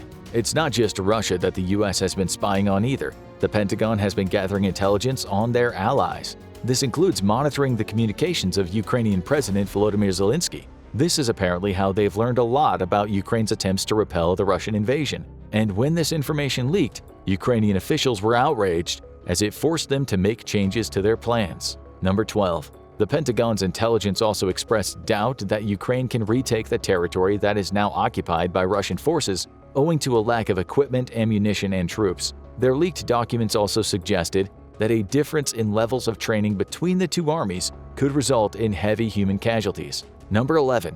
One of the reports leaked from the Pentagon indicated that the Wagner Group attempted to secure weapons from Turkey through Mali. They uncovered that Mali's interim president had confirmed that they would purchase arms from Turkey on behalf of the mercenary group. Turkey declined to comment on the allegation, but it could mean that this NATO country was covertly supplying weapons to both sides involved in the conflict in Ukraine. Number 10. Another similar secret about arms being sent between countries came up in plans from Egypt's president to deliver rockets to Russia. A Pentagon report suggested that Abdel Fattah el-Sisi had ordered a shipment of 40,000 rockets to be sent to Russia. Egypt has long been an ally of the US and publicly maintained a policy of non-involvement in the war in Ukraine. Assuming the intelligence was accurate, Egypt has reaffirmed its non-involvement, and there's no evidence that the plan had been carried out. Number 9. In a move that could have added to the tension caused by their invasion, Russian forces almost shot down a UK surveillance plane near Ukraine. The leaked Pentagon documents reported that a pair of Russian Su-27 fighter jets intercepted a British RC-135 reconnaissance plane flying in international airspace over the Black Sea. One fired a missile from a distance, but a Russian defense official claimed that this was owing to a technical malfunction. Number 8. One of the leaked documents also contained a worrying claim from Russian intelligence officers that the United Arab Emirates had agreed to work together with Russia against the US and the UK. There wasn't any clear record of such an agreement, and these claims could have been intentionally or unintentionally misleading, if not outright false. Number 7. The Pentagon is also aware that Russian hackers may have gained access to the natural gas infrastructure of Canada. U.S. intelligence agencies have intercepted communications between a pro-Russian hacking group, Zarya, and officers with Russia's FSB security service. The hackers claim to have breached a Canadian gas facility and gained access to its control systems that would give them the ability to increase valve pressure, disable alarms, and initiate an emergency shutdown. The Pentagon's reporting stated that FSB officers had instructed the hacker group to maintain access and await further instructions, but there was no evidence that any natural gas pipeline company in Canada has suffered from a cyber attack. Number 6. It turns out that even one of Russia's allies, Serbia, has disapproved of the invasion and even agreed to send arms to Ukraine as a result. Despite refusing to levy any sanctions against Russia, Serbia may have sent weapons to Kyiv. The country's defense minister outright denied that the Serbian government has been responsible for supplying lethal aid to Ukraine. However, a classified Pentagon document that was leaked seemed to suggest otherwise. Number 5. The Pentagon learned that the Wagner Group mercenaries were reportedly looking into alternative employment after all the casualties they suffered by aiding Russia. The group was apparently planning to discreetly take contracts from the government of Haiti to help the national police fight against gangs. Number 4. According to communications that the U.S. had intercepted, Nicaragua had been strengthening ties with China since its primary security ally, Russia, became entangled in its invasion of Ukraine. The Pentagon seemed to think that Nicaragua would still remain allied with Russia, but it might consider offering the Chinese Navy access to its ports in exchange for economic investment. Number 3. It's not just Russian and Ukrainian fighters on the ground either. As many as 50 British special forces were present in Ukraine, along with US and French special forces as well. One leaked Pentagon document listed the number of outside special forces that were operating within the country, with as many as 97 from NATO countries active in Ukraine. While the UK declined to comment in an official capacity, and France has denied all claims of their soldiers being in Ukraine, apparently a team of US Special Forces operatives were confirmed to have been operating out of the American embassy in Kyiv. However, they are not active on the front lines alongside Ukrainian troops. Number 2.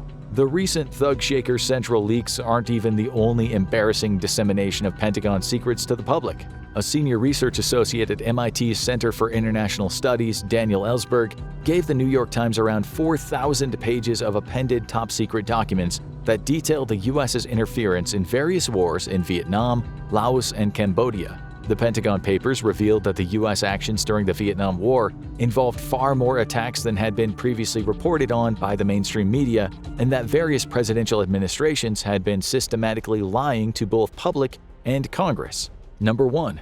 Did you know there's a secret apartment above the Pentagon? During the building's construction, one of the key figures involved, Major Robert Furman, was required to be on site at all hours of the day. So Furman had some of the construction contractors build him a secret apartment situated between the walls of what would later become the Army's Ordnance Division. Employees began to refer to Furman as a ghost, since he'd disappear without a trace, only to re-emerge the next day, all without leaving the Pentagon.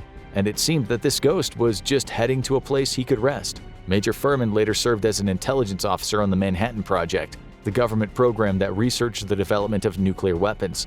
He continued to use his secret Pentagon apartment whenever traveling back to Washington, until ordnance officers discovered it and forced him out. Those were 50 of the craziest declassified Pentagon secrets that we could find. And if those are just the things we know about, it makes you wonder what else could be out there. Now check out Intelligence Official Reveals US is Recovering Crashed Alien UFOs, or watch this video instead.